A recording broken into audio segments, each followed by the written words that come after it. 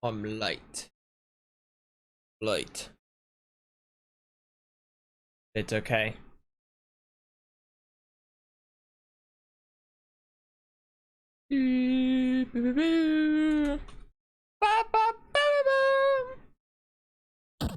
Oh, that was loud. Routine.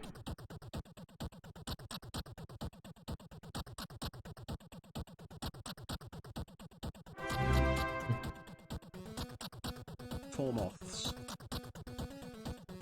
Four moths. Four moths already. Me, I just need to get tape. Might get tape. Boggies, D. Tape my armchair. A good idea. Maybe. I think it would help long term. 7 months, yo. I don't know how it happened. I don't know how it happened. It had to have been from just pounding this. It had to have been. I don't see why else it would have happened.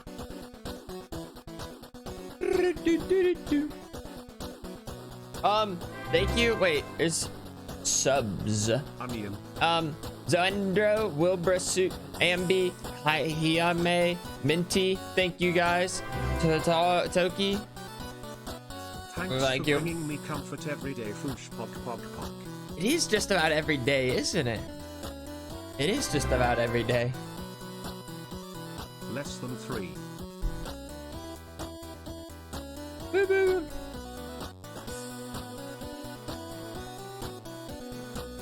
Maybe one day I'm just gonna go back to like, maybe one day I'm just gonna like forget daily streams and just do like stream like once a month. 10 months. Mind blown. Mind blown. Anyway, hope you and everyone in chat is having a good week. Less than 3. I honestly, like, I don't know what I would do. It's every day. If I wasn't like streaming, I would probably be working on something else. Maybe I would like work on more YouTube or something. I don't know. If it's not YouTube or Twitch that like I'm not working on, I don't know what it would be really at this point.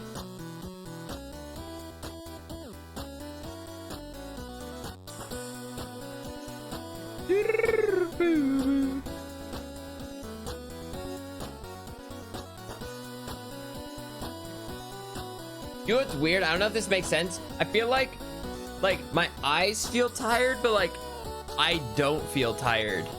Like I don't know. Yo, 1 year.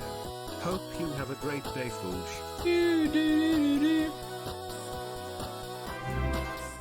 Sleep more? I feel like I already slept though. They might be strained. Well, there's one of my eyes are like a little bit red in the corner. Wait, let me see. One of them are like, trying to see if I can like see it. Right, was it this eye or this eye? Oh, it's this eye. Eye strain? Maybe I do have eye strain, or maybe I don't know. High 5 months. Eye yoga? No, there's eye yoga. Is that a joke? When will you be making your grand return to Valorant? Ooh, I don't know. Thank you for streaming. I don't know. Right now, I'm kind of just chilling. Thank you for the 3 gifted CX line. Is there eye yoga? Like, do I just like roll my eyes back? Like close my eyes and like roll them around, like stretch them.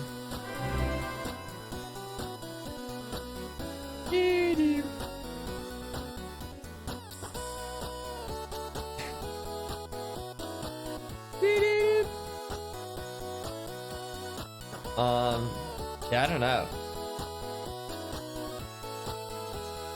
Blue light glasses? Maybe I do.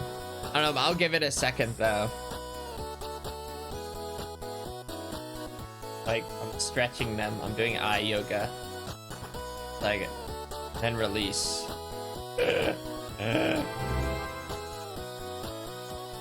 Foolish shark heart. There. Yerp.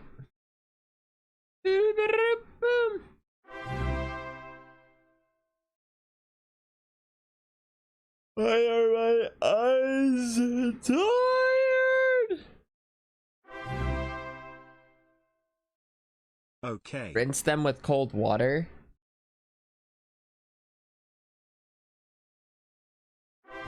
Is this gonna hurt?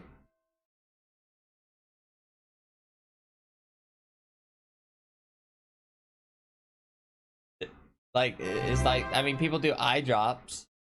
8 like- months with Sharkman, feeling good. Like, people do eye drops, so what's the difference between like eye drops and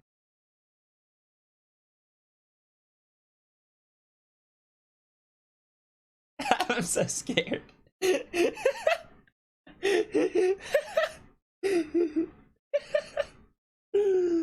was terrified. I couldn't do it.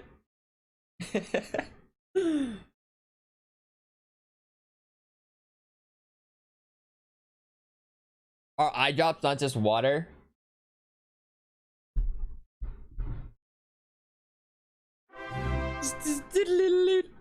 8 months and many more to come. Oh, thank you. I've never really like used eye 10 drops months, ever in my that's life. wild. Thank you so much for an amazing I 10 ever months, used eye Sharkman. drops? I don't know if I've ever used eye drops. Pop. Not that I could think of. You shoved your chapstick in that eye yesterday, Lamau. No, that was different though. It's not like it was in the eye. I was just trying to, I like close my eye, then try to like grip it with like, you know, that was different. Woo 3 months. Smiley face. Smiley face.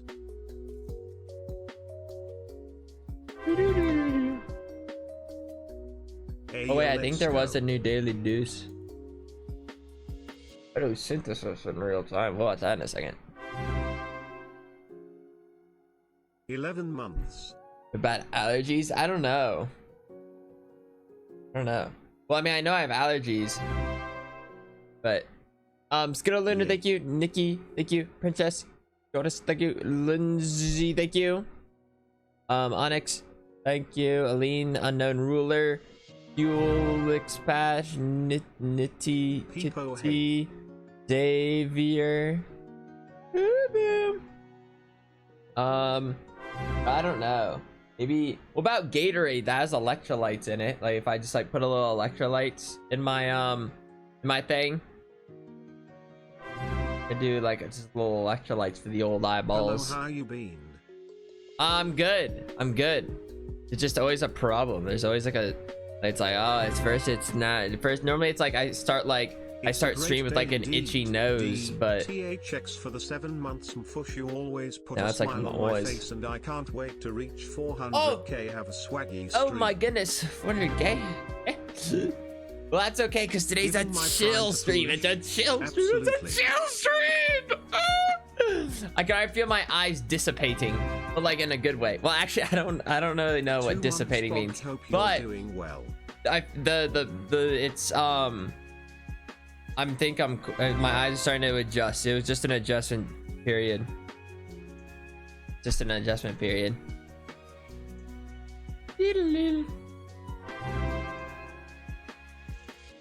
Colon D. Colon D. Oh golly, colon D-ing. Always colon D. Boop, boop, boop, boop. What's dissipating mean? I really wish I remembered. Hi, Fush. Hello.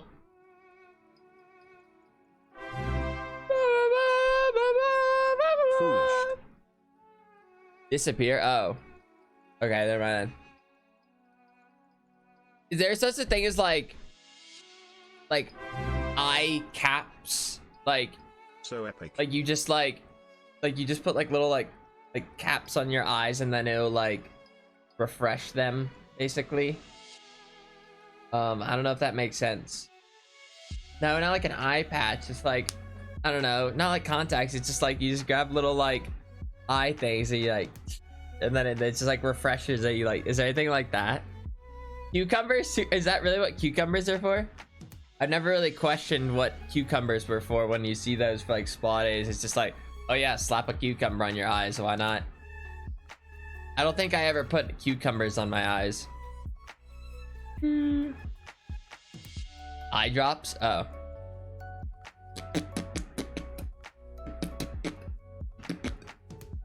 No, but like I said though, this doesn't feel like, this feels different though.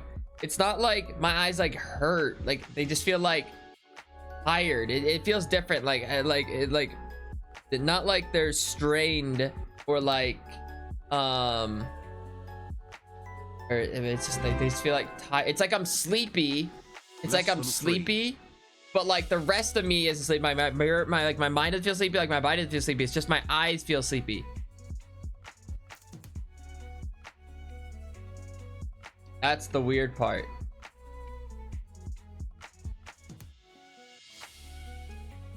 Like right now my eyes feel like when they're like you're trying to your best to like keep your like eyes open like during like a super like boring class or something, Ayo, and you're just like I got to do this. It's like one of those.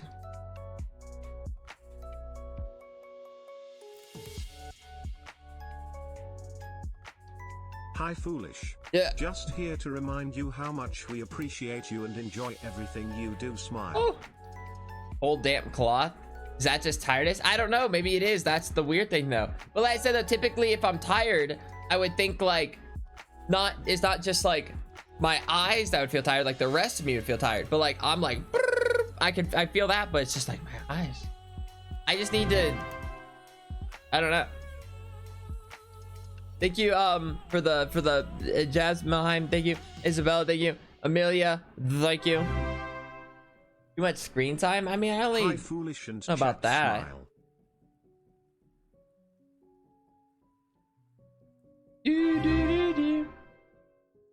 Wait, that'd be so Smile. funny if I just like fell asleep on stream. Like actually, I'm just like playing something and like. But then it also maybe not, because it just looked like I died. Just look like I'm dead. Then people won't even like how long you just like how long like you just watch me like 2 sleep months or with Shockman look dead Foolish. until you're like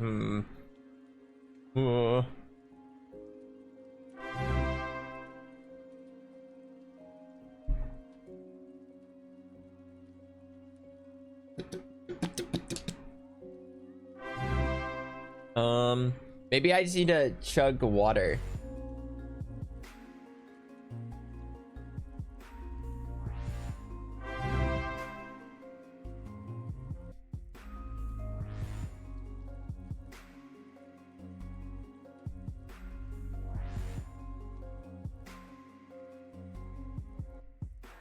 Dying on stream is TOS. That'd be garbage. Like it's already bad enough I died, but then I get a strike. I get banned for dying. Like sorry. My bad. I'm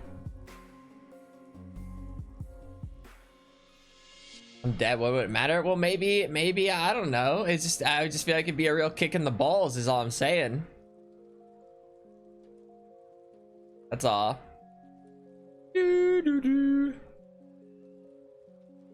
Like yeah, like you know, but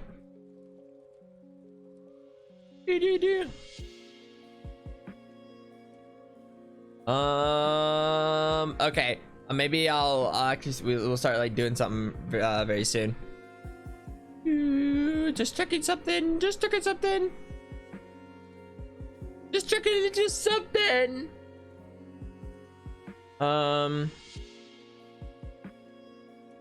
Okay. 2 months. Oh, thank you for the 2 months. And Wellington and Mars, thank you. My shirt says Dunder Mifflin. It's from The Office. Oh. Okay. There's a daily dose to watch. Let's just get started with that. Oop.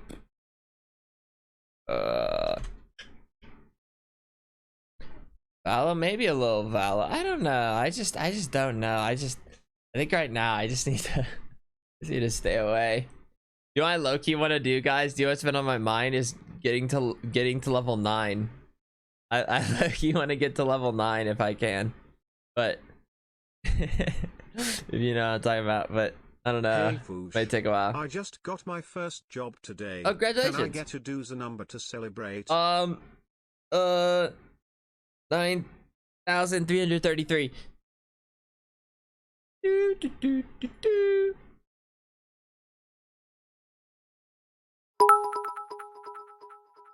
Hello, it's your daily dose of internet here. Hello everyone, this is your Daily Dose of Internet. This is an extreme close-up of what photosynthesis looks like. This is when plants take sunlight, carbon dioxide, and water and convert it into energy for the plant to use. So what you're looking at right now are the cells of a plant, and inside of those cells are little chloroplasts moving around in circles. Those little green guys are responsible for converting light into energy. It didn't really look like they were doing anything, it looked like they were flying around.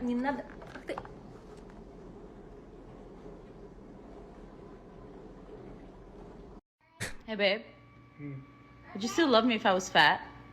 Yeah, of course. But Mom, you are fat. This chimp at a zoo in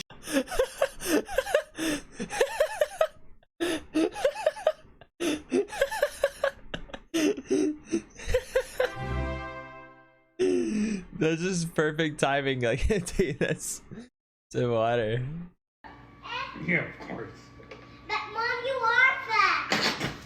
This chimp at a zoo in That's awesome. That's just children. They'll just say it, man. They'll just tell you how it is.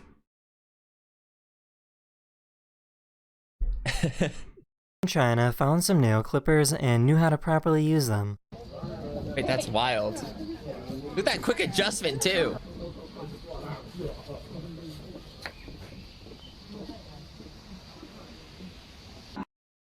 How would it know? How would it?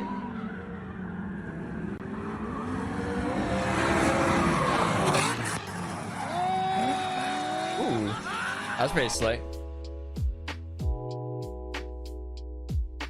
Is that a rock? Oh. These are probably two of the craziest dance moves I've ever seen.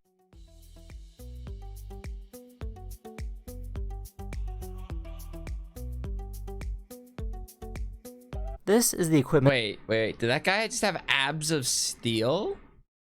I've seen.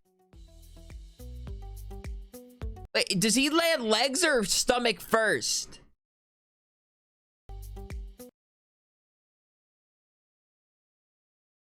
Where is playback?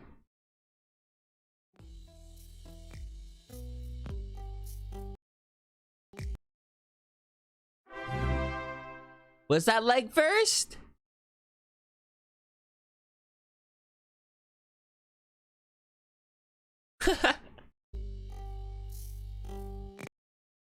Okay, maybe it was barely legs first, but still, even still, how do you just so casually just?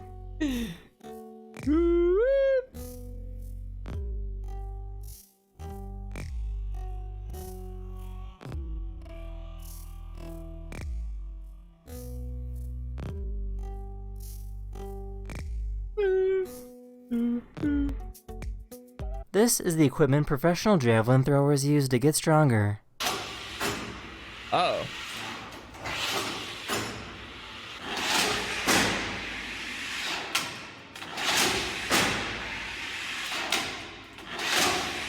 These kayakers Hey, got a Thomas, little you do too that. close to this whale, and the whale started slapping their tail as a warning. Is it just me, or is it strange to see like whales like near mountains? I kind of think of the there's like a whale is like, I don't, it's just like in the ocean and far, or it's like maybe got beach, but it's not like near a hill. Tail as a mountain. warning.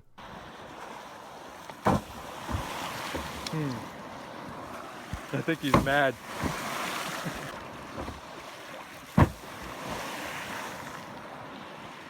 Okay, we get the picture.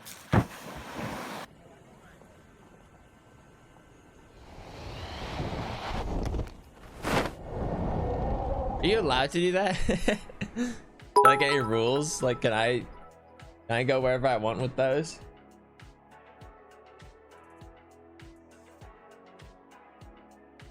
Wait, whoa. One arm like that was wild. That is the end of this video. I really hope you enjoyed, and I'll see you guys again very, very soon. Later.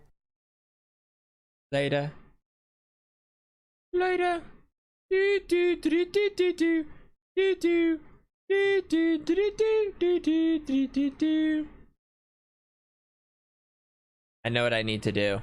I know what I, guys, it's been on my mind. It's been literally on my mind.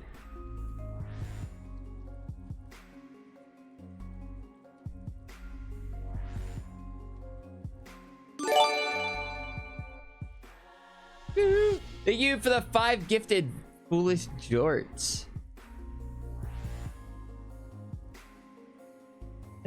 Level 9. Level 9. Level 9. Level 9.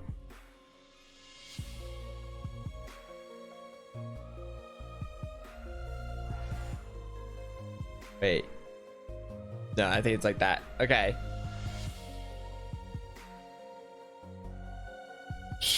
Guys, it's just a little bit. Okay, I can do it. I can get to level 9.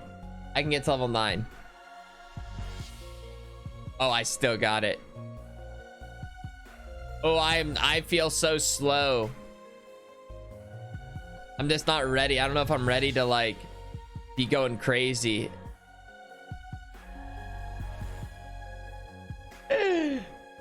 Just like a little bit. Okay, we don't have to do this for like 2 hours or however long we did it last time. Just enough to just get it get it out of my system. Just a little curveball. I'm not ready. I am not ready. This feels so fast and it's only level 3. I'm doing good though. Like I haven't lost a life yet. Why does it feel so Level fast 9 now? upload. Maybe this is why my eyes are tired. Probably from this bullshit.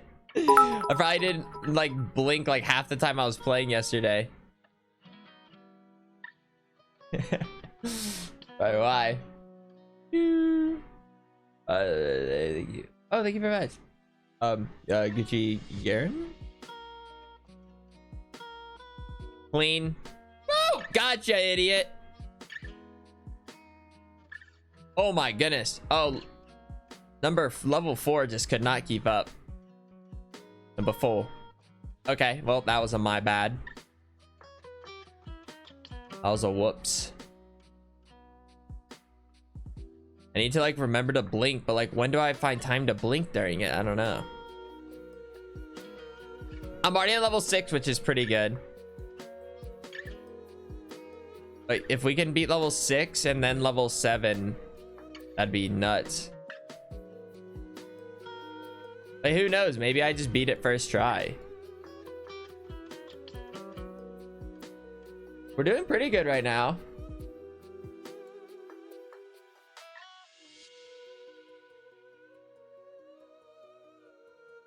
Motherfucker! You put up such a good fight. Oh, I'm not ready for the level 7 speed yet, I don't think. Ah, this guy's owning me. He's owning me. I just wasn't ready for the level 7 speed. It's fine. Like it takes a little time to adjust. You just got to get used to it. That was pretty good though. I beat level 6 pretty easily. But yeah, level 7, I just was not ready for the speed. I think I need to curve it more on the 7. I don't think I was doing enough curving. Like the volleys were lasting so long, I felt like.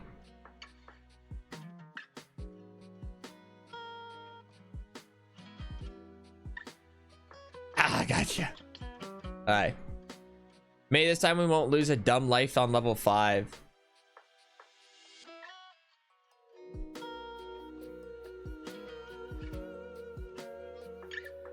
Get him out of here. At level 4.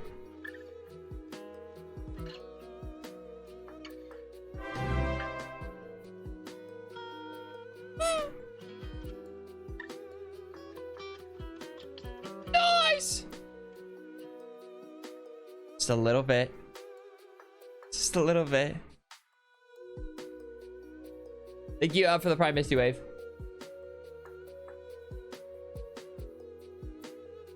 Oh my goodness!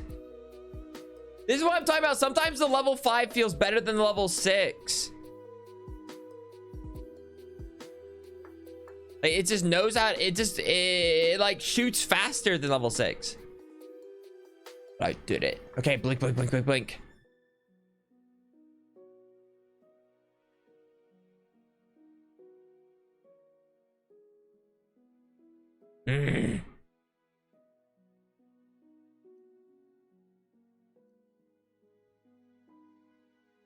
Like, that was easier to beat level 6 than it was level 5. Here we go again.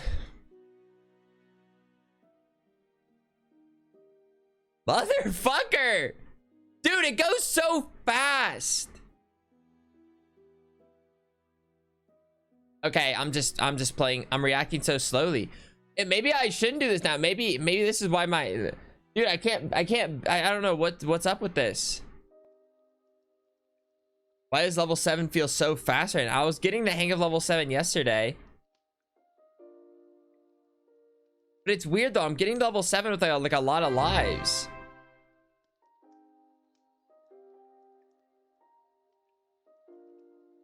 Thank you, the Prime Jaden. Bye.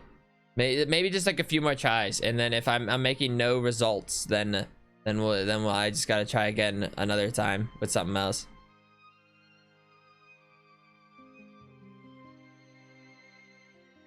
Can I just? It sucks too, just having to like restart the whole thing. Like, I just want to keep playing against level 7 speed. You have to take the time to like get past these bozo levels. But you have to try hard enough, because like if you're too careless, then you know you'll lose easy points, or you just hit them with see, just like that. I knew it. I just lost a life level 4. Okay, but that time I just got a point off 5 without even like looking.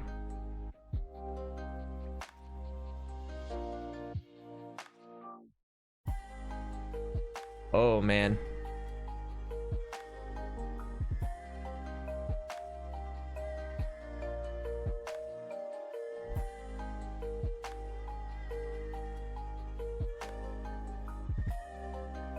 Ooh, that was dumb of me.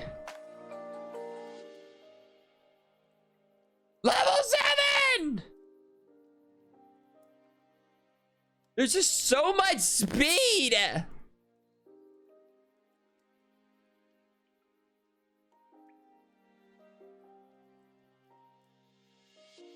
Woo! Okay, now time to get rolled. Time to get rolled.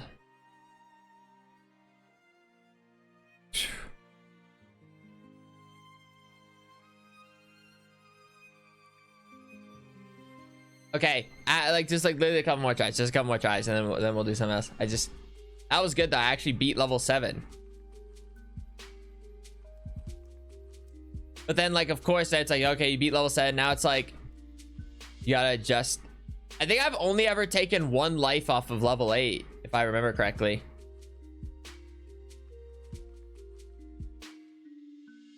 Screw this level 1 bot. This is like the longest volley. Oh.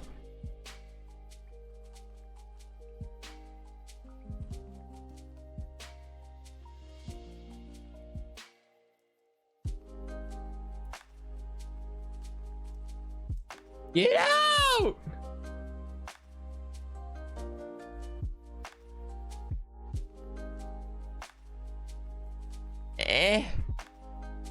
Why are maybe I'm just playing badly. I don't think I'm like curving it enough is what you gotta do.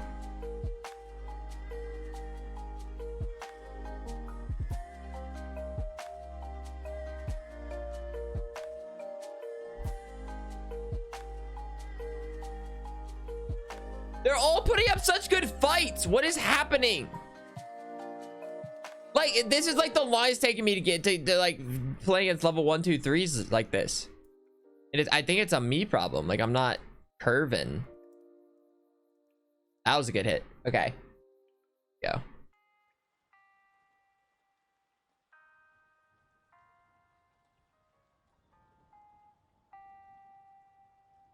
Good.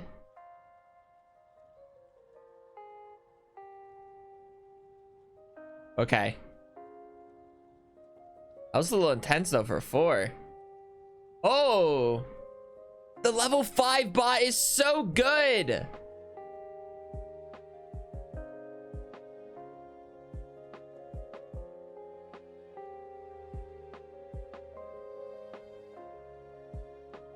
Ah!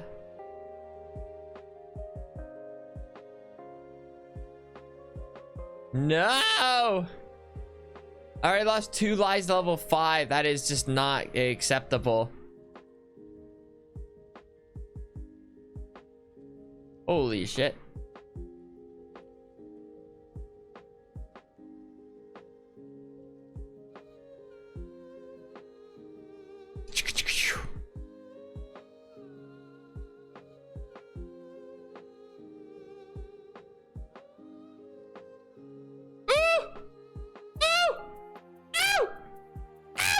That's so fast. Oh, I tried curving it and I missed it. Oh, hello. Yeah, it's a chill stream. It's a chill stream today. That's what I said. That's what it's gonna be. Okay, I can't end on that though. I can't end on that. At least one more shot. I'll end after I fail like a level 8 again, okay? And then I'll move on.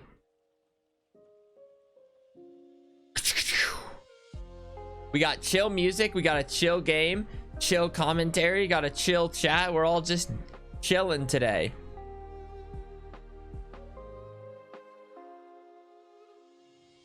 You know? It's a Hakuna Matata kind of day.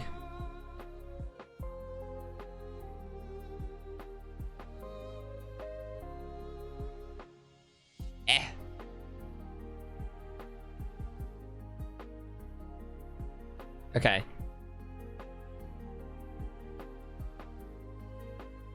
Okay, I'm kind of hitting him with that one.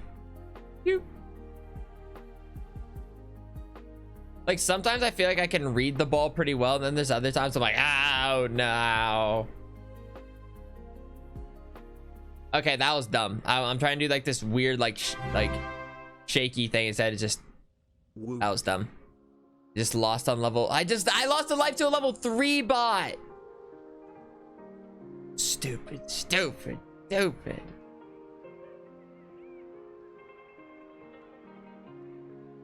It's just the curving in this game is what makes it so intriguing. Like, you can really... There's just... And like, you can put like backspins on it.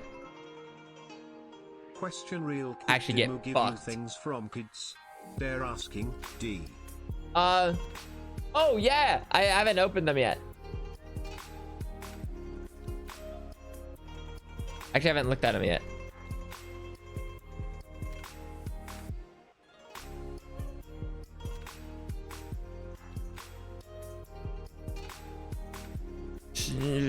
Do I take a peek at them right now?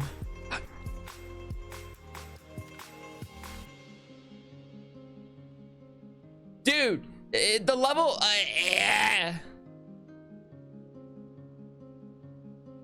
Level 7, easy. I don't even need any lives to beat level 7.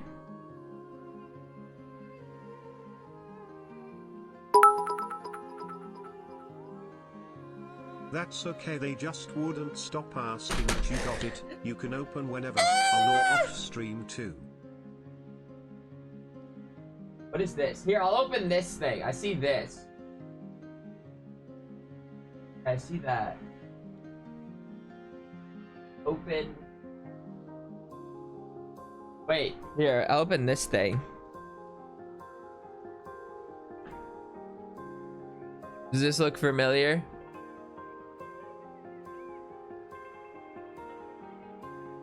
This look... Okay, man, this is a mighty fine ribbon tying job that was done here. Really, really foolish proof right now, actually. Smiling face with hearts. There, okay, I figured it out.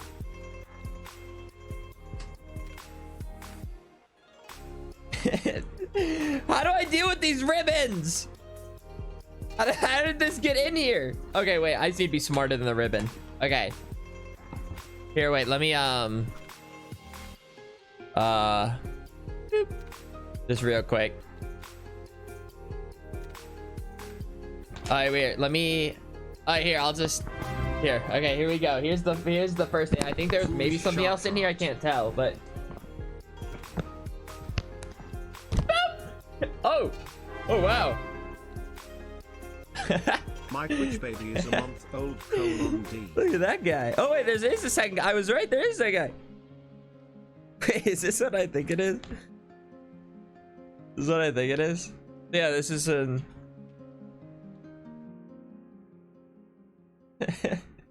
a shark hydrating mask. Hey, hydrating. Maybe I can put this on my eyeballs. Yeah, it's just in time for my eyes.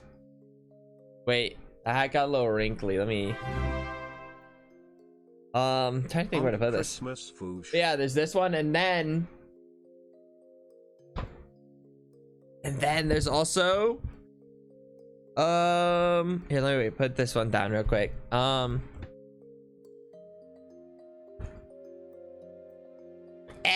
Wait, this one's so interesting. What in the world? Is this a whale? It's like a, wait, it's like this or something. But I think I can like change it. That's folded that says read after gifts that explains them. Oh, wait. So I should read this note after these gifts, after these gifts right here. Okay. Wait, I can make it like a gold whale. Wait. I need to. Okay, wait, I think that part. Oh, wait, okay. Wait. It's a shark? Oh, okay, it's a shark. I mean, maybe it is. Maybe I don't know. I don't know animals. Trying to make it. Wait, can I change this part? Okay, no, sorry. This part pretty much is like the same. Wait, no, one side's like a little more like rainbowy and the other side's like crystal. Woo. No, but it's cool though. This is so cool.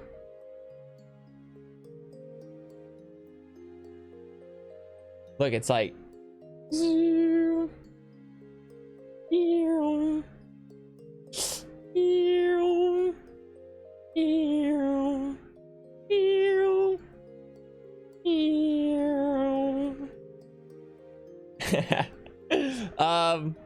I'm not doing a good job of making this all gold though.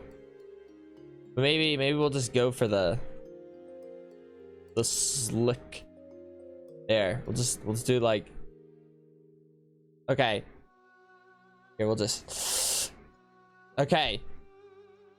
All right, we put that all back to, okay, and now we will read the note, the note. So we have like a sparkly shark. We have a shark mask, and then we have Shark Santa. Thank you guys.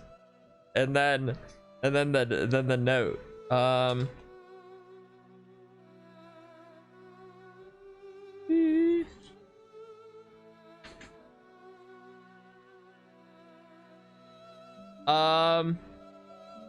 Can I read this out loud? This is something. So like. I think so. Oh, okay. Okay, here we go. Two foolish gamers. That is me. We just wanted to send you some thanks and say thank you again. Unfortunately, we haven't been able to join as many streams lately, but we still love watching your VODs later, and the kids still love dancing around with your music / streams. We hope we can watch and support more of your streams once COVID and everything is more under control. But for now, we hope you enjoy these gifts and art from us / kids. And the art's over there, which I don't think I'm debating on whether I look at that on or off stream, but I labeled the art with little explanations. Oh yeah, in case you need them. Yeah, I remember the translations and explanations last time were funny. And your folder has all the mixed characters, yours and other characters, so you and your family can decide whether what you'd like to do with them. Little explanation for the gifts: face mask, so you can become a golden shark boy like in Minecraft. shiny shark that's definitely not a different animal, so you can have shiny shark in real life. Santa shark is from a special kiddo who asked if we could create a special holiday shark for you, so we found a plushie plus hats and they helped stitch it. Wait, so this was like custom made? This was like a custom made thing? Wait, that's incredible. That's wild. So I can become a golden shark, a shiny shark. It is such an honor for you to enjoy it. That's crazy. We really hope you enjoy these gifts and that you have a wonderful birthday. Plus you and your family enjoy the holidays and a new year. Oh, that's so nice. That's so nice. I don't know where I'm gonna put these. I'm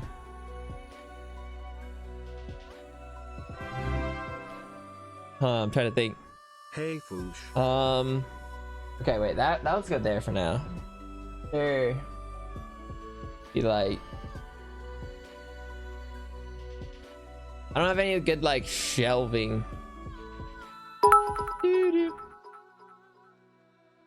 Plush was already made, but we stitched the hat on together. Didn't get in time for whole J's, but hopefully you still enjoy. That's okay. That's okay. Well, that's wild though. A little like custom shark Santa hat. You really like? I really couldn't even have like really told you. I like, it honestly just kind of looks like it just comes with it, you know. The shell. Let me just. I'll just. Here, Foolish, happy, foolish. Oh, I don't know. I don't know where. So there's like a lot of shark things that are just kind of like around my desk too. Like, there's like this shark, and then, you know, now there's shiny shark, and now there's little wooden shark. And then there's this shark.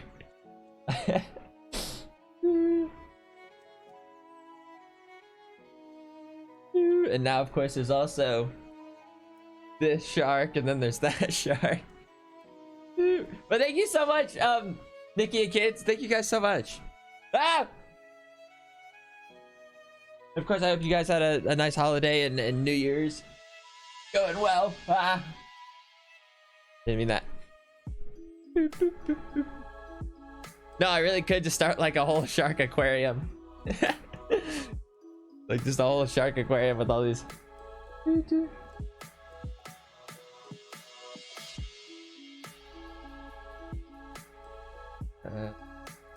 Okay.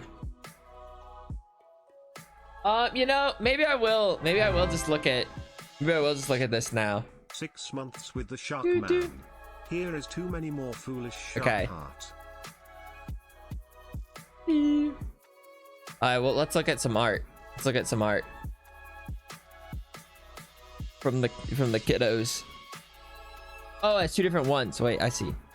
Okay, I see. To make sure to kind of like give them a look first before showing things.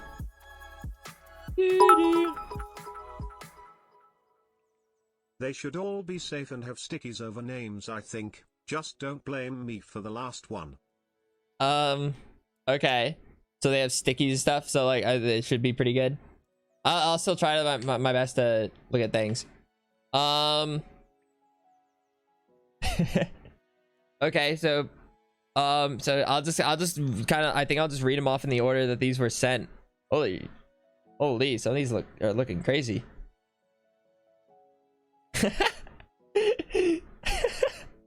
It's like a quick. Okay. All right. Here we go. I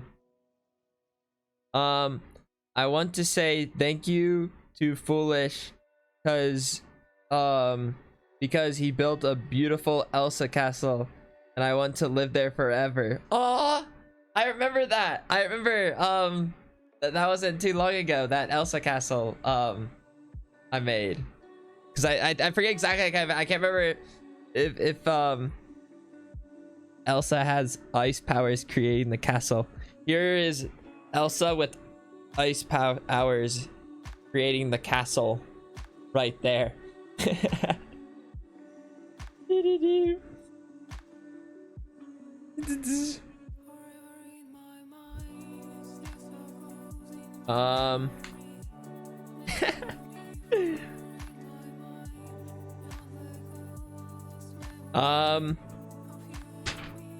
I like Foolish. He builds stuff, I think. Maybe.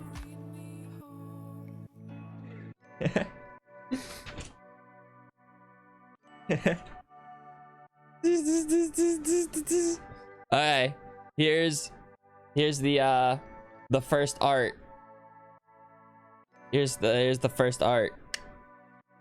Okay, so so this is, well, I'll just let the pictures should basically just be self-explanatory. What's going on here? So you know, it's Sam and me and Punk celebrating the old holidays together. Look at that.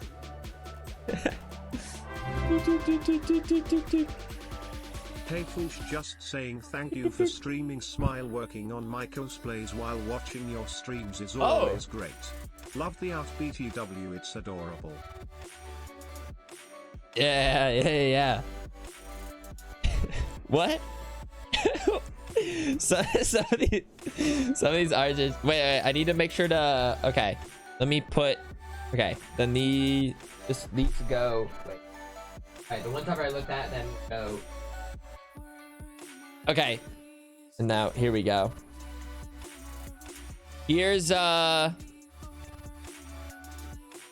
me riding a Roomba. There's just me on a Roomba, because, you know, why not?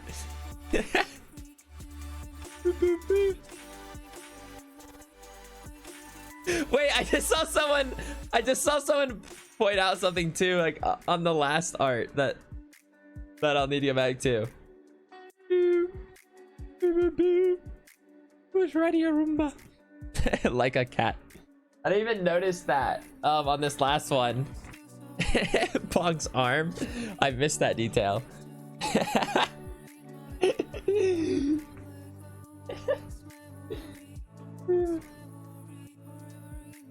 So yeah, I just like how the exact description is Foolish riding around on a Roomba like a cat. It's not just riding a Roomba, but riding around it like a cat. Hi.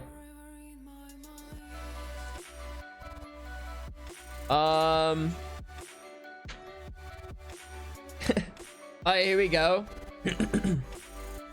Some of the Foolish fam going on here. Okay, we have, you know, we got me there, we got Moo, we got Ems, we got Mama Foolish, and then Bentley and I'm guessing, yeah, Bentley and Athena with some reindeer for the, you know, 'tis the season.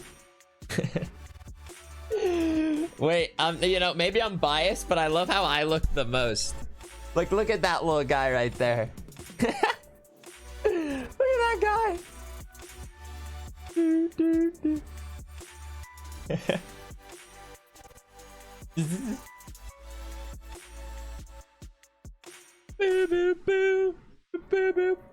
Okay. Okay. Here we go. We have another Foolish fam going on here, but this time it's more of the Minecraft side of things. We got Foolish Junior, Michelle, or is that Michael? Maybe Michael. Wait, Michael. It was Michael. Yeah, Michael and Finley. Boop, boop, boop, boop, boop. Look at them.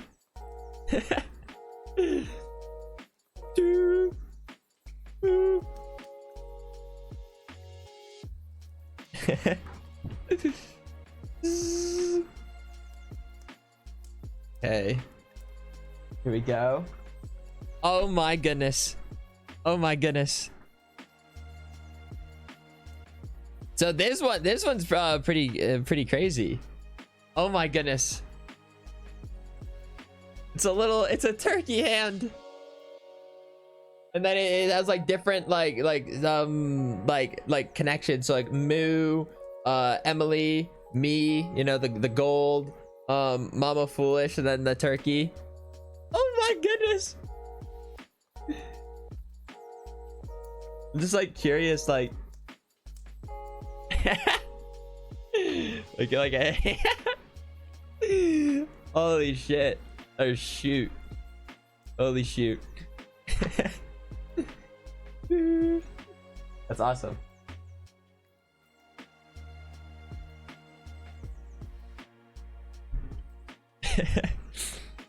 Oh, okay, here we go.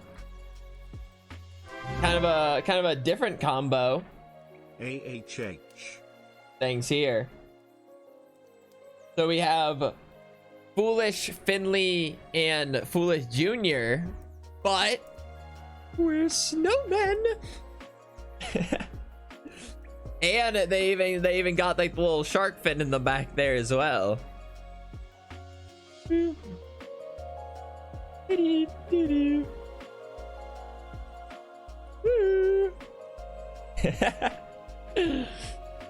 Wham wham style. Wham wham style.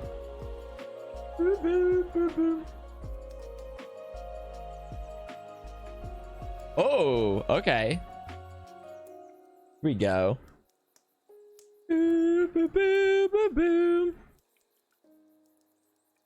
Wait. There we go. Next one up. Once again, kind of the some of the Foolish family sledding down the hill. Do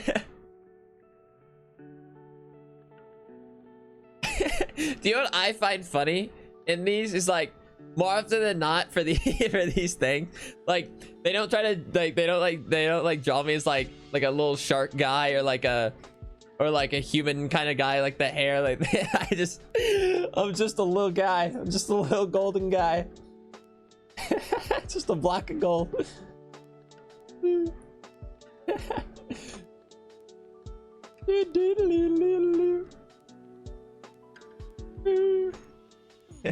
Yeah, there was a little face to it. There's a little face. There is still a lot to go. Yeah, like there's still a lot to go.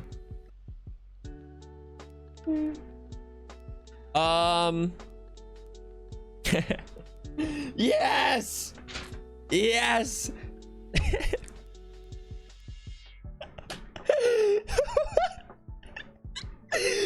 Okay, it seems like we're on to the arson portion of things.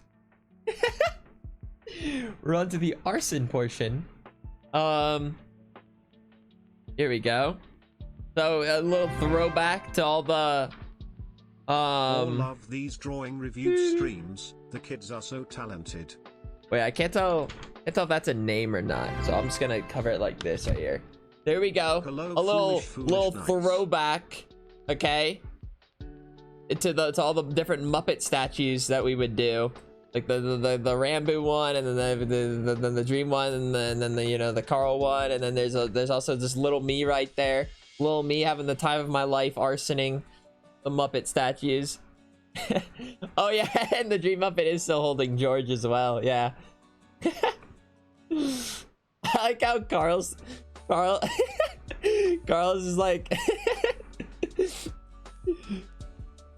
I will say the Rammer one's pretty crazy. The Rammer one's pretty crazy.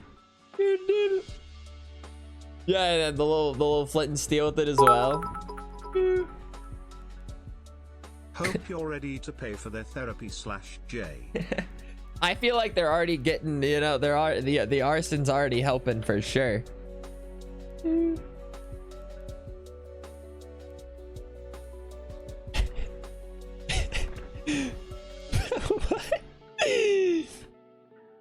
Okay, so before I show you this next one, there's a note on this that says, literal quote, burn Christmas for foolish. I don't know why. I don't know. I don't know. But you know, screw it, you know? Set Christmas on fire.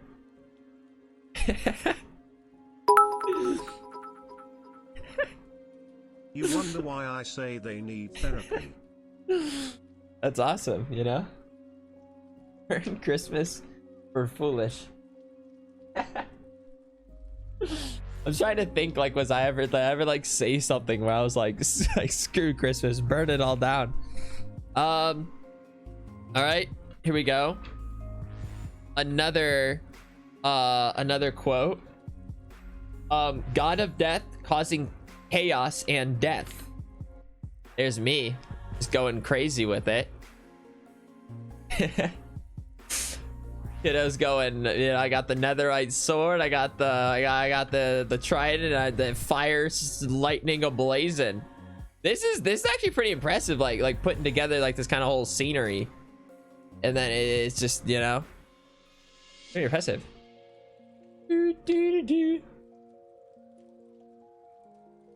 And then I just love my interpretation of me just just a gold bar with emerald eyes.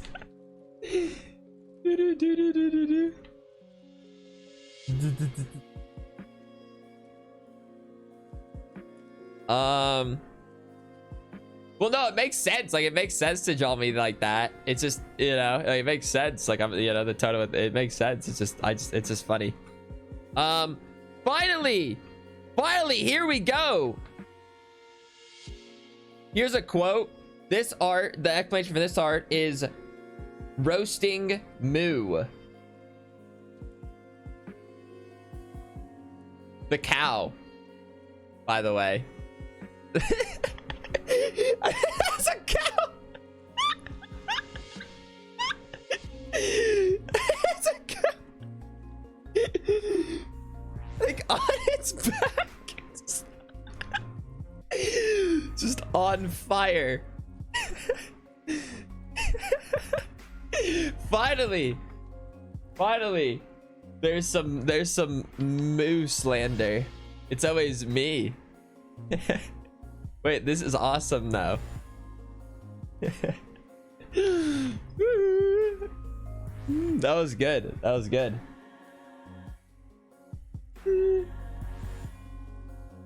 Oh, here we go. Oh, more arson. All right, here's the quote for this one. This is kind of like a real like magical scene going on here. Set the world on fire for God of life and death and lightning.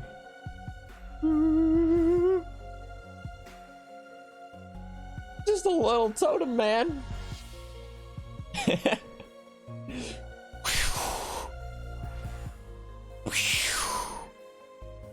Yeah, you guys better watch out. You guys better watch out, okay? 2 months. Because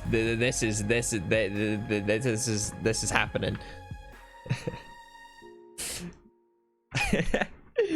Oh, wait, you know, we're not done. We're not done with the arson. We're not done with the arson. You might have thought we were done with the arson. But I mean, 2 months. Woo. I can tell you right now, I don't even think like we're halfway through all the art.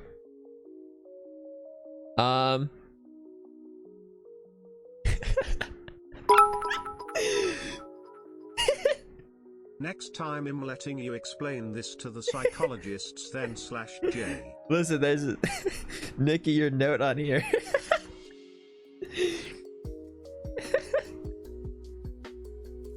Okay. Here we go.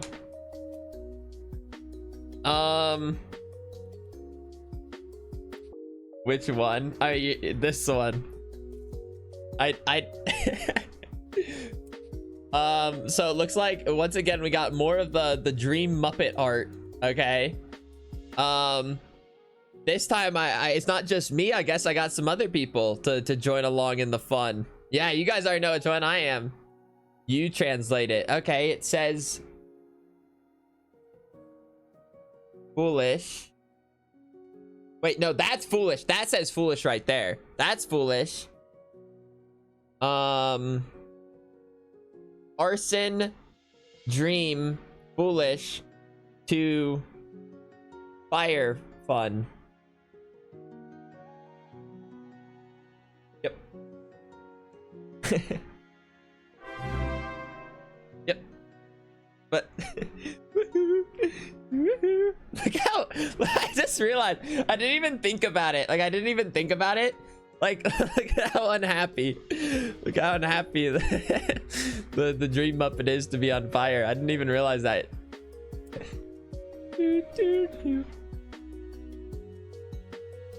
All right, here we go. Moo and Emily's snowball fight with Athena and Bentley, and Foolish stuck upside. Okay, yep, I get. Okay, this one's funny. This one, they think they had some. We got a jokester here. Okay, a little snowball fight between Emily, Moo, and then the two dogs, and then there's just me. There's just me. Me in a little snow pile. My little legs. Alright, this one's funny.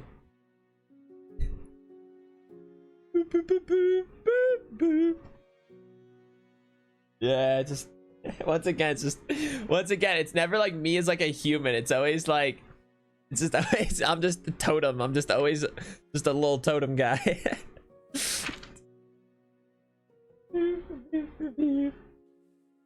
Here we go again. Wait, what?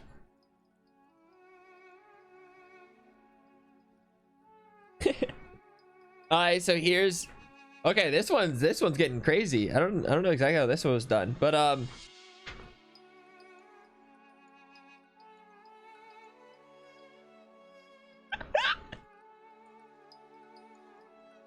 wait, what does it say?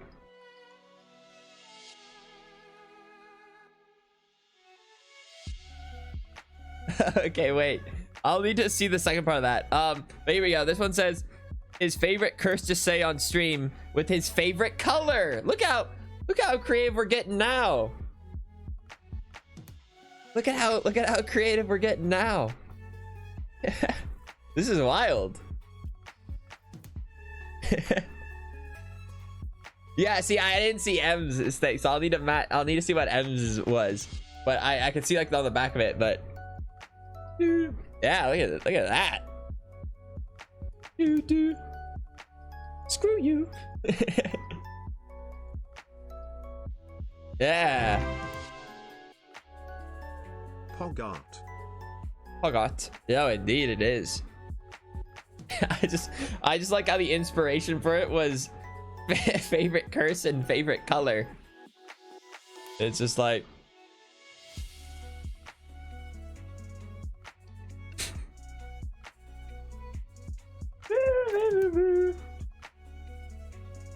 yeah, that was crazy. Here we go. Ooh, I think this is the I could be wrong. I could definitely be wrong. I'm misremembering, but this might be like one of the first fan arts I've seen of this. So this is Foolish with his totem statue in the sky. So don't be confused, okay? I'm not that one. Right? I'm that one. There's like the nether portal as well. Listen, the statue's good and all, but honestly, I feel like I'm really the star of the show in this one. I'm kind of the star of the show in this one. just a little totem guy.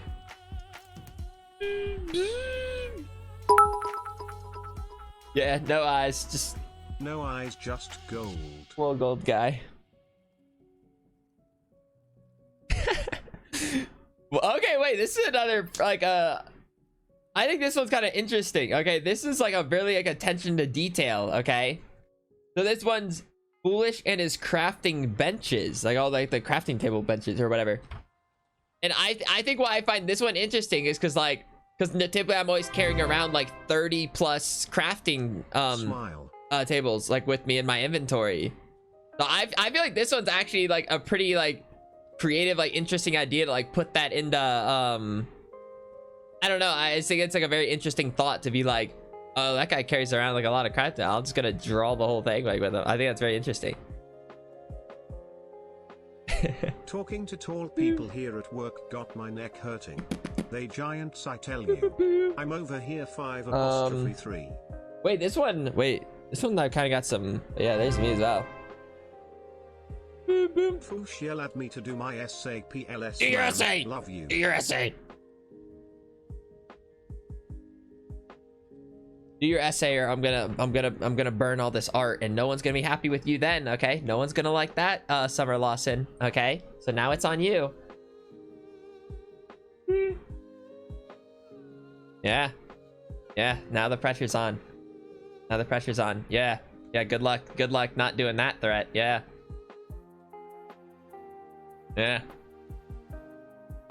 Now you have to do it for the kids. Okay, not just for me. What? I'm applying pressure. Excuse you? I'm applying pressure. Now it's like, now they have no choice but to do the essay.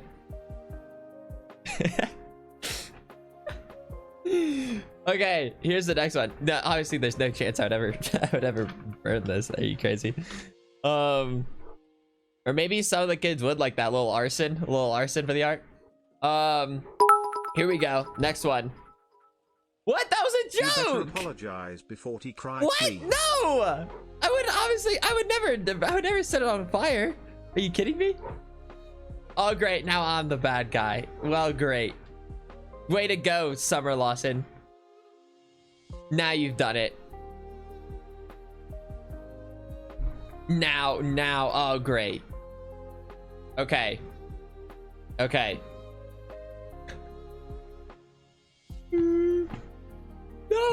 No, they can't be upset. I'm sorry. It was a bad joke. Oh, I hope they're okay.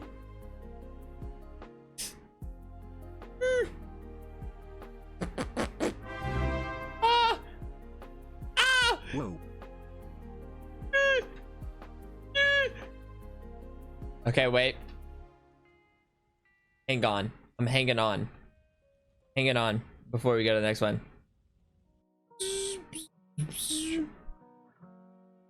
Okay. Waiting.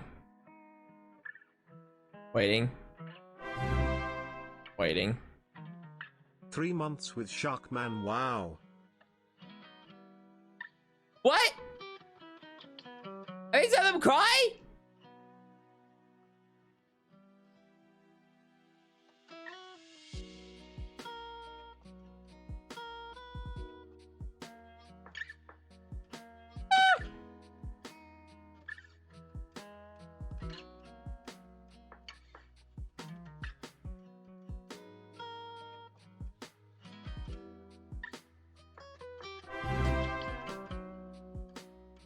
Justice for the tiniest doozers.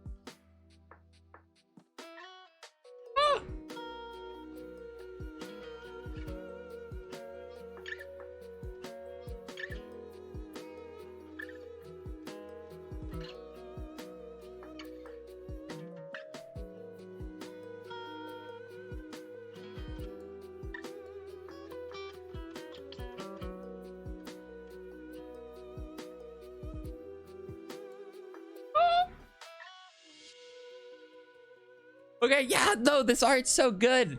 No, there's no way I would ever. There's no way I would ever do anything with these. These are so awesome. Like this kind of art, okay?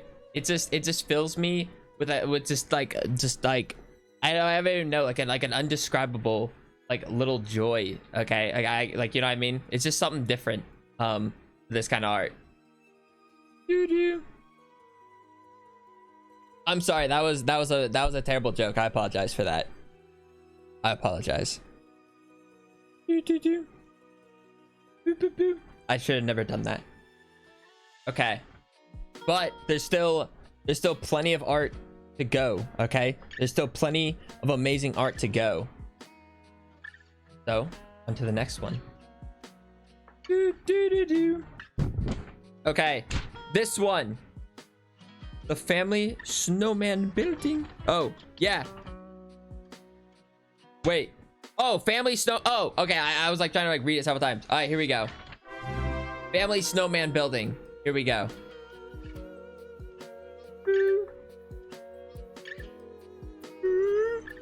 So once again, I think we got there. There's me.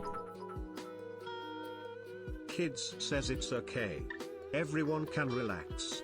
Sorry about that. No, it's okay. That's my bad. That's honestly my bad. I apologize. But okay, so anyways, what is y'all's favorite pasta? Mine is fettuccine. Yeah. And it's, oh wait, I just noticed it's snowing. It's also snowing outside.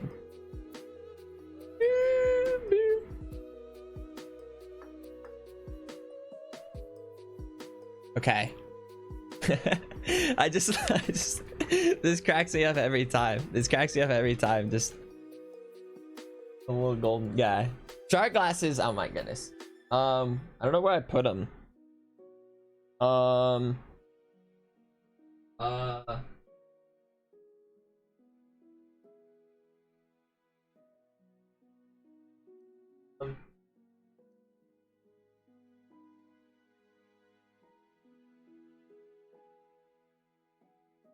Boop, boop, boop. Okay, there we go. Ah!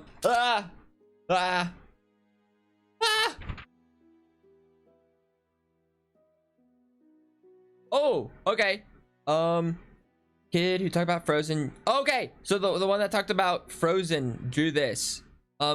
It's the best castle ever, and I want to live there, and I love it forever. But here, let me. It's a castle. I think it's also. I think I remember correctly too. Like it was like very similar to the one that I did, which I'm guessing, which is what it is, because like I had like the chandelier.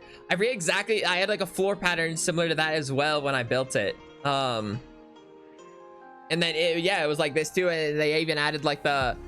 Okay, yeah, that's what I thought. That's what I thought. Because like I think I remember too. Like I added like the purple glass and stuff to it. And this detail. I remember. I remember. Remember like I had like the little glass detailing at like the top. They added that as well. So good attention to detail. Okay, put that down.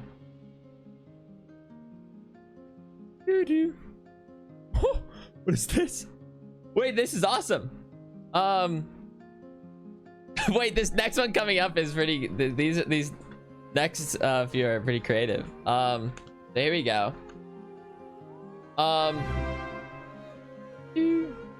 this is so Megalodon Foolish chasing another shark. This is getting pretty. Yeah. Yeah.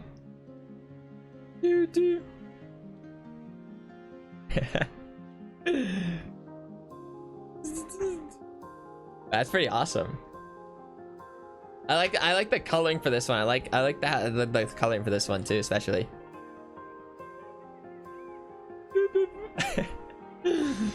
It's a shame I've gotta chase after another shark, but you know, sometimes it is how it is. It is how it is. These kids are artists for sure. And then this one's interesting. I kind of wish I was. This one's funny. I kind of wish I was wearing the shirt for it. but this one's like basically, you'll understand. I'm not even gonna explain this one. I think most people will get what this one's happening here. If you guys, I maybe not everyone, but I think a lot of people would understand maybe what's happening with this scenario. Just a second. Yeah, you guys know what's happening. That's some really good handwriting right there. That's some solid handwriting. That's probably better than most of your guys' handwriting. Probably, if not like all of you.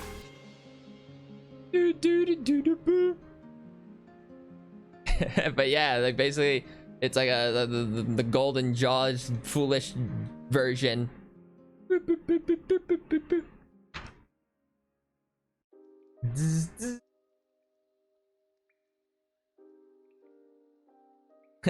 Oh, I'll have to write it. Whoa. Oh, okay, wait, this one doesn't need any explanation. All right, this one doesn't need any explanation right here.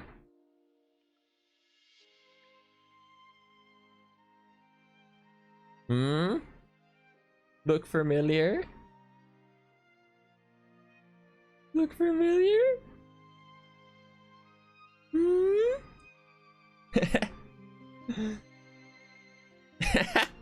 This one's really good. Like this one's like pretty, like this one's pretty spot on. I feel like, dude, I think with the crazy part like this is tough to do, to get like the like 3D like angling of that. Like that's pretty tough. I don't even know if I would have really, if I would have like been able to like kind of like, you know what I mean? Like it really looks like the shark's like wrapped around the box. I feel like that's pretty tough to do. So yeah, there's that. 1 year, let's go. Take the glasses off now.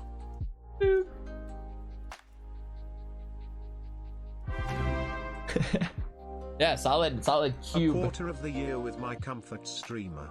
Hashtag Fushkini 3 months. Okay, here we go. Another here we go. Little quick swap back to tree ornaments top down. I think, okay, I can understand this one. Okay, yeah. So here we go. Little Christmas tree inspired by, once again, some of the foolish fam.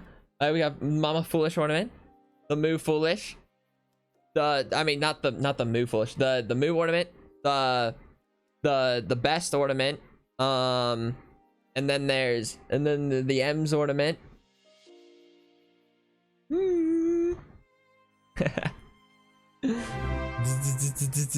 Here.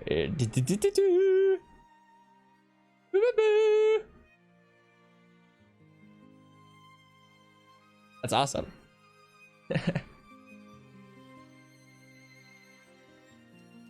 Wonder, you know what this reminds me of? I saw like a little detail. Like I used to do these for all my trees. Like I don't know if this is like what I was going for, but like whenever I would draw a tree, I would draw like the little like circle, and then like the owls inside. Like, you know what I'm talking about? Like the owl eyes, like when it like growing up, like with a tree. Like that's what that, like just seeing that circle kind of like reminds me of, like that premise.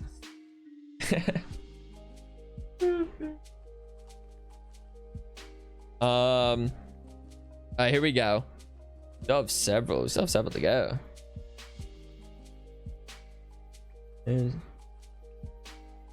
Whoa, this one's pretty detailed. Oh, okay. I got some flowers. I can't tell if that's a name or, okay, let me just cover that. I just can't tell if that's a name. But so the note says, wait, I can just cover it up like that. Okay. Foolish is awesome. This is so cute, I am crying. I don't know exactly. Foolish is awesome and deserves everything, but all I have to give is this field of flowers. Wait, that's so nice. I'm getting some flowers. You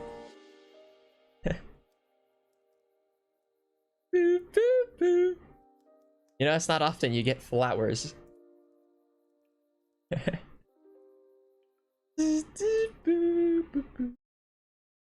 Yeah, but like I said, like these are detailed. Like these are detailed.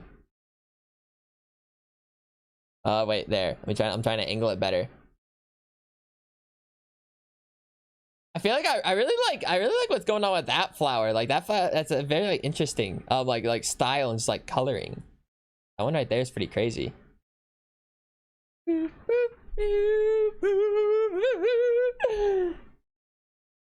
Wait, let me fix it. Okay. Where'd the music go? Wait, where's it? Has there not been music for a while? Or I just noticed if there wasn't. Okay. Next.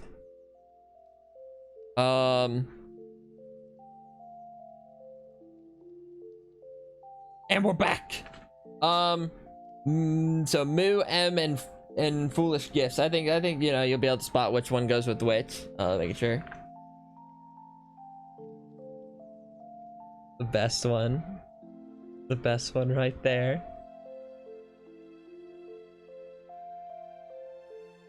The best one right there. This Christmas tree's kind of going crazy too. Look at that Christmas tree.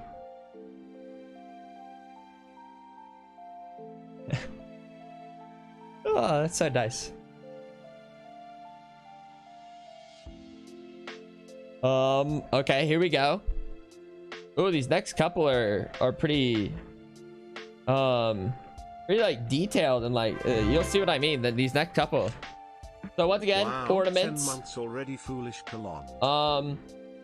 Okay, here we go. Ornaments. We got the best ornament. We also have the Mama Foolish ornament, the M's ornament, the Moo ornament. Just a little totem guy. I like the swirls on mine. I like that's like a nice little detail, like the little swirl into it. Pretty crazy.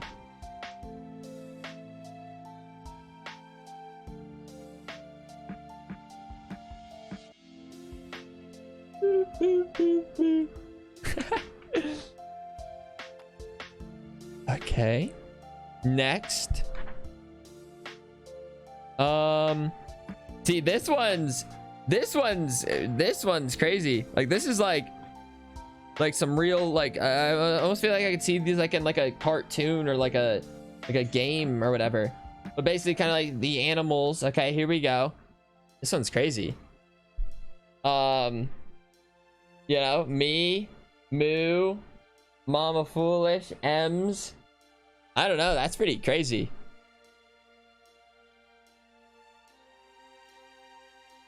Oh, is it Animal Crossing inspired? See, I haven't played Animal Crossing much, so is that like what it's kind of inspired by? Is it like some Animal Crossing? Oh, I missed that reference. I played Animal Crossing like once, like 15 years ago, it feels like. Beep, beep, beep, beep. Are these like actual like Animal Crossing characters, or is it like what we would look like maybe if we were an Animal Crossing character?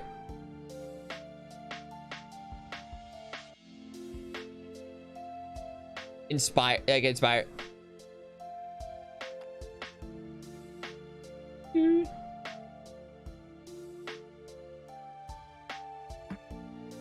Your okay, famous character. Okay.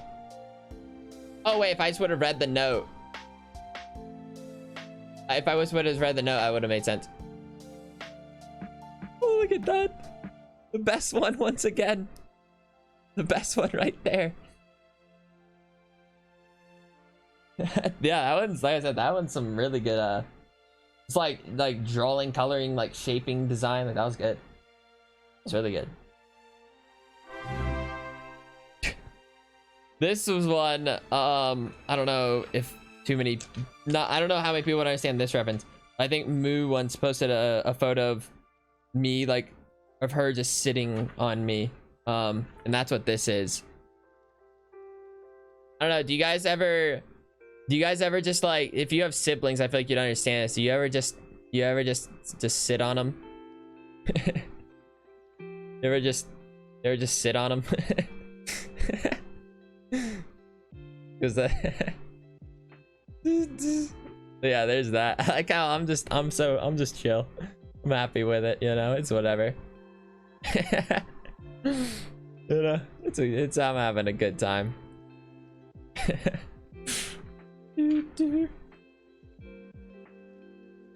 Okay, here we go. Okay, this one's pretty interesting. So a foolish family menorah from outside in. So foolish Emily Moon foolish. Okay, here we go. This is interesting. This is pretty cool. So you got me. Wait, no, me. M's. Wait, I misheard. Wait, I don't know if I read the note in order. Wait, yeah, I was right. So me candles, me inspired candles. Emily, Moo, Mama Foolish. Oh, it's interesting. Woo. Yeah, I will say I'm pretty impressed with how like identical like the kind of like the candles are, especially like I feel like this is kind of like a tough shape to kind of like it's like very like smooth like shape, you know what I mean? I feel like it's really easy for these to get like very like out of like order, like drawing them, you know what I mean? Like they could get like really wacky, but they're pretty symmetrical, which is pretty crazy.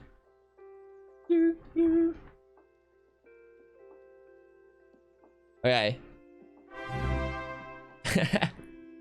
Multiple tries. 11 months, Foosh.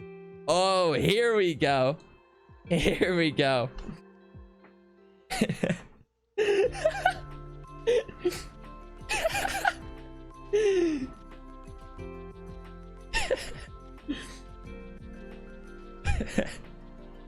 Look at that.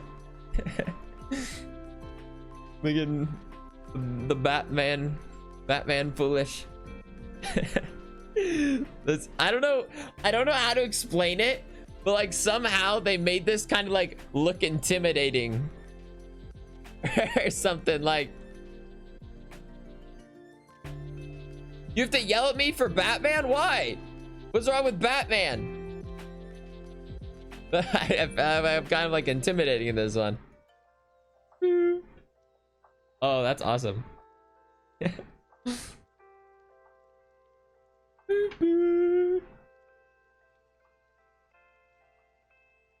Okay. Oh no! No! Is that really the last one? We're on the last one.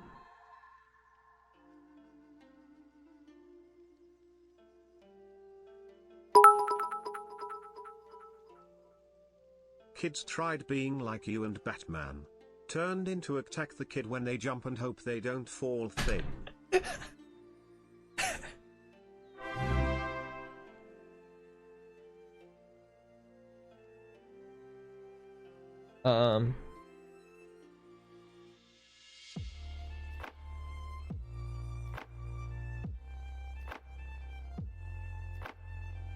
Here's this one.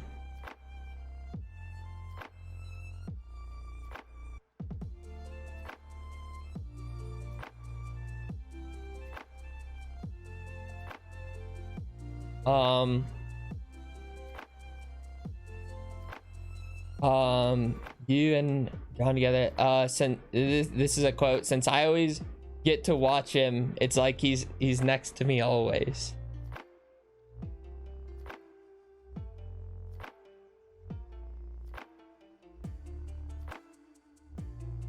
Oh.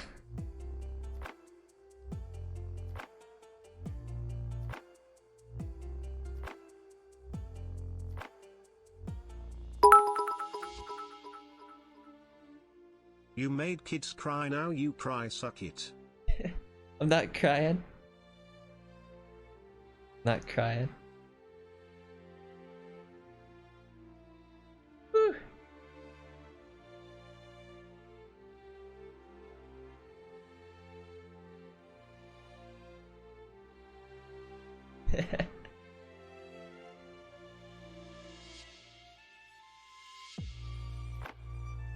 I don't know that. I don't know, just.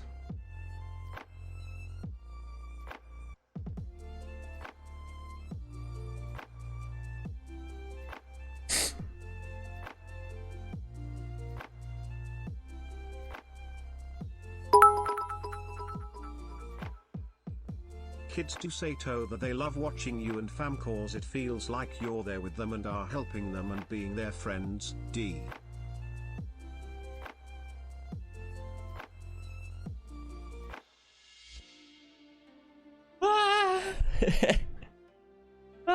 I'm charging you for emotional damage. Mm-mm. Mm-mm. Oh, the art. So good.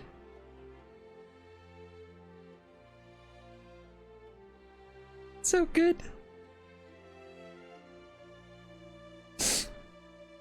Yeah, just like we went through a lot. Like there's a whole lot like going on. Like Now you know why we can't say thank you enough. Thanks for what you do for us and kids. Hope you enjoyed, D. yeah, I don't know. I don't know. I don't really ever like go about it like that way. Where's bad cause someone's cutting onions in here.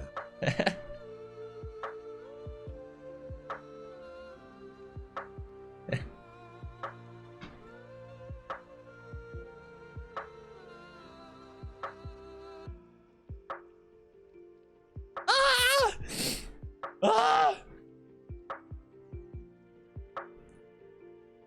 Yeah, that's just awesome that I can maybe just help out just like a little bit all the stuff they're going through.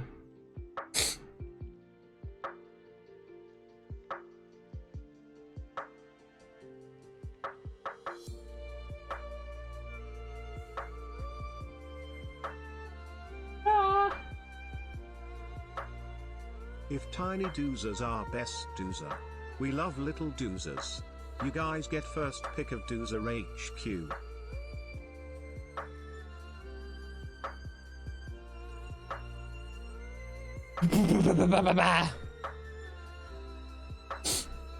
Wait, what'd I say?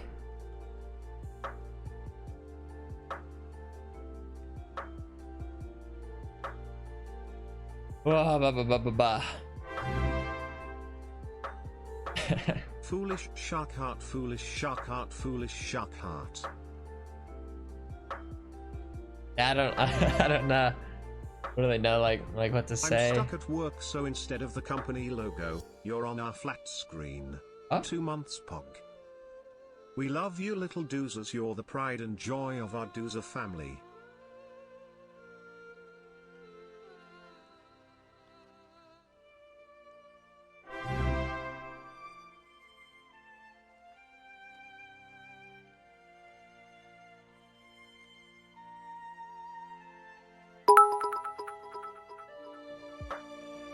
You really do help us. I know it's hard to grasp, but you have helped every single one of us. Thank you.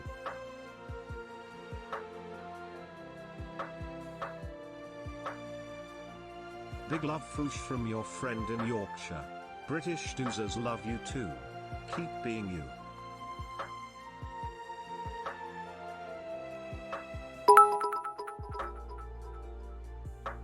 Alright, enough sap, I just got kids to stop crying, make fun of streamer chat.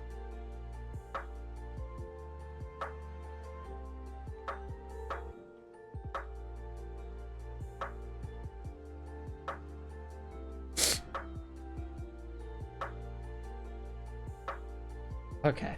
Okay. Okay.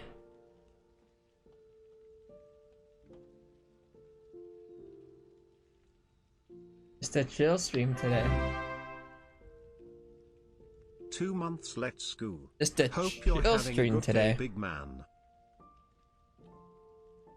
Yeah, today's pretty good. Okay, know who's cutting onions, love you foolish and chat foolish. No shark heart. onions. Allergy.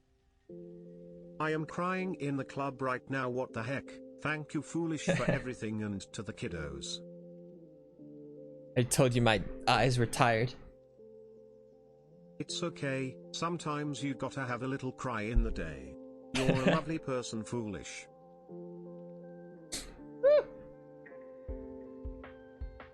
I don't think streamers understand the impact they truly make on their community. Love you, Foosh.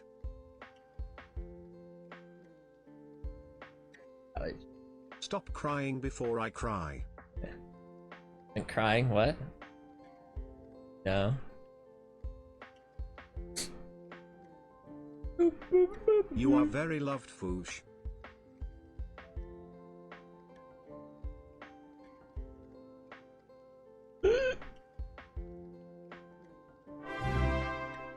Okay, wait, let me... Thank you, Foolish. Yeah, of course, all the art is amazing. They should be so proud of We themselves. really do appreciate you, Foosh. You do so much for us.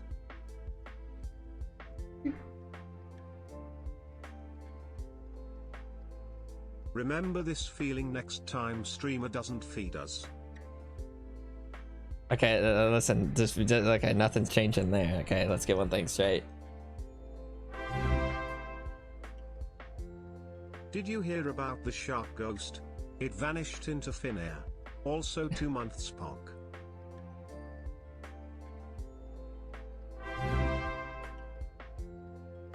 There was no need to make me cry like that. I don't know, just like the different mixtures of the art, like kind of make it very, like, interesting too.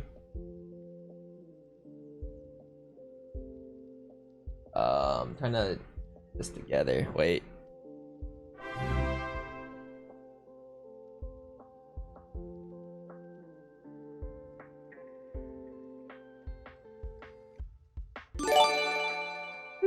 Thank you for the 5 gifted.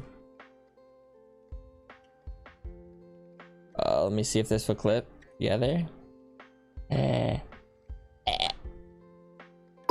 Maybe. Okay. What's a doozer? What's a doozer? Just look up doozer and you'll figure it out.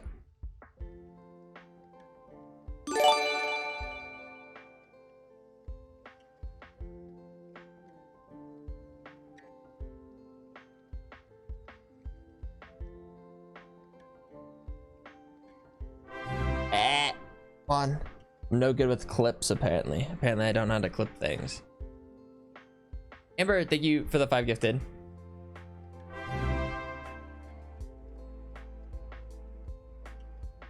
I'm gonna put this back.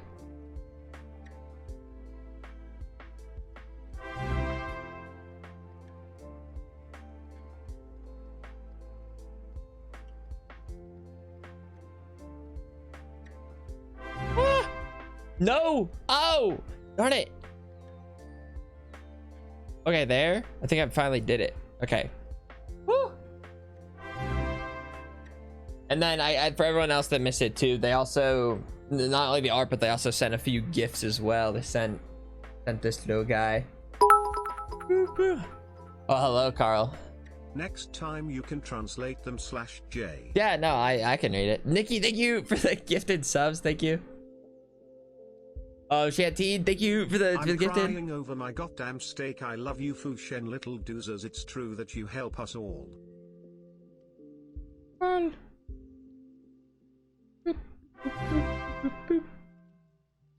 Love you, Foolish less than 3. Ba ba bam bam ba bam bam.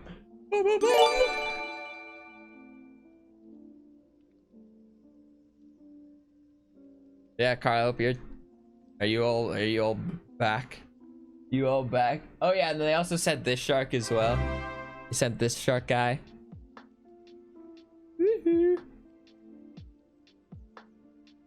And they also Time for sent creating me. this community of safety, Foosh. They sent us shark face mask. Oh, thank you. Thank you for the 50. Oh, did my alerts break? Hello. Why are alerts showing? Ah! Well, they're on screen, but they're not. Ah! Wait, a second.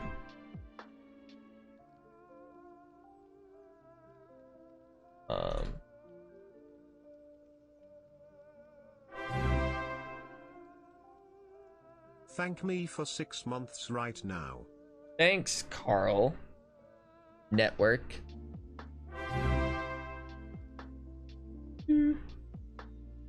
Okay, wait. I was trying to get to alerts to work. Like they're on screen, but like they don't like appear for me.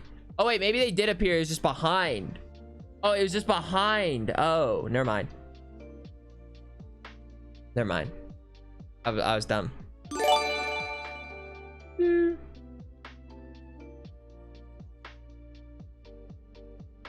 Well, shoot, where is it? Where is it? I don't even know now.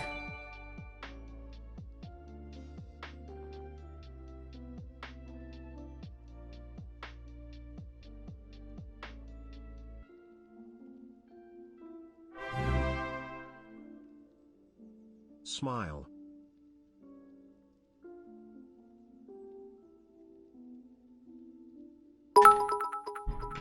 Woo. Oh, Dark Moon, thank you for that 6,000 bits. Woo. Woo. Woo. Woo. Thank you for being an escape for me and so many others. We truly love you, Foosh. But I can help.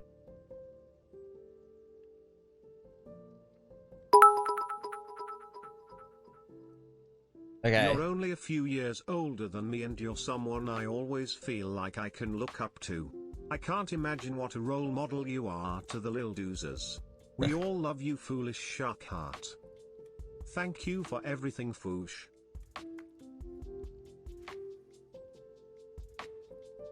Oh, select the box. Thank you for the 10 gifted. You are so loved. Thank you for everything you have done for me. Take my money less than 3. Too wholesome. Too wholesome.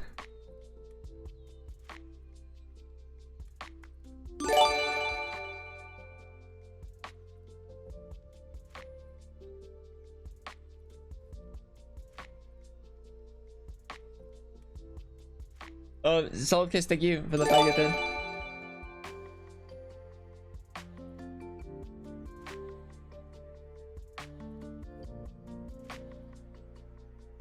Beep, beep.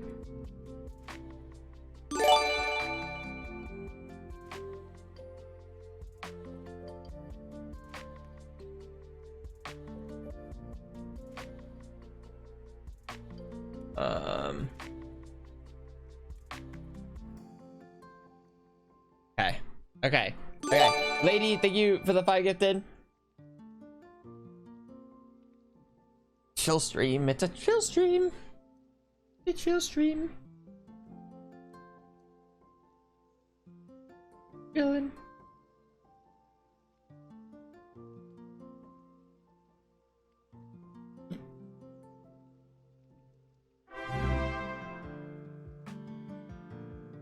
Laura, thank you for the 5 gifted. And Shell, thank you for the 10 gifted.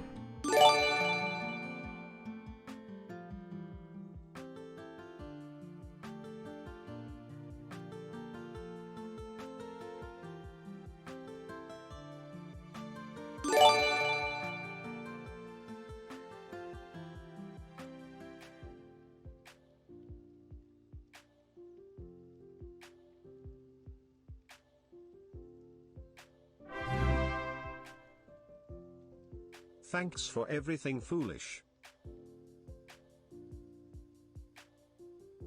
Lizzie, thank you for the 20 gifted. I haven't really been saying any words. I haven't been like saying it. I think I've just been like sitting here. I think I've like said anything. But thank you guys. Thank you for all the gifted. Huff and Puff, thank you for the 5 gifted.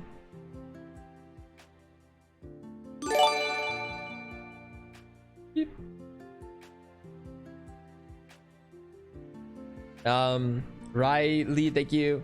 Thank Gianap, thank you for the 5 gifted.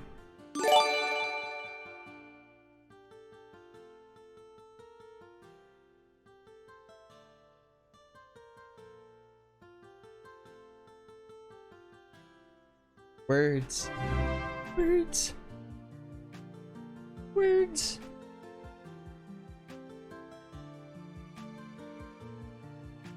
Words and words.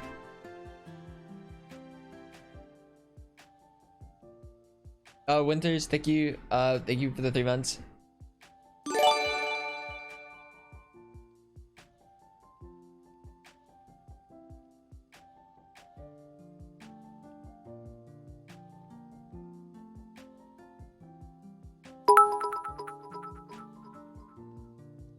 Thanks for being a constant serotonin, truly a person made for causing happiness in those around them.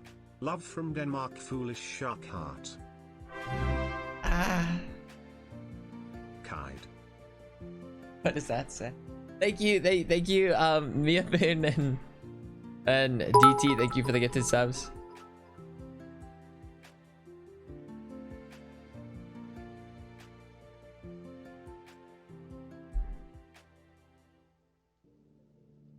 Okay, but emotions aside, where's our food? It's Tuesday. Is it?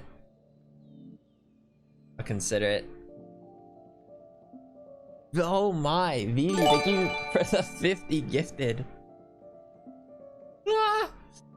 Ah!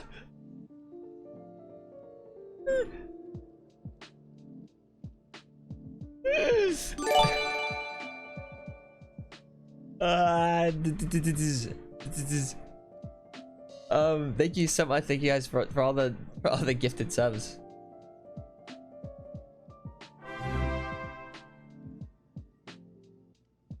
You're nuts, Ibichi. Man, now I'm getting emotional too. Thank you to both you and the community. No for need to get helping so emotional. many. Just a chill stream. To chill stream.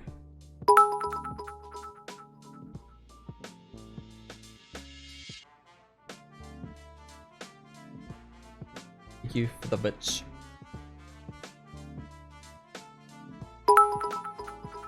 Okay, thank you for the 5,000 bits. Chill stream. Chill stream.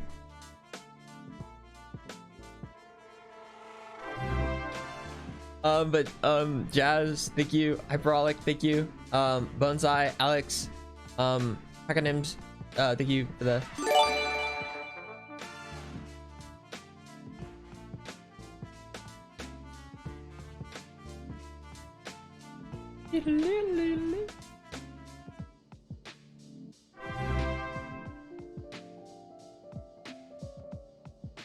I'm just like trying to think like what what do I wanna do next? I don't even know.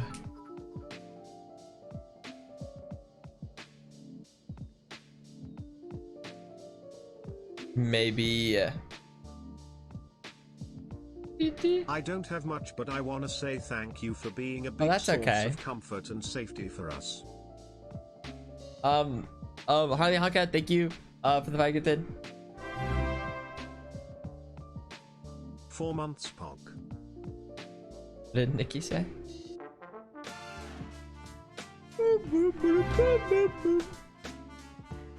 One year with Sharkman, foolish shark heart.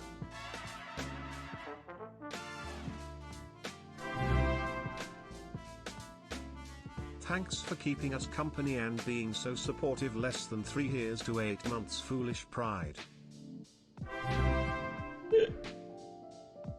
You saying chill stream doesn't make it any more believable, Kek, but thank you so much Kek. for everything. We love you, people love. Check. W. House flipper, I guess we could maybe do house flipper.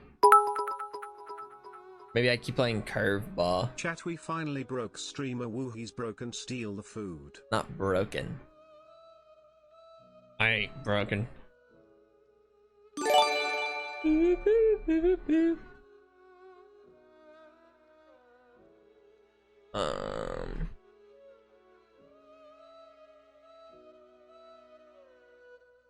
I appreciate you so much. Oh, You thank have you. brought me laughter into my life. Thank you for being you.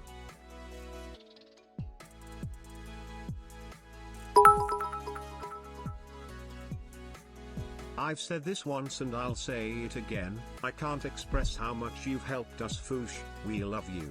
Our blub blub less than 3. Thoughts on armadillos? Armadillos? I don't know. They're You're cool, the I first guess. person I've subbed to and I'm so glad I did. You make so many people's day better and you bring much happiness. Thank you, Sharkman Foolish Shark Heart.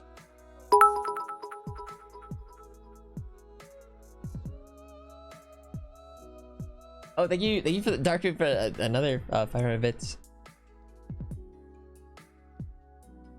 I love you so much Whatever. and want to thank you for changing all of our lives so positively.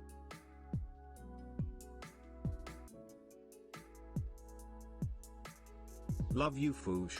Also, can we send you stuff now? I made an ice cream man plushie for you. D. Not quite yet. No, not quite yet. That was like a little bit Thank different. you for being I don't have my like a comfort PO box. streamer and having such a welcoming vibe and community. 50. As well as the gifted subs. Thank you for providing a safe and welcoming place to hang out in for all of us. Much love for our favorite Sharkman Foolish Shark Heart. I had an emotional day already and now chat and Foosh is making me cry. I appreciate you a lot, Foolish. Yep, behind that 8-pack and chiseled jawline he's just a big softy kitten. We love you, Foosh.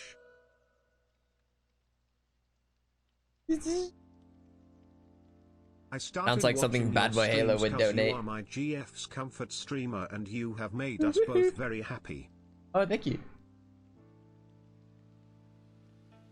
Group hug chat. Since streamer is not feeding us, I have homemade tiramisu for everyone.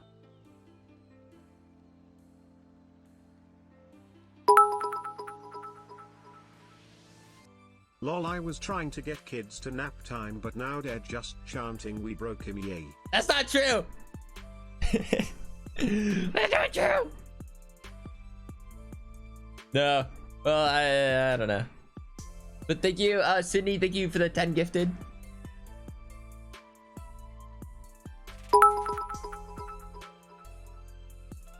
Your ability to make those around you happy and forget/escape their pain is truly a gift.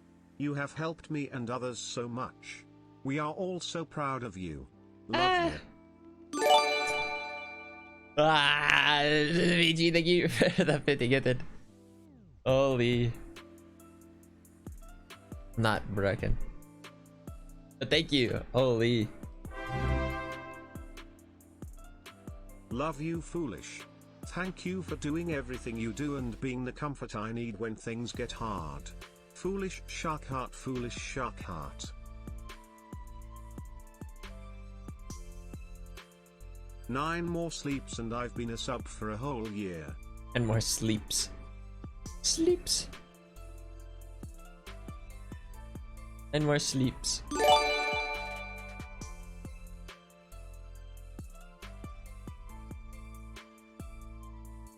Oh wait, is it not Vici? Is it supposed to be a W? Is it Witchy? I guess I didn't think about that. We love you, Foosh. You came this far and we all proud of you. You're a great streamer and a very comfort one to watch. Thank you for streaming, Foolish, huh? 2 months, woo. Thank you for the 2 months. Thank you for the constant content and comfort, Foosh. We appreciate you more than you know.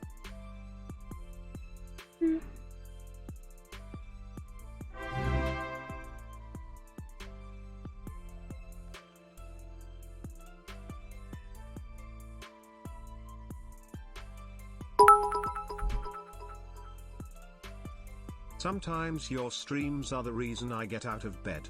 My sub to you is my cheapest antidepressant, Black Heart.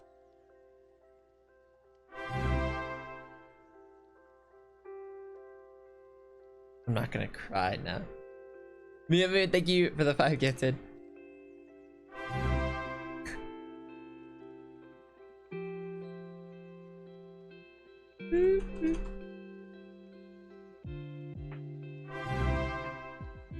Palmentero, thank you for the 5 gifted.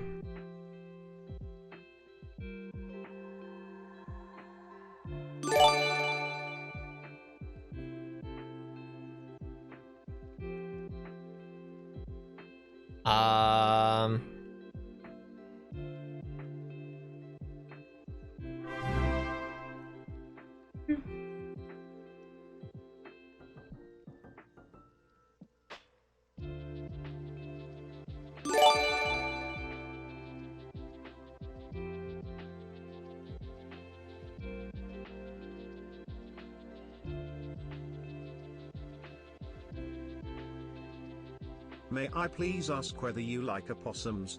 I love opossums so much that I may have become one. Yeah, I guess I don't like how the word possums can be spelled with an O. Would be my maybe one thing. Foolish shark heart. Hang on, trying to see if we snarl make you cry. Chat, come on, break a streamer. No.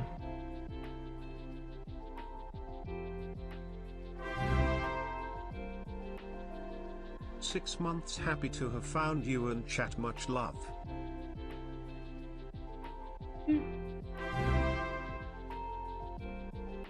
This stream is always such a safe space for me.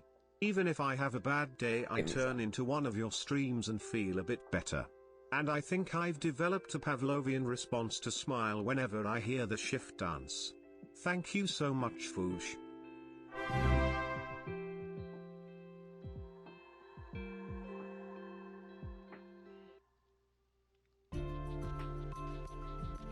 It was supposed to be witchy, but everyone says the double V, so I've accepted my fate. Okay, I see.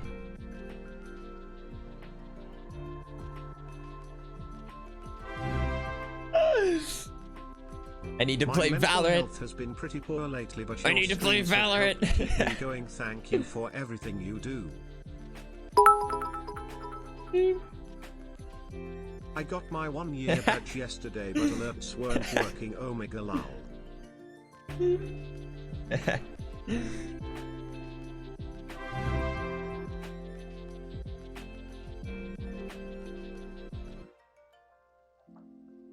Thank you, GUNAP. Thank you for the thank you guys for all the subs and everything. I'm here. Thank you for being Hello. a reason to wake up in the mornings. We appreciate you.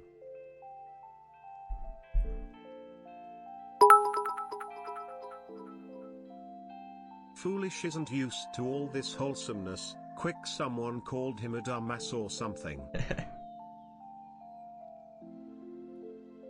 All the love for you today, Foolish. You deserve it. You bring so much comfort to so many people.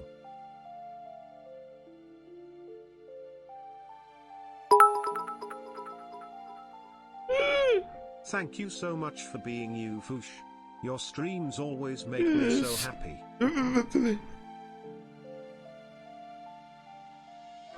I don't think we might be like a little bit behind.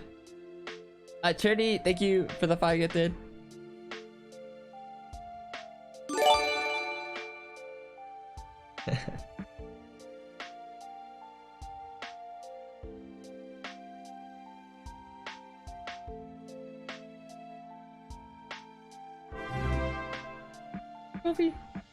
We love Foosh.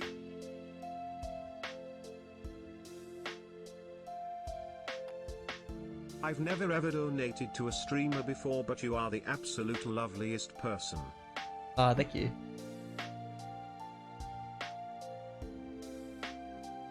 Thank you for the 10 gifted. 4 months. Swoon. Foolish, are you make me S.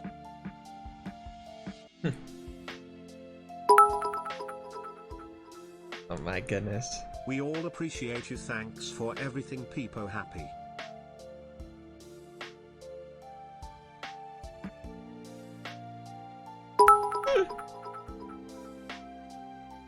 I'm so very proud of you and can't thank you enough. You mean a lot to me. You helped me with so much without knowing it. I appreciate and love you so much. Foolish shark heart.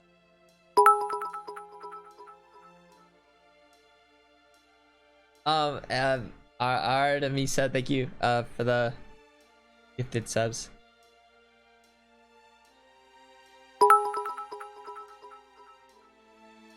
Alright, streamers thank got you. to act tough and not affected, and kids got to sleep, so bye Foosh, bye chat. Oh, is it time to Hope sleep? You enjoyed and cry later. /J. Is it sleep time? Let's keep up the compliments, chat. We're almost No, it's there. Why it's people? fine. It's fine.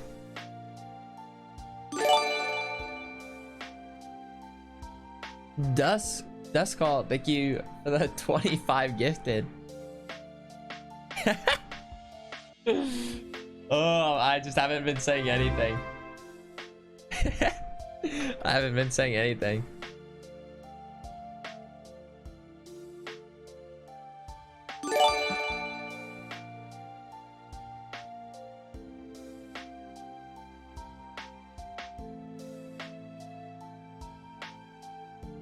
Pink takeaway, thank you for the 5 gifted.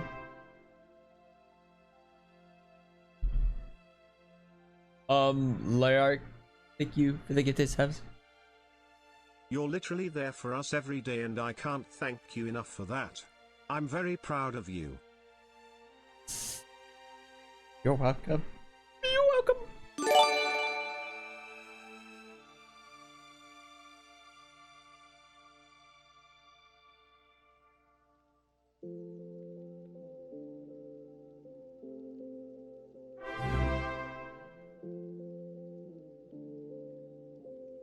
House flipper, yeah, we may do some house flipper. Good little house flipper. I just need to start doing something. I need to start. Remember to I need to drink start doing water, something. everybody. You need to refill your eyes.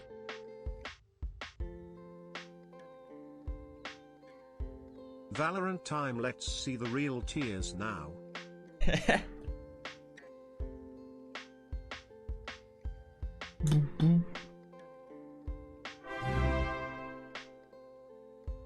Thank Keep at you. it, Shark Boy.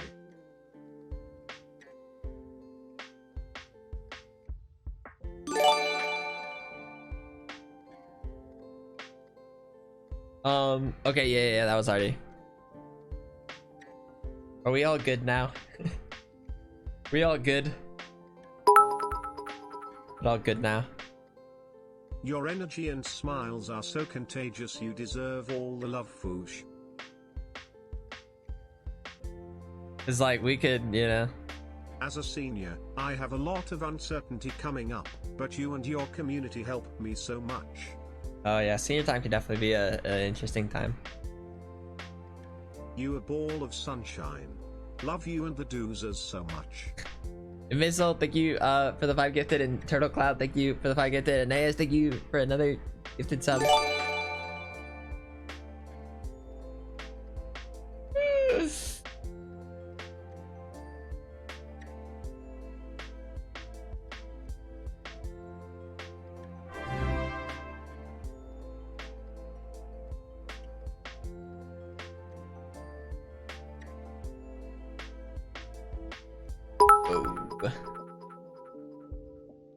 We really appreciate your every stream. When you are gone for at least one day, then the day feels empty. Foolish shark heart, thank you for being there.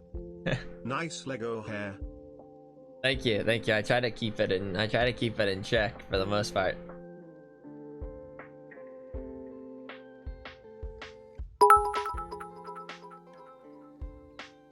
Love you, Foosh, and chat, you lovely, lovely people. Foolish shark heart. Thank you.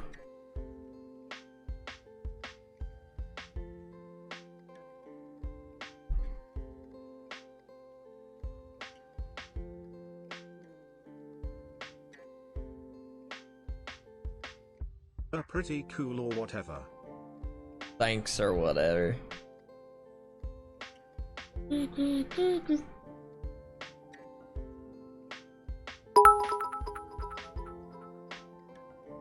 Thank you for being someone we can turn to no matter how good or bad our day has been. I hope to one day make people as happy as you make all of us. Foolish shark heart. You're an absolute gift to this world. Many people, including myself, really appreciate what you.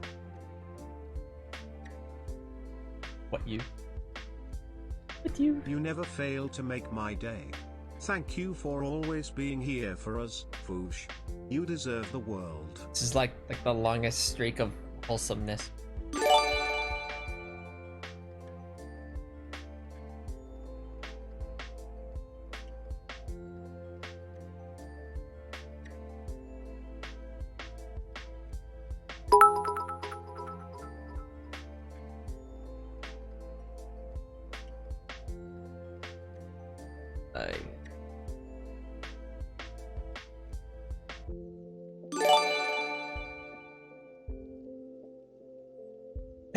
I honestly think like the past like 30 minutes I have like said like 5 like sentences,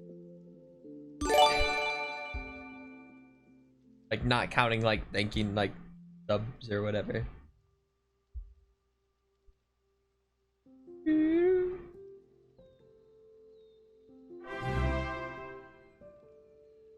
Two months. Thank you. Like it did subs. Foosh, how does it feel the coolest? Literally so awesome, and me and so See, many that's others 20 appreciate gifted. you. Oh, I don't know. Foosh, can you give me a senior quote? I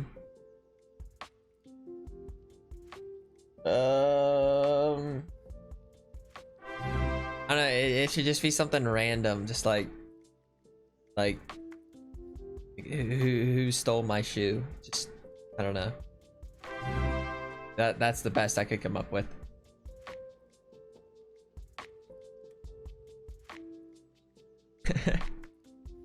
Yeah, I don't know. I appreciate you very much, Peepo love.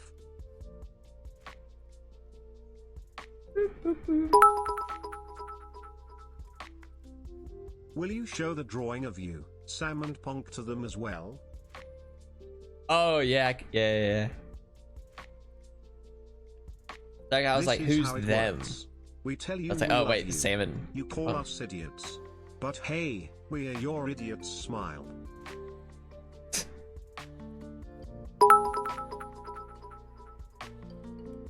Thanks for being an amazing streamer, even though you are rather something at times. / pos Peepo giggles. Rather something. Rather something. You, sir, are a wonderful human being. You help so many people smile, and you created such a welcoming and wholesome community. It's incredible.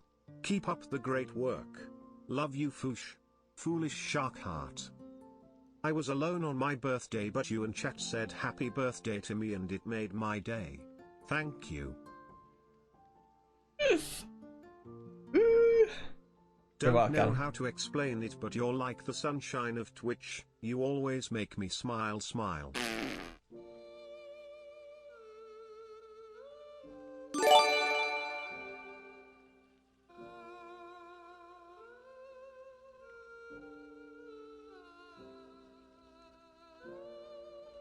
Okay.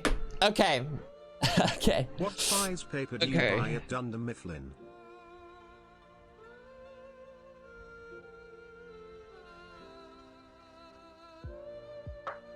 You're alright, I guess. I'll do.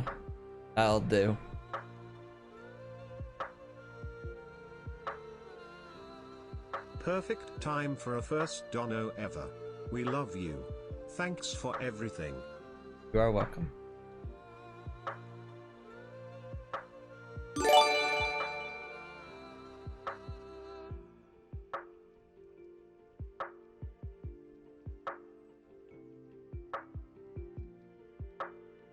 I'm trying to see. I don't think we're behind. You really I don't helped think we're me too far sleep at behind. night. Thank you so much for being there and helping me fix my sleep schedule. Schedule. Yo. Okay, screw it. I'm doing a little bit of curveball, and I'm about to get level 8.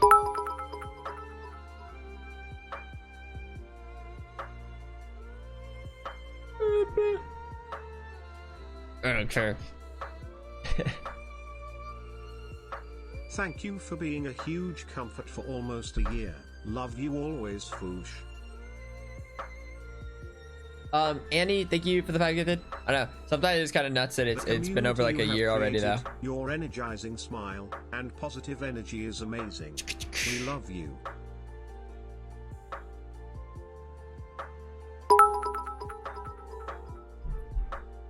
All of this support may not make you cry now, but one day we will make it happen, foolish shark heart.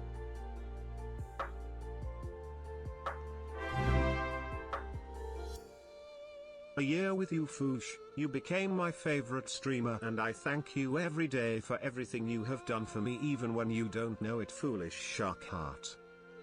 Look at the absolutely amazing community you've built. Love you so much, shark glasses. Foosh and chat.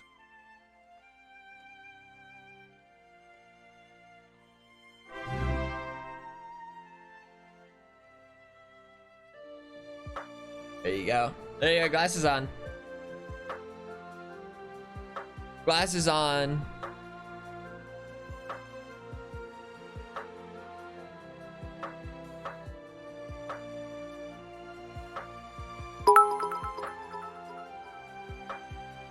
I'm so damn appreciative and proud of both this community and you as a streamer. It's been lovely to Shark see glasses you that grow, hide the tears. and I've grown with you, people. Love. Nope. I love you all, doozers and foolish. Tie for everything you guys have done these past 10 months, less than 3.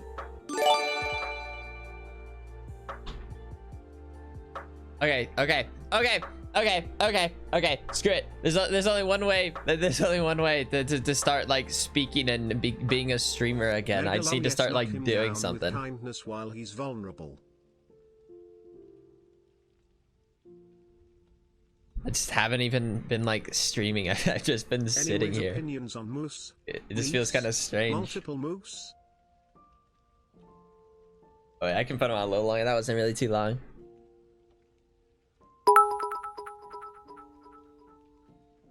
This community has helped me through so much. I can never thank you enough, despite my sometimes annoying way of saying it. Never change, Shark Boy. I might change though. I might get a mustache later on, but that's for debate. Okay. Your streams are what get me through the day. Love you and your community. Thank you.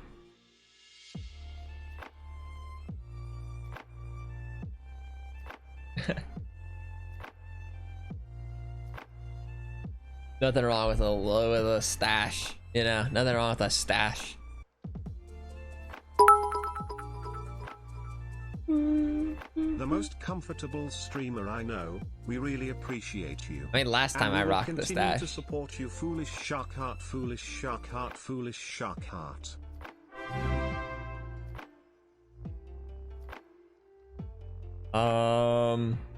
Here, let me. Okay, Laura, thank you for the 5 gifted. Thank you guys for all the subs and everything. Today. Okay. I gotta stream. So I gotta game. I gotta do something. I gotta try something. Thank you so much. I gotta do something. I can't just keep sitting here going crazy. Like I don't know what to say. You have used the opportunities you've been given so well and fostered such an amazing community. We're proud to be your fans. That's an amazing thing.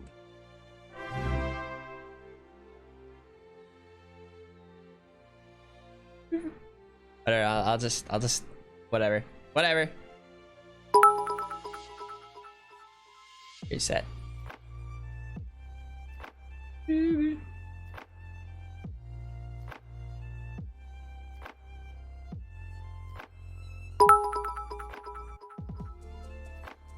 I'm gaming again. This is good. Streamer, and I wouldn't change IT for the world. Less than 3. Thank you. Less than 3.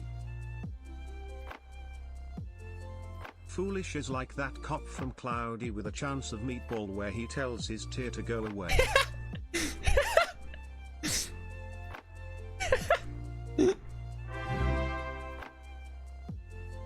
Yellow Foosh, I think a great streamer.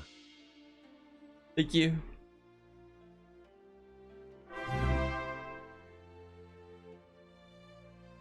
I'm curveballing again.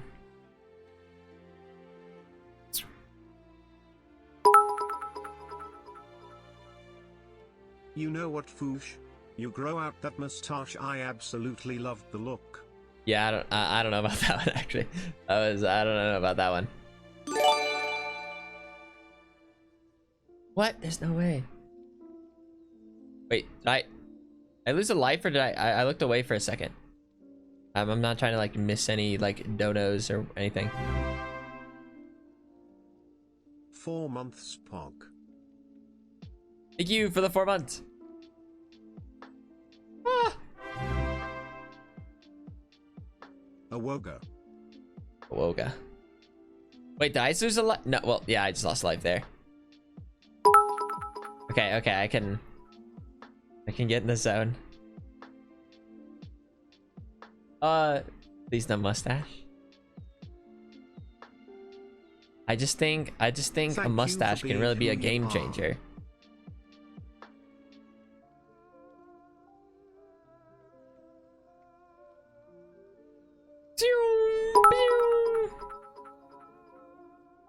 Every time I see the stream notification, I know it is going to be a good day.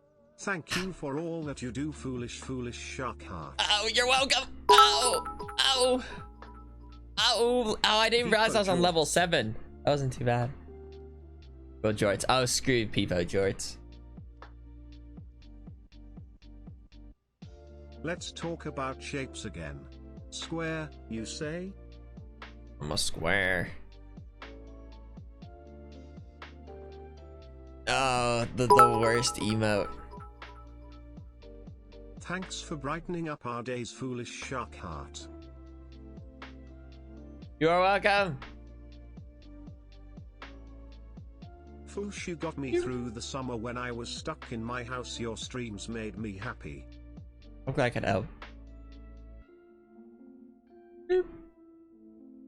I work long hours home alone, but thanks to you and your community, it's no longer lonely. Smile. Aw. I suggest molding in Valo or just watching one EP of HK. It gives you something to comment on.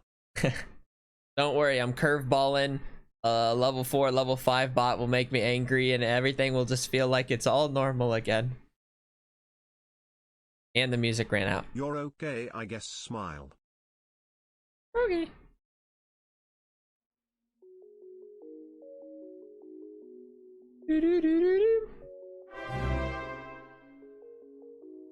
Hi Foosh. Hello. I haven't been here long, but I've loved my time here and illy less than 3. Oh, thank you. The 2 man. Michael. Ah.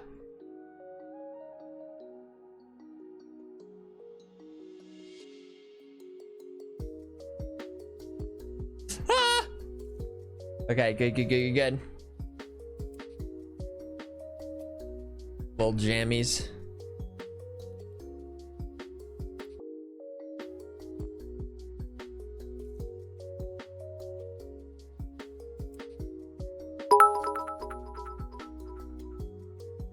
Do you Yes. like Peepo jorts more or foolish jorts? Omega lol. I mean, definitely foolish jorts is worse, but or maybe Peepo jorts is worse because that was the spawn of foolish jorts. Like the level 6 one. Ooh, wait, I did really good right now. Foosh, you inspired me to want to study harder. Really? How did I do that? You make Do a they- small stadium's worth of people happy by just being yourself. Not many people can do that. I can also beat a level 7 bot. Thank you, Foosh. You have brought so much happiness and laughter in my life.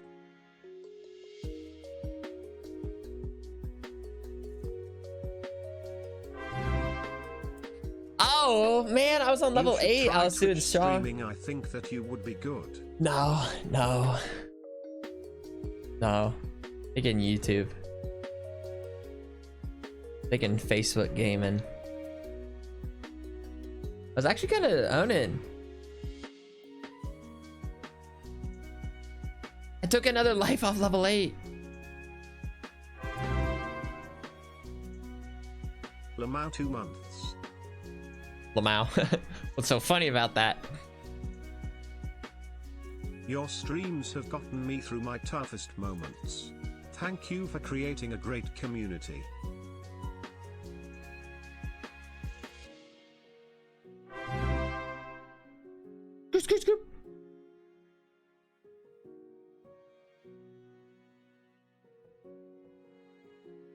You and the FG fam have created such fun communities through your streams.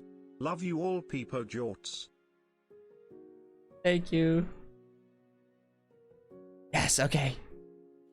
No, I don't know why I said yes to that. I lost. I realized I'm on the wrong side. I like got that. I was like, yes. I'm like, wait, no. Wait. That was me that just lost.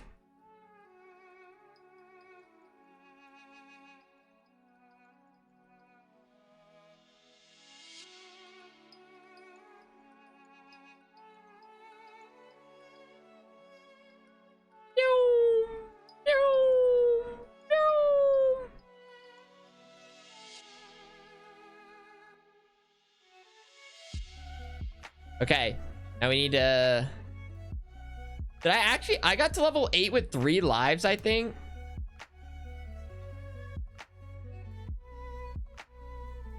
This is kind of crazy if you think about. Ooh, I thought I reacted in time. Oh. Oh, I guess I'm just throwing now.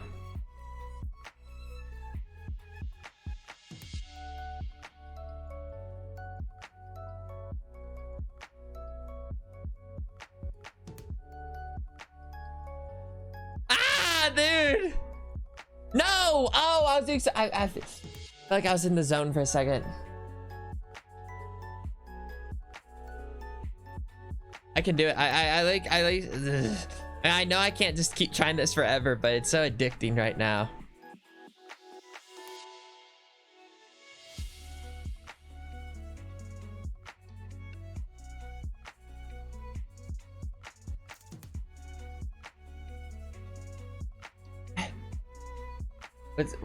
What's chat doing? I can't. Oh, great, an ad. Boo boo. Haven't been able to watch for like a month and a half. Lol, time to Oh. catch up. 12 Welcome back. months to kinda wicked foolish shut shades. Welcome back. Oh wait, I forgot I still had these on. There you go.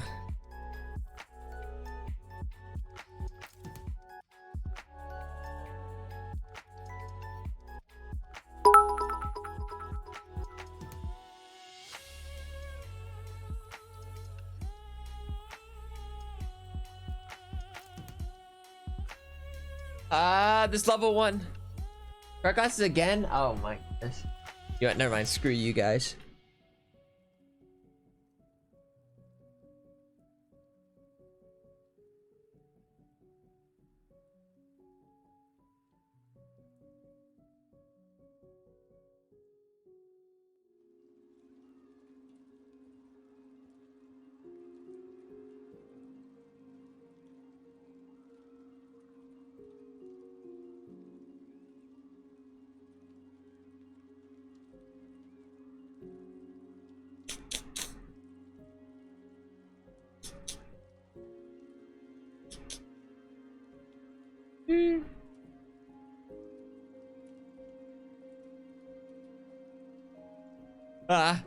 Ooh, that was a clean rebound.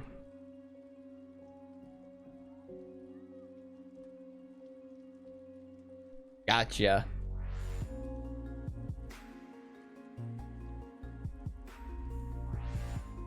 Ah! No!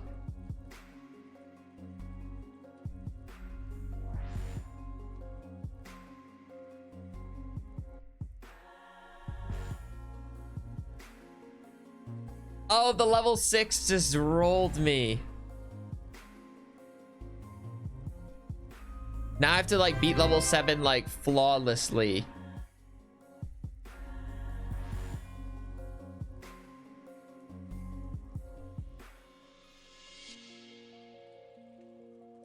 Oh. Ow, it's so fast. Okay.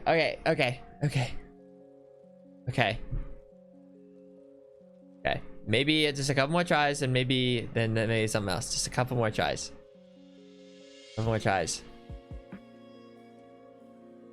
But like today I took another. That doesn't count. That try didn't count. I'm not giving up. Not on level 1. Not doing that for level 1.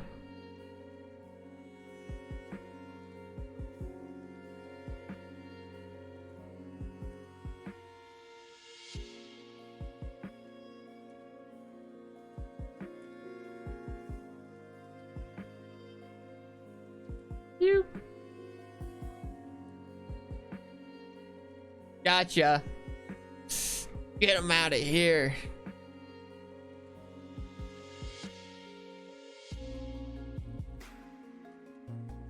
Good. And seal the deal. Woo. Dang, I hate when I do that. I hate when I do like I go for like a curve shot, but because I'm going for a curve, I'm not there in position. Yeah, I really just lost a life to a level 3. That is no good.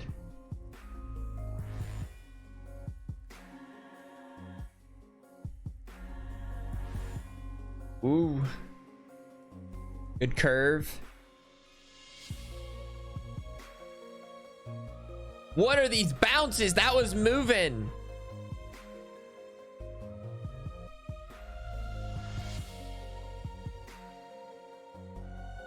Gotcha. Okay, but there's still a chance. There's still a chance. Still a chance.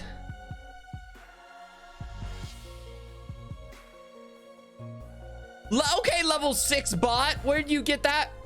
That didn't bounce. I thought that was gonna bounce. And the level 6 bot just tore me to pieces. Okay, maybe I'm done. Maybe I'm done for.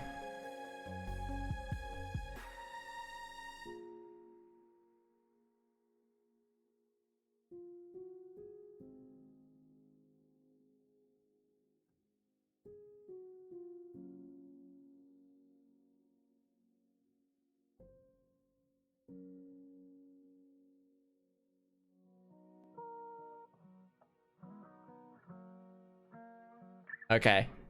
If this one goes really badly, it'll be time to move on.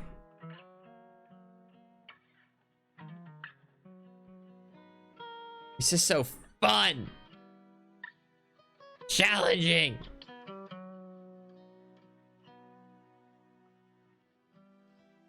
Wait, that was so easy.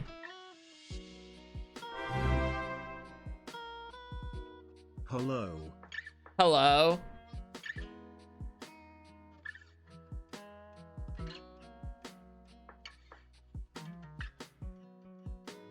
Good day.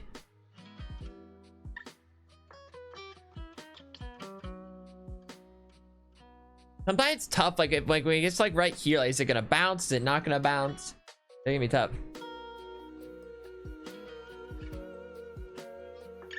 All right, level 5.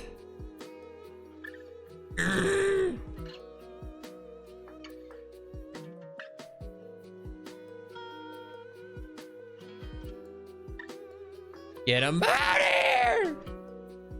6.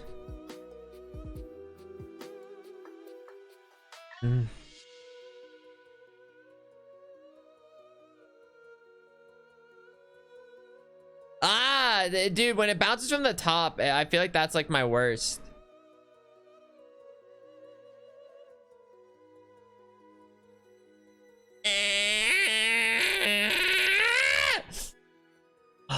Okay. It's time to move on.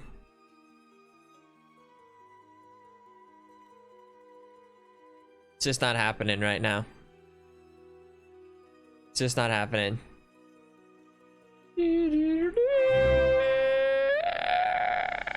Typhoosh for all the laughs and Tidoozers for being the best chat ever.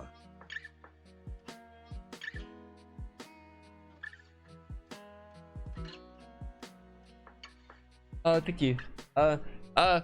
Okay, wait, I'm gonna go pee real quick. I'm gonna go pee. Now figure out what we're doing next. Now figure out what we're doing next. Okay. Be right back.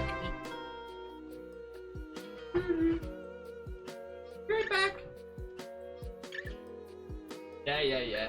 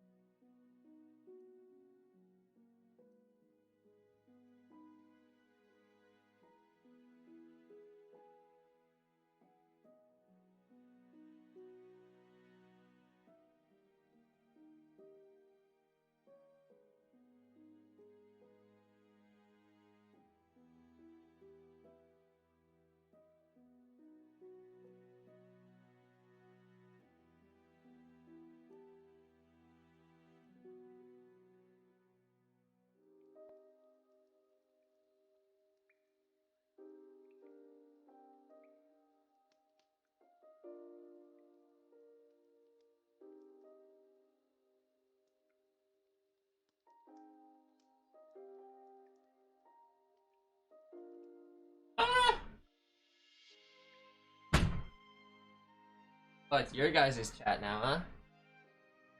Your guys' chat now, huh? Uh-huh. Mm-hmm.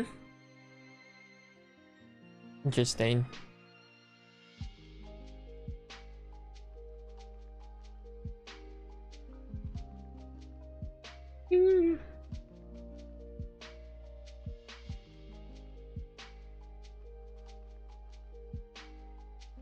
Uh...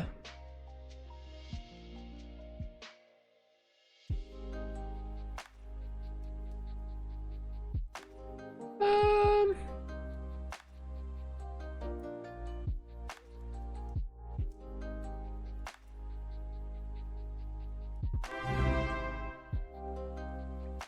11 month of using my Prime sub fee who less than 3.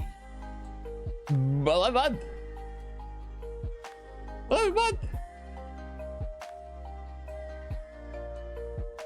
Okay, I need to get what do I want to do now? What do I want to do? That's the real question. That's the real question of the hour that I need to decide before I explode.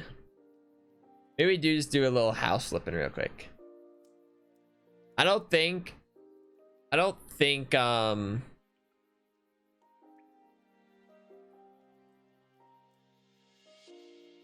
I feel like Valo's gonna be the death of me.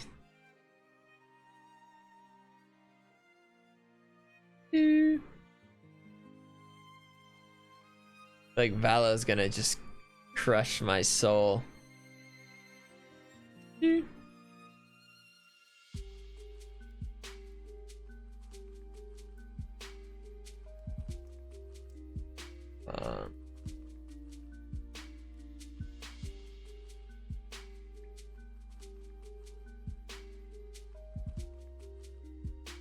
Here we go.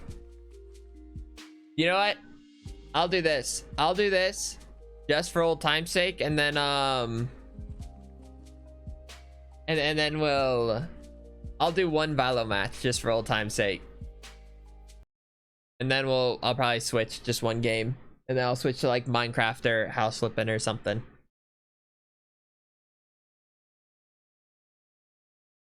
We'll do one Who knows? Maybe I'll be good. We're gonna do ranked on Jeffrey the Jelly, just to be clear.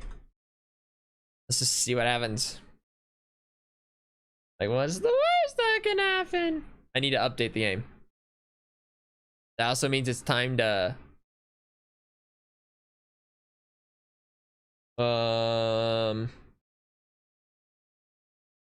that means I need to yoink.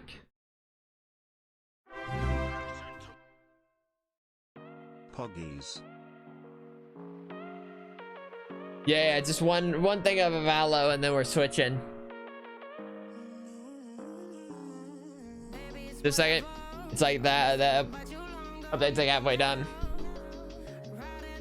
And yeah, a little Valo music. Valo streams are the best.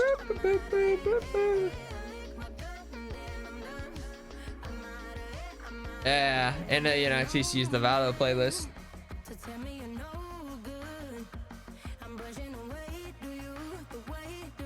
All right, we're booting it up.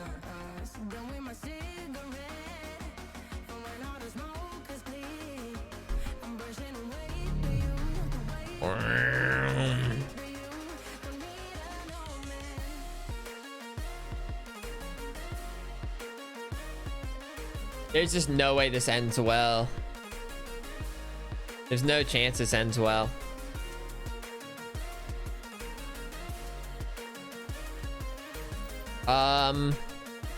Oh, surprise, I don't have a thing set up.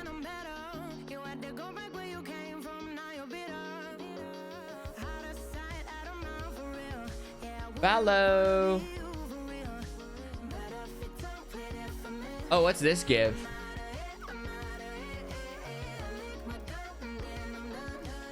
Oh, okay. Competitive. Holy shit, I forgot how bad we have come. How bad that we have just gold 1. Oh, whatever. We're still in new ranked. We're just gonna Prime Spectre. There's no way. There's no way. I just don't see myself grinding this game right now. Match found. But well, you know, one match maybe would be fun, especially if we win. We can win one match.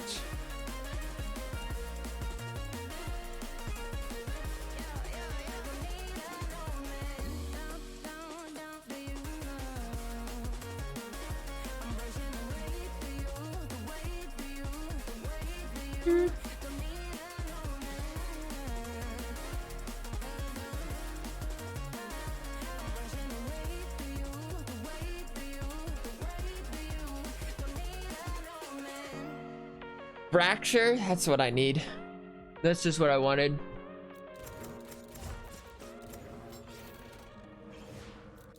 Screw it, we go Omen. We just go Omen. Don't even think about it. Don't even think about it.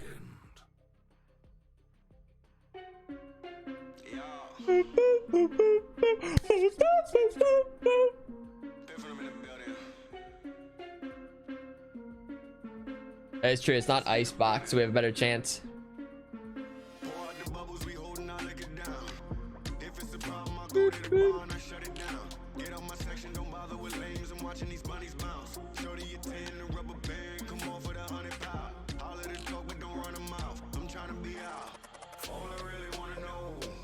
Bam, bam, bam.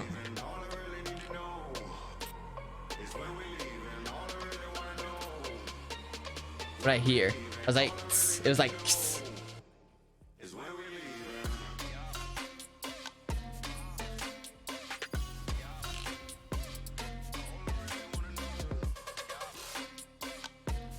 We can win this. We can win this. It'd be so beautiful. Just a one and done thing. We're playing with music the whole time. I'll probably turn it down a little bit more like when we're in the game, but we're gonna play with music. Reina, there are better ways to survive than your path. Maybe oh, my mouse is slow. Guys, I forgot how slow Valorant mouse sense is. This can't be good.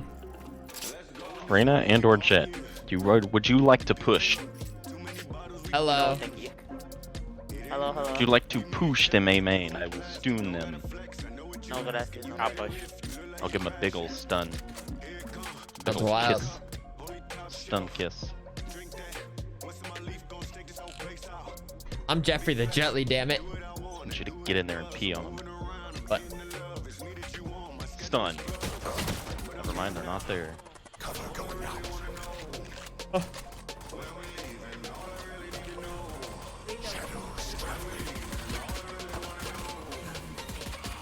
I didn't get my sword. Close.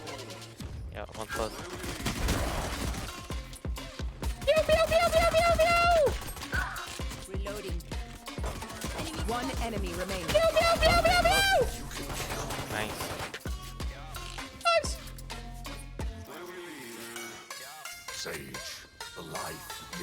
What a great doink that I had on. Oh my god, would you like to do it again?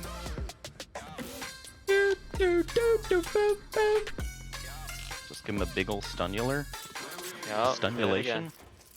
Guys, I'm so good at the There'd be Vandal. big We're PP buying it if this you round. Dash into it, right? Get there quicker. They'll be stunned longer. Easy picks. I'm not gonna peek it though, like I did that last time.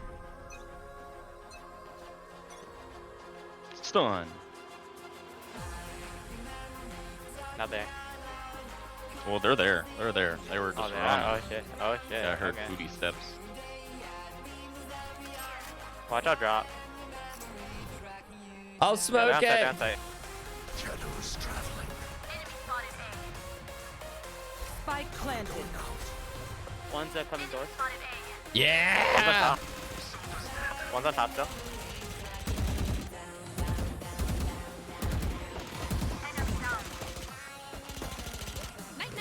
One enemy remaining. I'm so sorry. Nice. Yeah, okay. It was just the raids I heard. But that was good. I headshot I him. think a couple of them took the rogue too.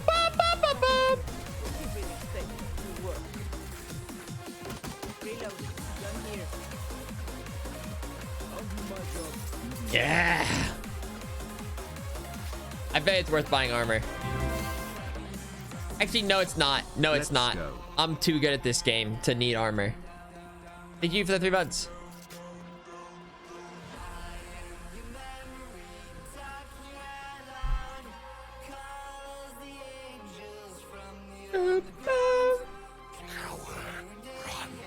Ow. Run.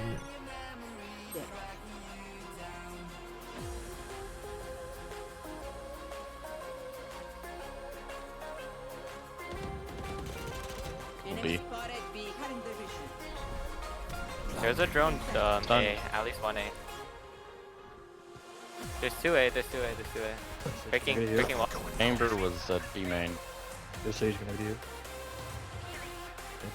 There's two RB.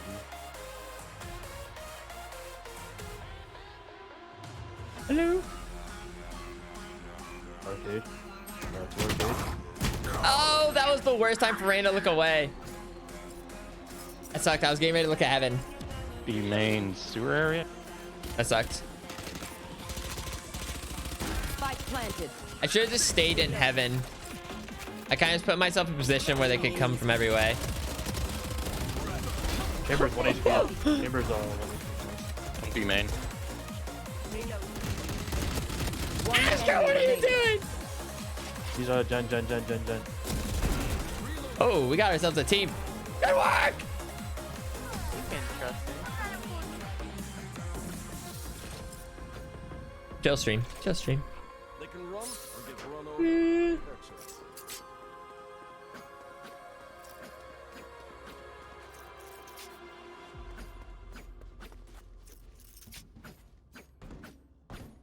They're broke, we don't give them any guns. Skip hippity hop. Oh my god, you're right.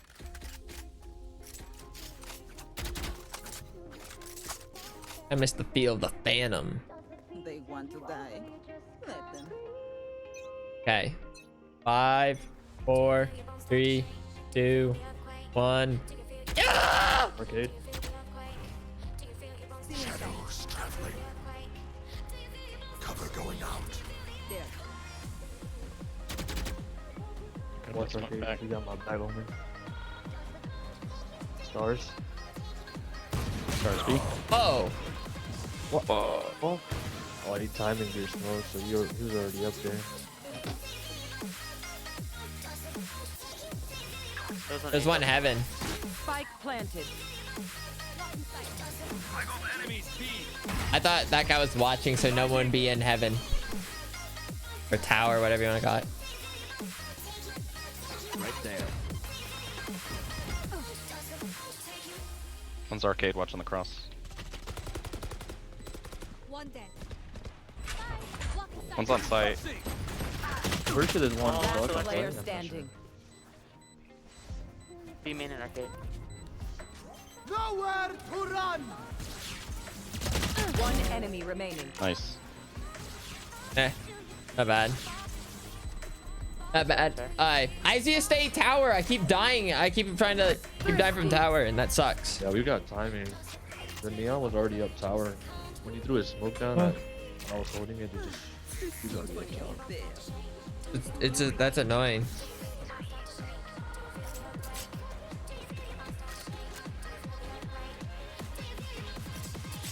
Oh well, it's time to marshal.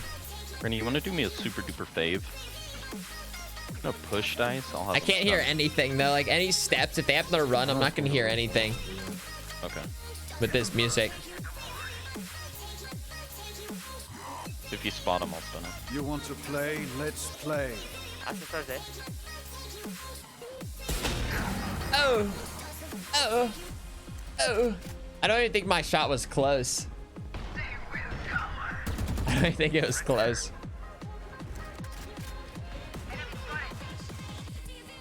Careful, that's some orb on dude. Yep. Still offing B mate. Trying to think what his thought was. Did he think he was blinding? Last player standing. Okay, she's just lurking. She just swerved. I'm not planning A. Alright. Cool. Spike planted. Flawless.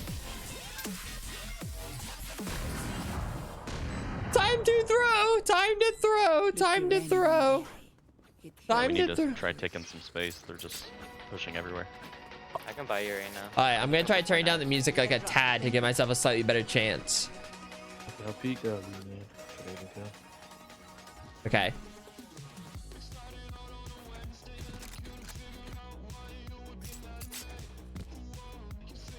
Guys, I just can't hear. I think I can flash for you somehow. Hold up.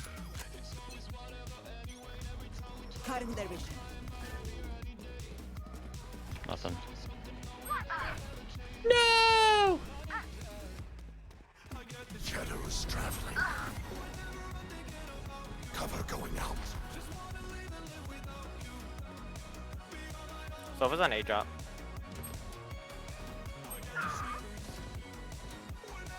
Bomb plants left side of A main.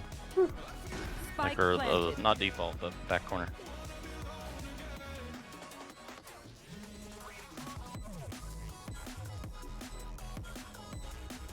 Where's the gun? There's 2 trips on A, by the way. Like, who the fuck is that noise?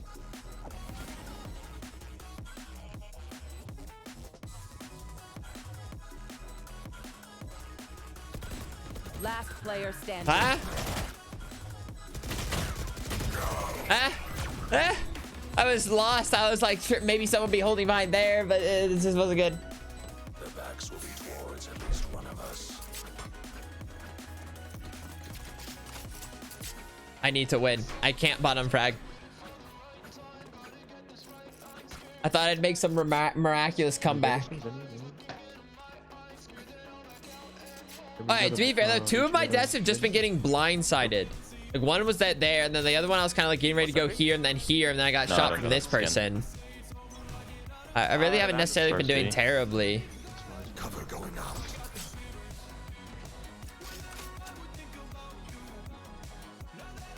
Couple arcade. 2 would be main. Fall back if you need to. None of you see. Shadows He's going traveling. push inside, push inside. Oh. Nice, nice. Spike down. One's B. underpass going or dice, going dice. He went through, he went through. Smoke. One enemy remaining. Nice. Last one's B main, right? Dead. Yeah! I did a couple good things. It wasn't the best aim, but you know, I got him. I got him. I will survive them. That's terrible though. Like 3 buy shots, then headshot. It's just like I vote for it retake. just sucks to do that.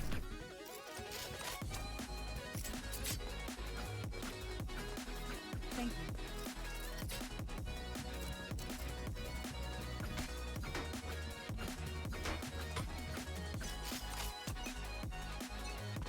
Three, 2, 1, Couple A main. 0. Yeah, I can flashing for you. Hold up. Flash out now. Whoa, he's not blinded. He was half blinded.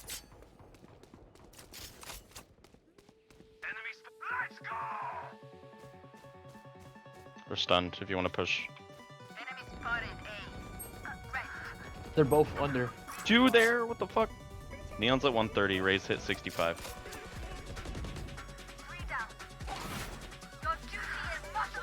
One Last 2 enemy hurt. remaining. Neon's 1 shot.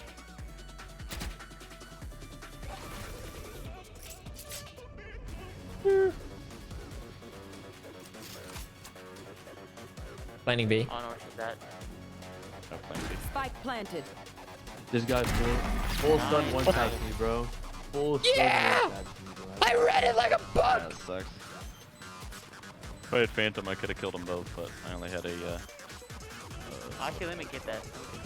Thank you. I was gonna say, forget my ult. That would be garbage.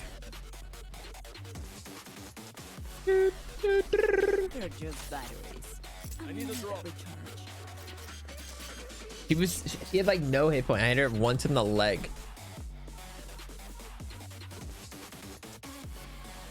If they try coming B again.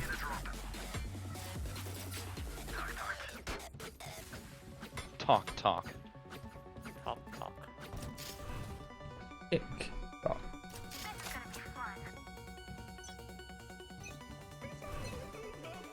You want to play? Let's play. It's gonna be B One main. B main. Two B main. Arcade 1. Fast. Shadows traveling. Woo! Yep, B main. Wait, so is there no one watching arcade? Hi Fusion's chat smile. On site, on site. Stop the plant. Ah! Spike planted.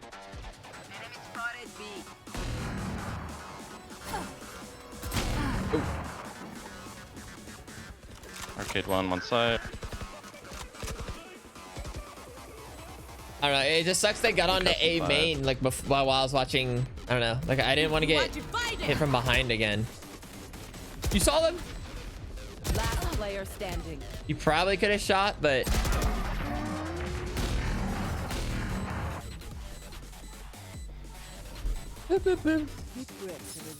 probably coulda. Coulda, shoulda.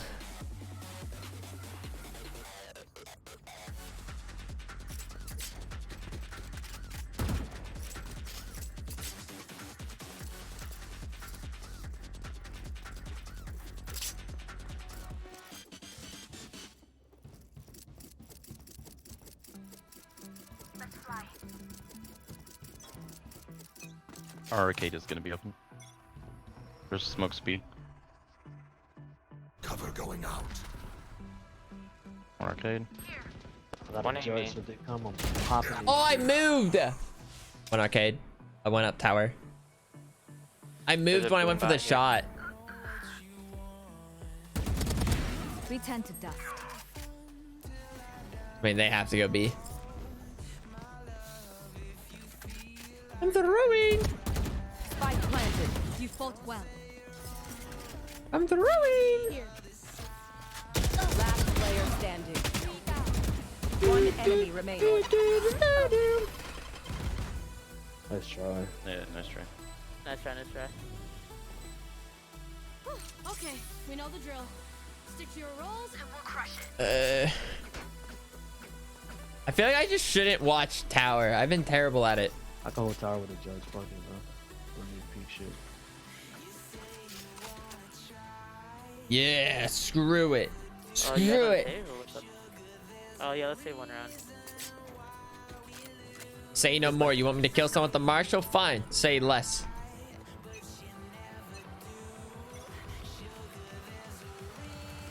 I should start B.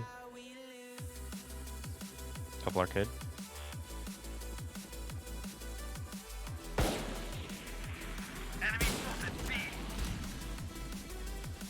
Three arcade. Hit Neon once. Nice. Neon's one shot, or 101. Uh-oh. Double down. On site, Neon on site somewhere.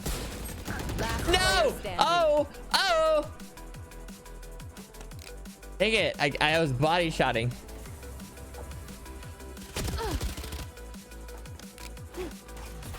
Spike planted.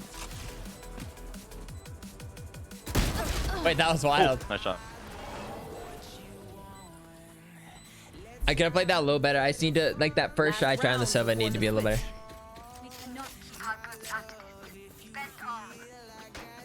You know, this match is fun. Yeah, setting up as a bot. But this is definitely a one match only kind of deal. Sage, you said you have a Vandal skin? I have a. This is a one match kind of deal. Almost done, you man.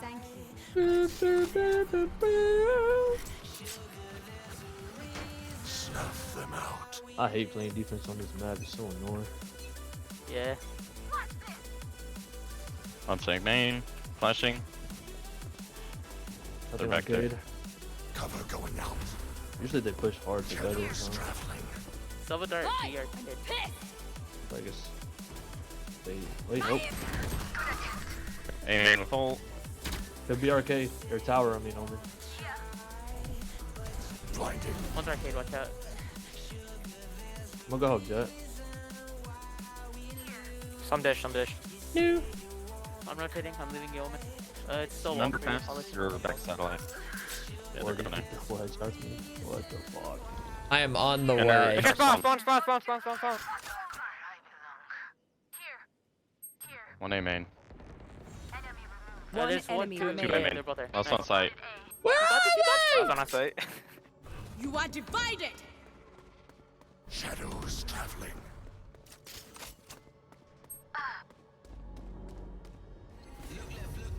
Back left side. Last close to you, player holy sh- standing. 30 seconds left.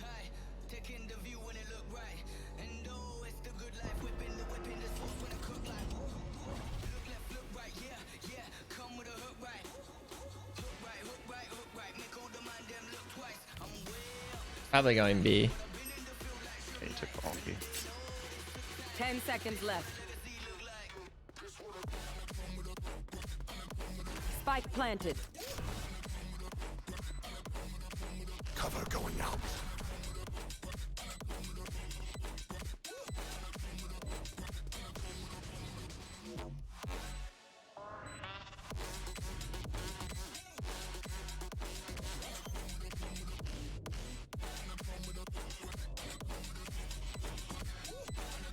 Nice. What the heck? What? Easy. Easy. So meaningless. Bro, that bitch is fucking Houdini, bro. Dude, I'm smokes. Alright, I'm literally Bros, lurk don't A bait. main. Bros, Don't don't peek right bait. away though. I'm gonna put so much utility on B, you're gonna cause rotate. I'm gonna just throw one smoke like canteen or something. And then save your other one for A site. I don't know. Like, you can't like exactly blame her just because it's one of those like most people in that scenario would like Yeah, let's tap bomb it and then this like side. look I'm just gonna around. throw everything I have at B.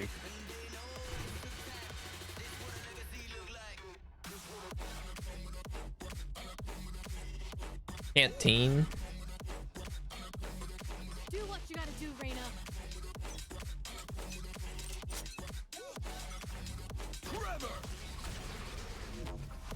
TP down. You don't have to push it. Come back. That's what I'm saying. Lurk the bomb A. What are I you thought we doing? were gonna do. Yeah. Nobody's Oh, listening, my I fault, my guess. fault. There was one over there.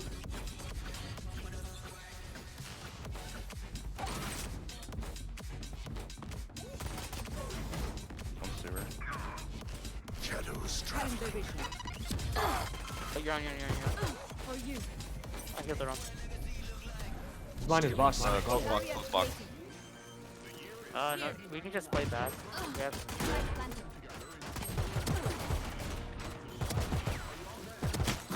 Come on. Enemy down. 50 raise. Ah! Dude, I did 132 to the chamber. Or no, wait, did I? Oh wait, no, I killed him with the sheriff. Dude, if I had something, if I had like a ghost, that would have been so much easier. Like before, like when I was poking at him. Done what I said. We also could have just stayed back, but we decided to peek. So that's fine. As much as you were afraid, it's not.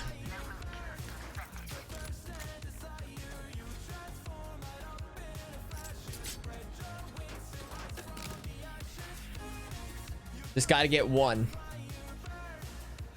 Their neon pushes dice to lower if they hear too much shit at B main. That's all I gotta do. Just get one, and I'll be forever a hero.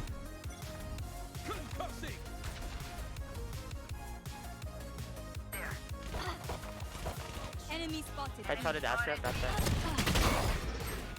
Spike down After B. 56. This is one above us. The Man. chamber. Gotta watch our flank. He's probably on. I have the spike. Let's keep on this side. That's one. Please, I can take B. We could take rope across now that they There's two. There's pushed 2B. sat. 2B. 2B. 2B. Yeah, they pushed satellite. And it, dude, that'd be so awesome if someone's waiting, just like sprayed Let's all us. go with Carcade. Never mind. Fuck. Reloading.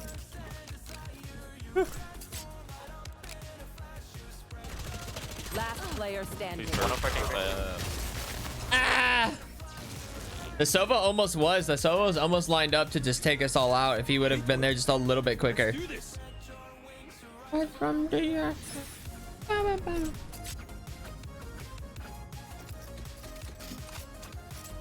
oh, I just want to win. That'd be such a lovely little story. Just win and then retire again for a bit.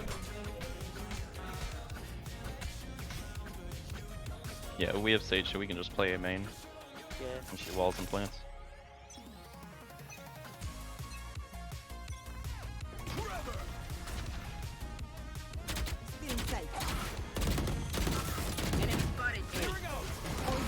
Nowhere to run. That's dish. Nice. That's dish. Okay, Oh, that could have been the death of me. Nothing flank. Sage, you're alone with bomb. Oh, 114. Spike down Nice. A. I have the spike. Stunning drop. I don't know. So, Chamber's outside. I thought I could outrun and gun him, but he had the behind wall, Spectre. ready for you drop. Hit 117. One enemy remaining.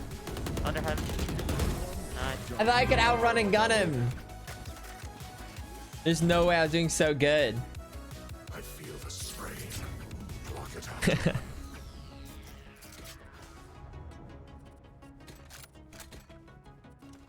Can someone get Right, this? can I get a buy? Please. I tried my best. I'm gonna grab board B, see if we can. I'm gonna just play hold 3 there. hour ads. I'm gonna play 3 hour ads. I will be their nightmare. Need a drop. Thanks. You want to play? Let's play.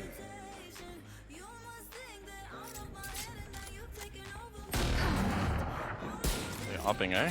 Yep. Ah, that's so annoying.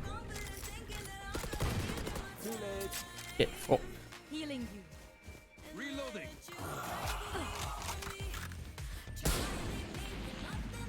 Cover going out. No charges. Oh, Ulting the them, Astra. Oh, The fuck, Astra is I'm too close. much. Spike There we go. down Last B. two ulted, last two ulted. Last player standing.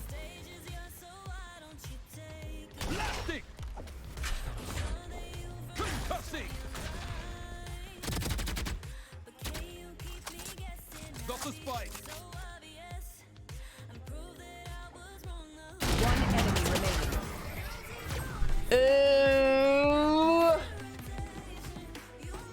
Oh, Aaron, hello. Strike at their weak points. If one link breaks, the rest will follow. We keep doing our own thing. We just keep splitting. We need to play a bit more together.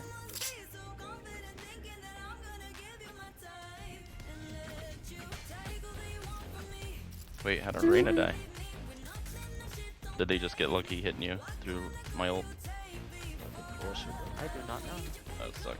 Yeah, he got unlucky and they hit him through the ult. Yeah, 'cause I stunned them both, but I guess it's just they get lucky. No charges. Enemy spotted A.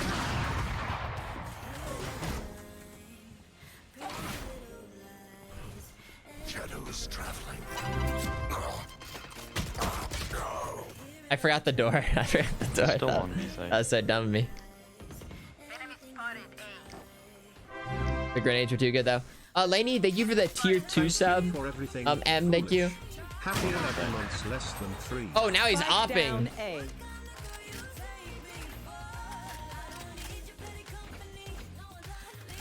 Going into their spawn. Did Reyna hear someone? I think I heard somebody take the sip. I'm not sure. Okay, Reyna's constant like weapon switching is tilting me. Even if it is like the correct thing to do.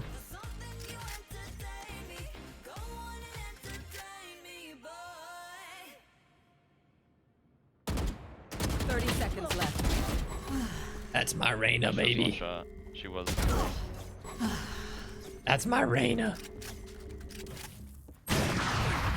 Wow. Alright, wherever he's opping, let's just go the other way. Wait until I blind. Even if someone has to bite the bullet.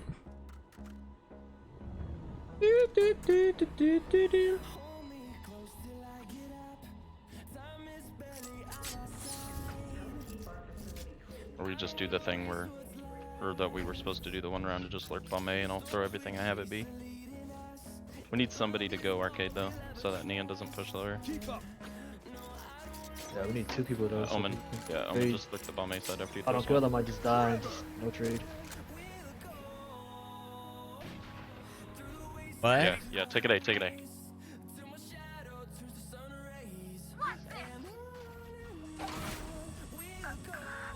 That's what I'm saying, bro. I need somebody to Alright, come take with it, me so I take can it get a fucking trade, but nobody listens, bro. Well, I thought we were supposed to go A. Healing.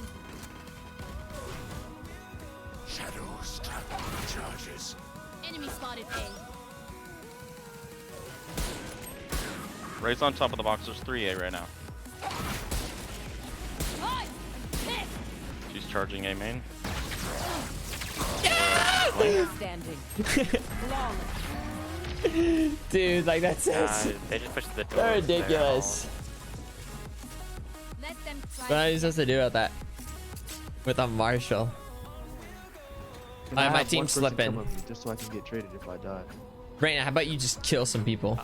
Omen, do you want to go or you want me to go? If literally anything, let's not- just spread out. If anything, just spread out. Everybody spread out. No, that's worse. We keep losing our 1v1s. Well, I mean, I can pretty much push them off of an angle by myself, so. Just 2. Well, it's You easy You don't need to set win up a to each 1v1 other. if there's 2 people, you just get Well, a no, fucking- no, I'm not gonna actually pick it. I'm just pushing them off an angle. I don't know.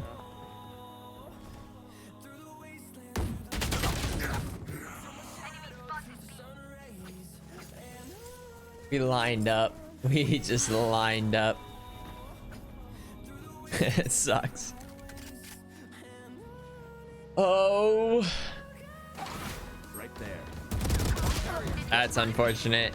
Spike down. That's A. unfortunate. Last player standing. Only one looking at bomb right now. For Raze. Marcus, I got the spike.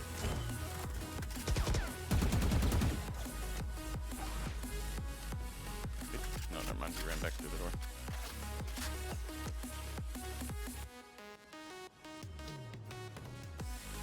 This is I'm starting to remember why I took a break from Valorant.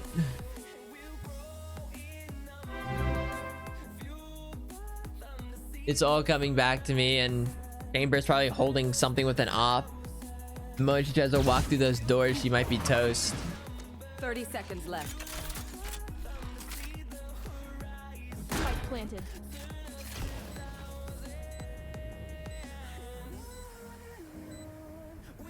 You got this, Jet. If Jet wins this round, we'll win everything.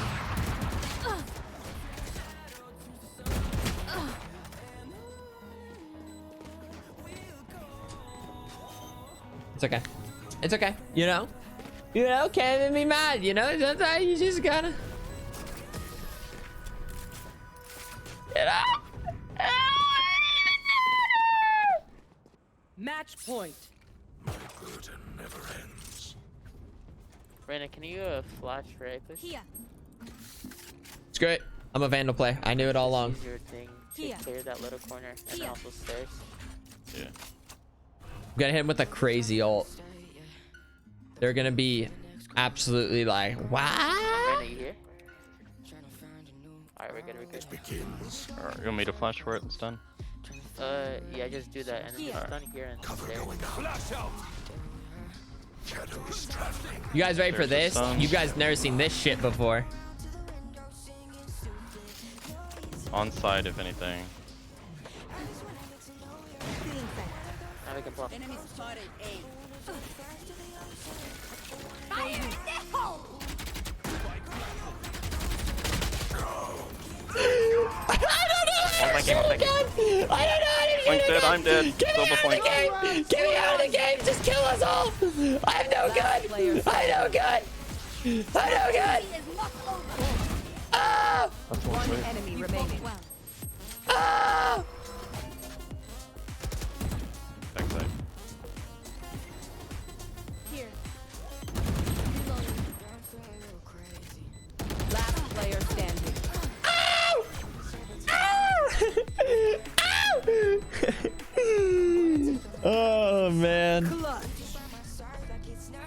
Defenders win.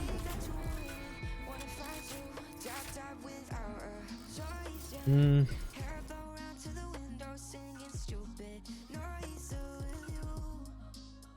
just wanna get to know ya. I wanna go far to the coast, yeah.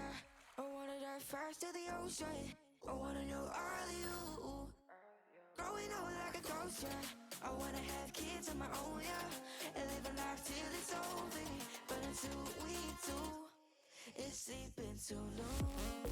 That was fun. No, glad we did that.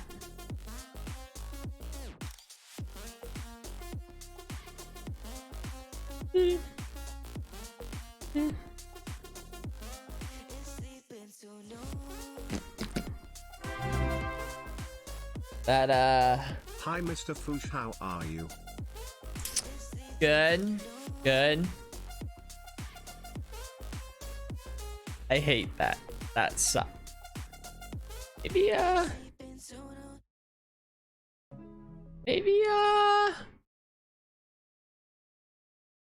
maybe I just find something to react to. Hello, Stinky. 11 months smile. Maybe a quick little reaction and then we do some house flipping. Yeah.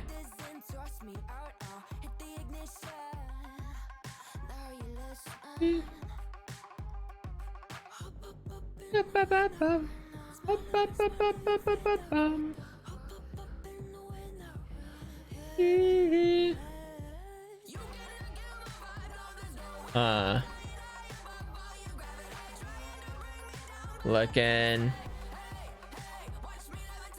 Watch me levitate.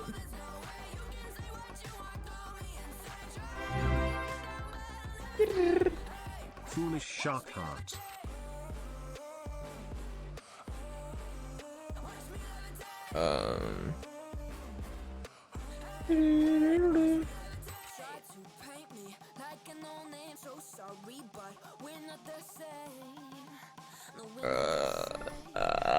I'm trying to think. There's a couple options. I don't think I want to start a Hell's Kitchen thing yet. I don't think I want to start Hell's Kitchen. I kind of want to maybe watch one of those, like what we were watching yesterday.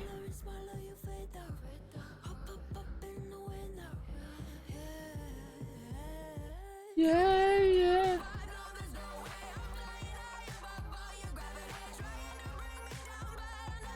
I'm looking.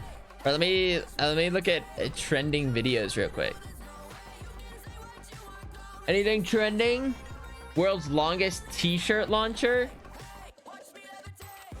Oh, dude, perfect. A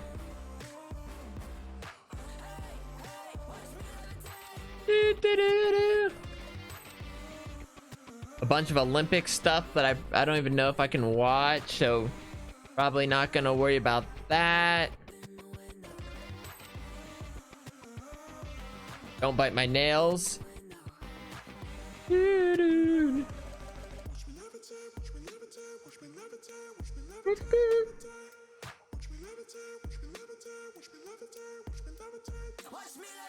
That part just, I don't know.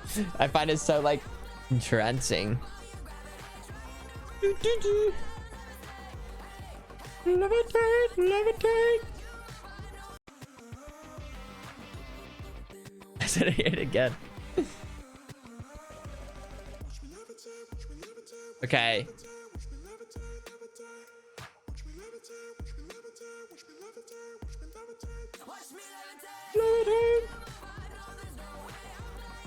Gaming.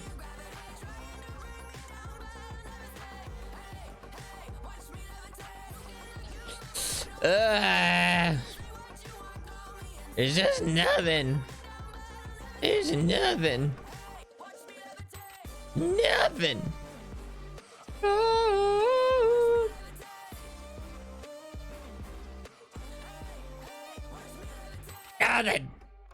Nothing that I want to watch.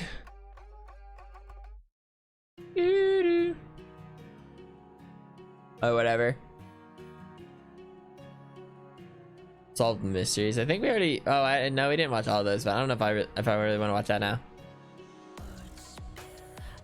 I was hoping just to find something random like we did yesterday. It kind of let us down a nice.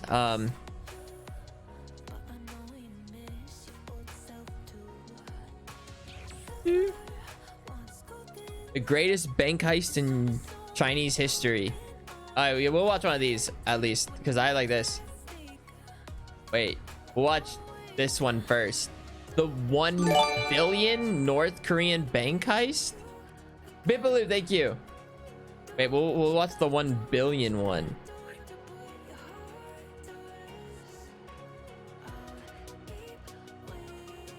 Oh wait.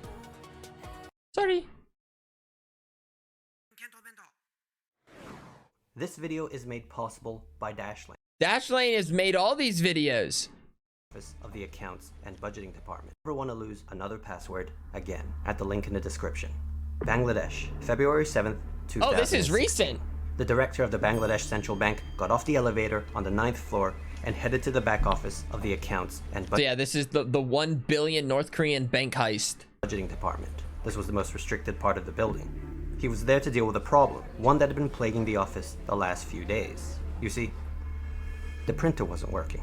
This was kind of a big deal. It was causing a real disruption. The automated printer, which was hooked up to the bank's software, was supposed to work round the clock, 24/7, printing out the bank's transaction reports in real time.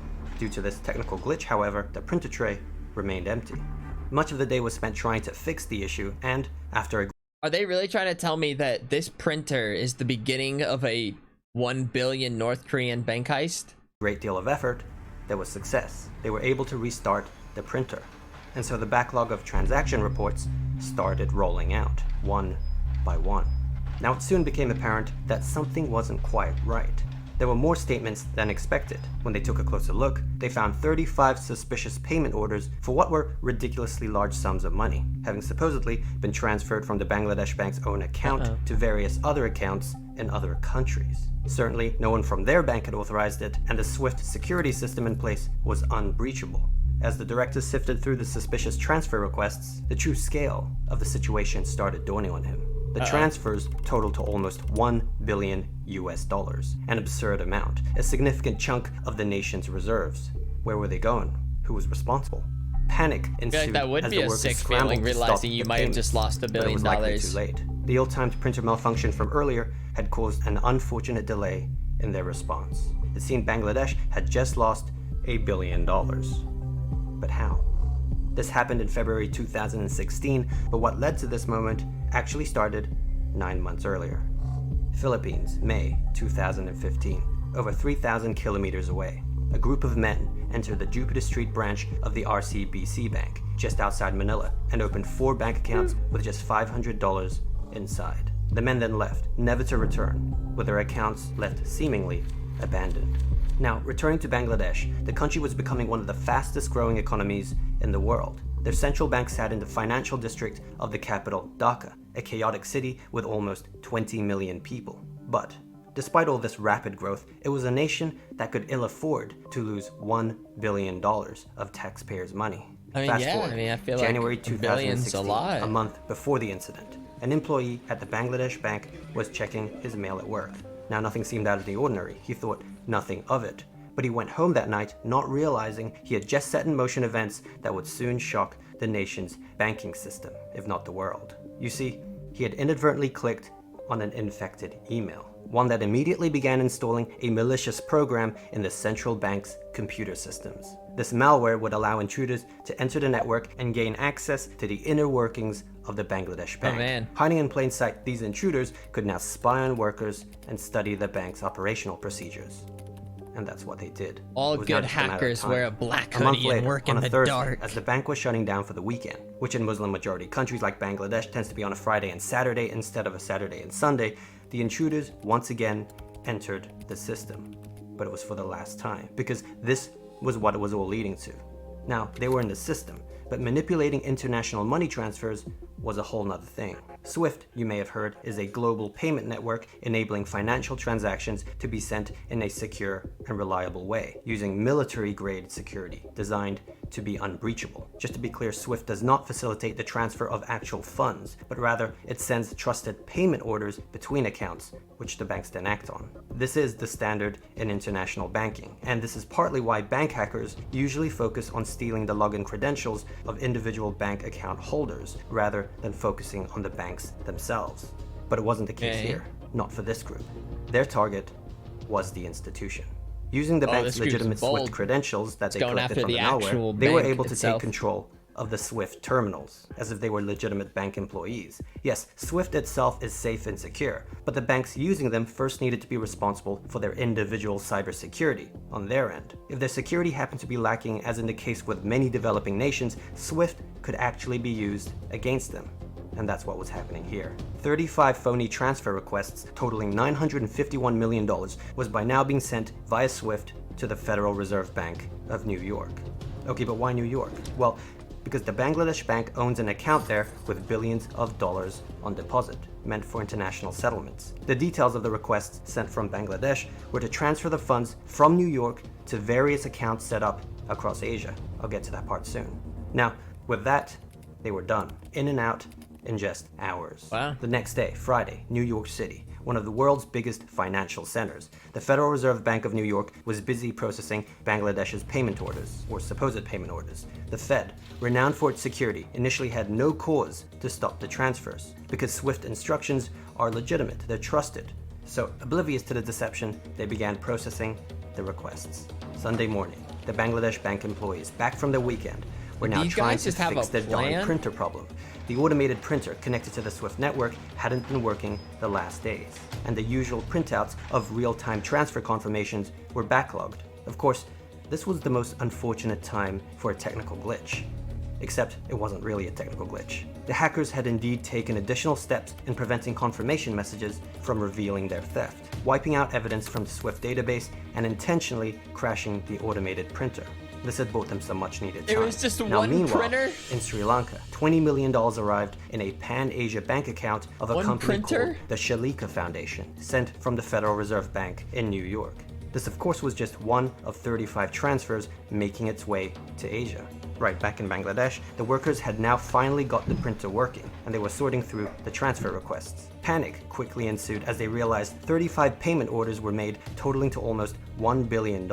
They immediately tried to send a stop payment order to the New York Fed, but it was a Sunday, and there was no one there to respond. By the time New York staff would return on the Monday, it would have surely been too late. Now, little did they know they had actually caught a lucky break, because okay, well, maybe they're bad. I would say I'm just surprised, like, for something like that, they wouldn't have people working on Sunday, or I don't know, like, you know what I mean? It turned out, the automated system in New York had flagged 30 of the transactions for manual review. By complete luck, one of the words on the SWIFT order happened to match the name of a shipping company that had been blacklisted for evading US sanctions against Iran. Pure coincidence.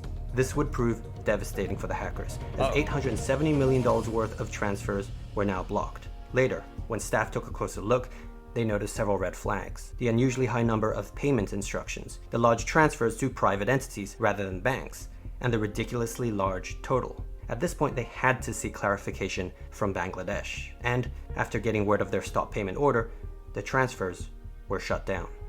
It was over. The gig was up. Or was it? Or was it? Yes, 30 of the transactions worth $870 million would never be seen by hackers, but there were still 5 transactions left.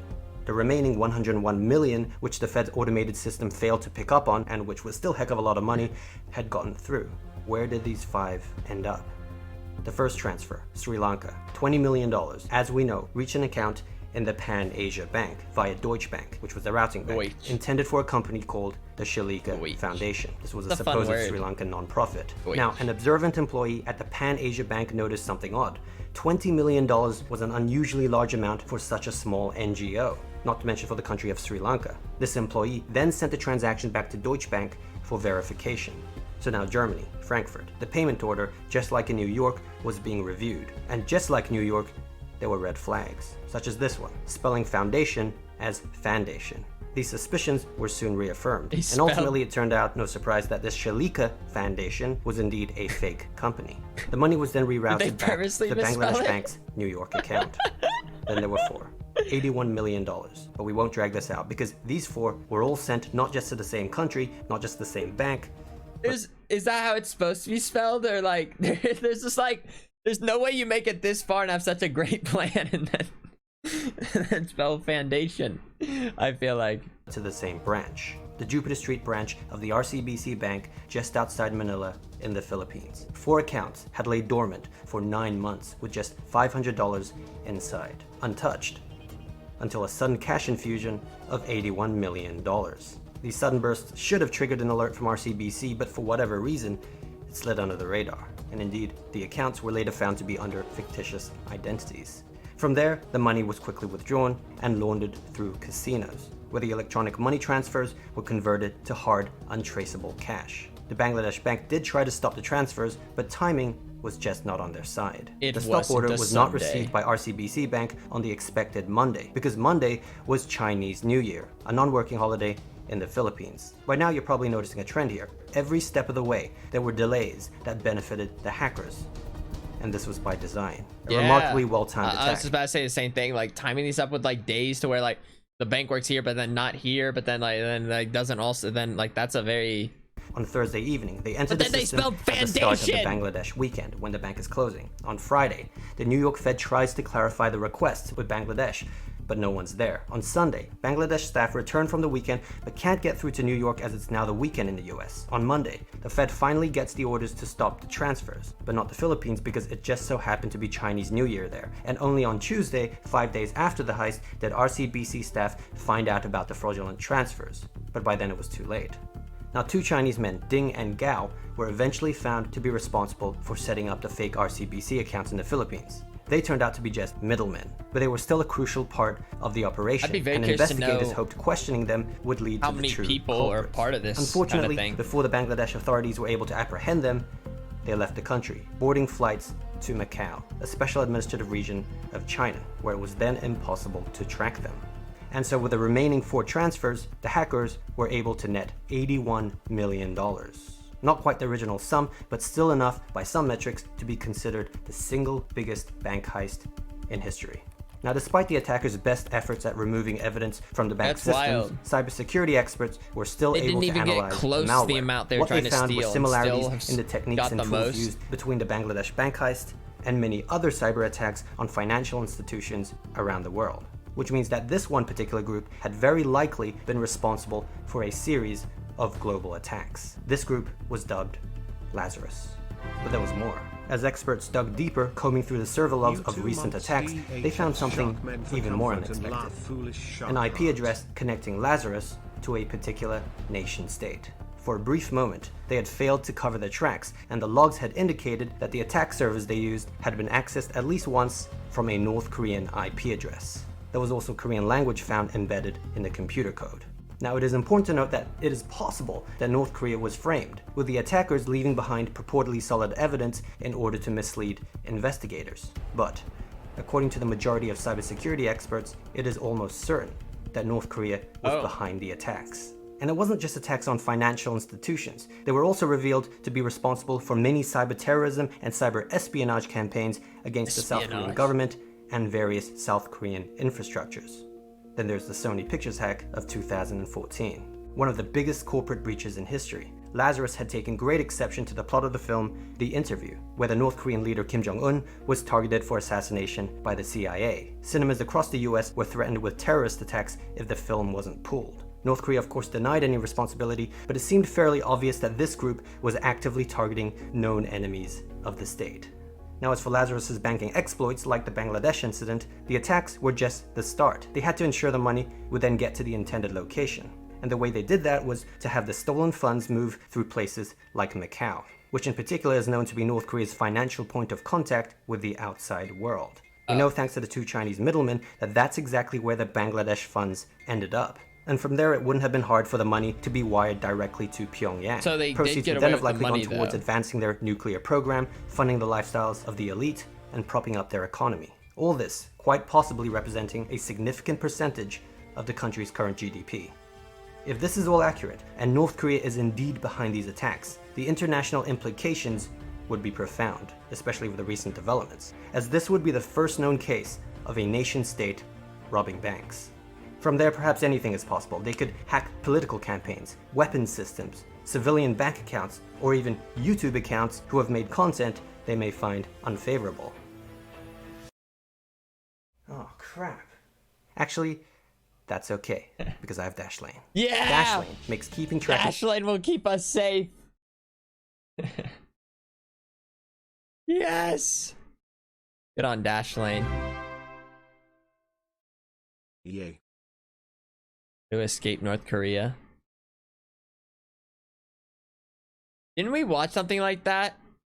Or did I watch that on my own? Did we do that? Like how to escape North Korea or something? Or did I watch that on my own? I can't remember.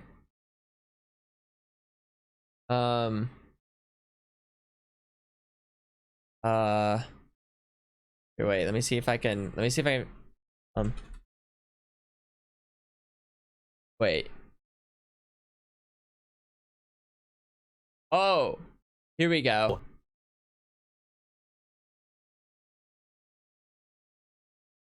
Doo-doo-doo. Doo-doo-doo.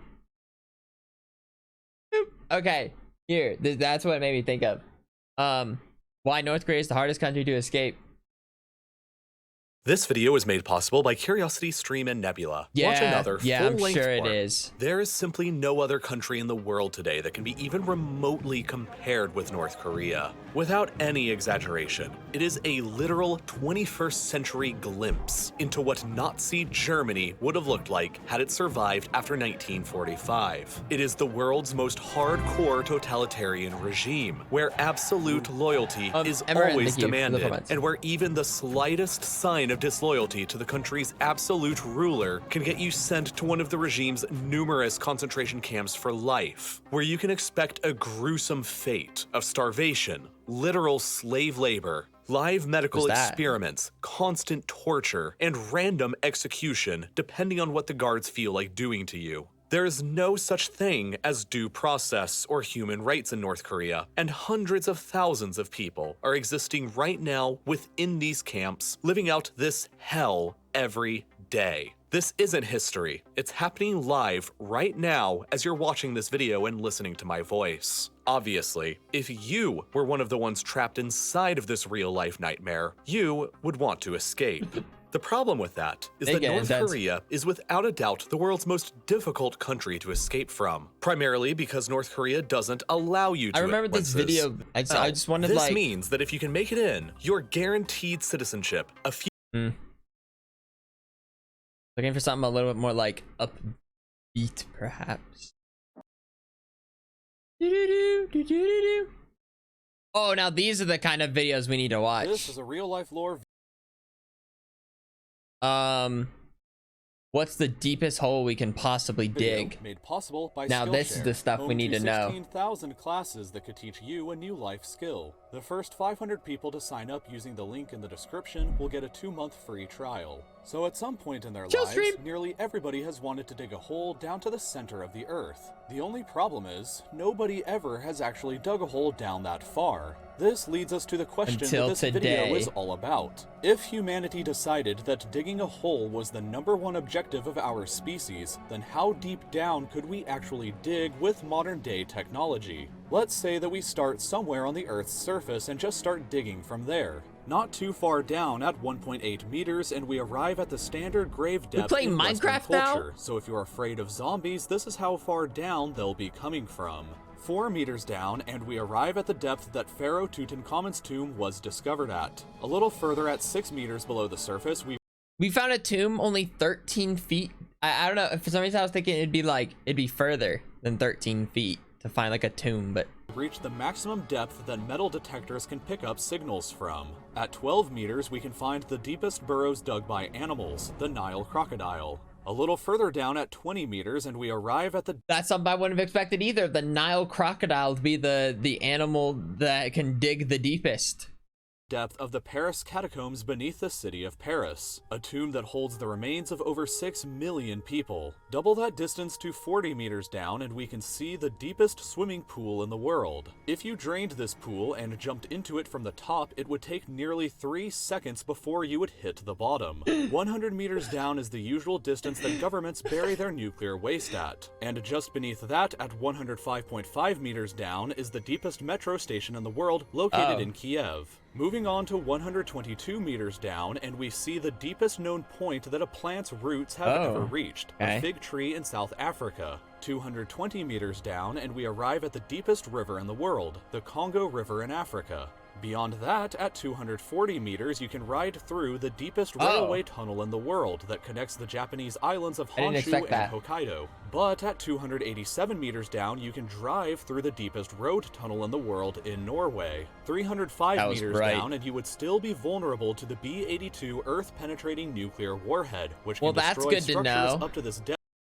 Yeah, so 1,000 feet down is not safe from the warhead. Beneath the surface. Incredibly though, at 392 meters, we arrive at the deepest well and possibly deepest hole ever dug by hand. This is the Woodingdean water well in the UK. Why is it such a deep well? well? Back in 1862. At 603 meters down, we arrive at something terrifying. The deepest vertical drop inside of a cave. If you were unfortunate enough to be in this cave and fall down this hole, the fall would be higher up than falling from the top of the One World Trade Center in New York, and the fall would take you over 11 seconds before hitting the bottom. Even further down though, at 700 meters, is where the Chilean miners were trapped at for 69 days back in 2010. Oh, that sounds terrible. 970 meters down is the deepest hole ever dug that still has an open sky above it, the Bingham Canyon open pit mine in Utah. This pit is so deep I've seen pictures of this before. Tallest building in the entire world in the center and still have over 100 more meters to the surface. Much further down at 1,410 meters though is where the deepest concert ever held happened by the band Agonizer in Finland. 1,642 meters down is the depth of the deepest lake on Earth, Lake Baikal in Russia, and 1,857 meters down is the deepest part of the Grand Canyon. The deepest known cave on I'm just trying to think, like if you're like at a certain part of the Grand Canyon and you look down, it goes a mile down. That's kind of crazy. Earth is located 2,197 meters beneath the surface in Georgia, but the deepest hole that you could actually fall into goes way deeper than even this. All the way down at 3,132 meters is the bottom of the Moab Kotsong mineshaft in South Africa. Taking the elevator takes 4.5 minutes to reach the bottom. It doesn't take even but if you longer. fell into it from the top, it would take you 25 entire seconds for you to hit the bottom and think about what you've just done. Long enough to receive and miss an entire phone call.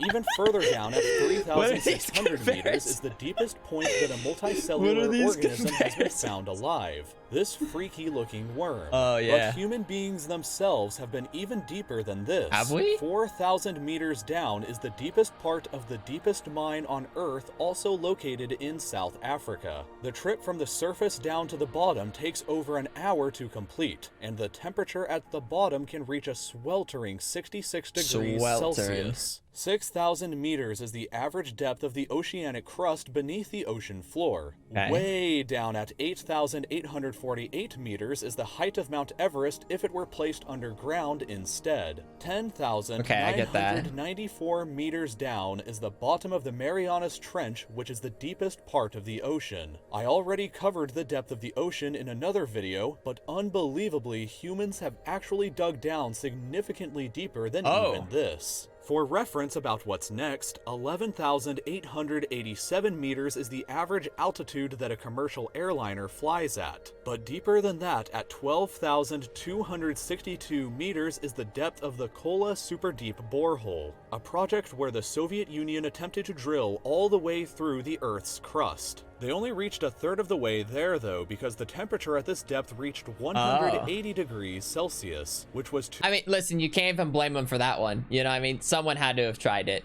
you know?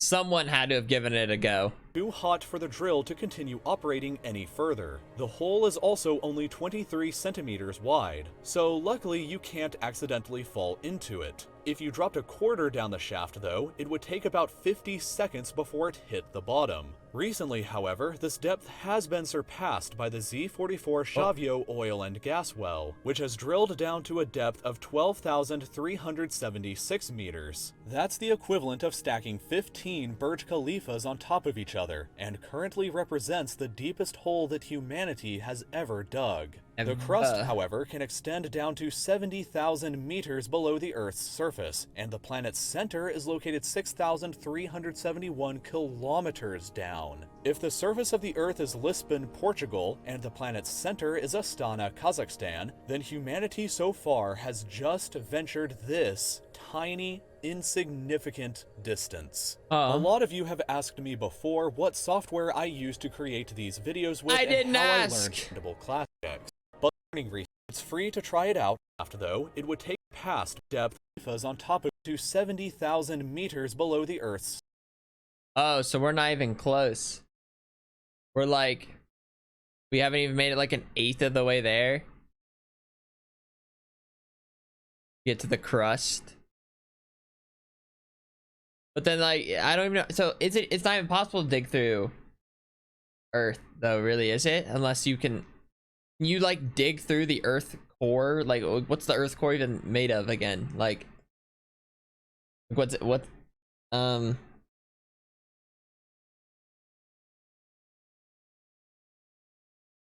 just melted rock. Like,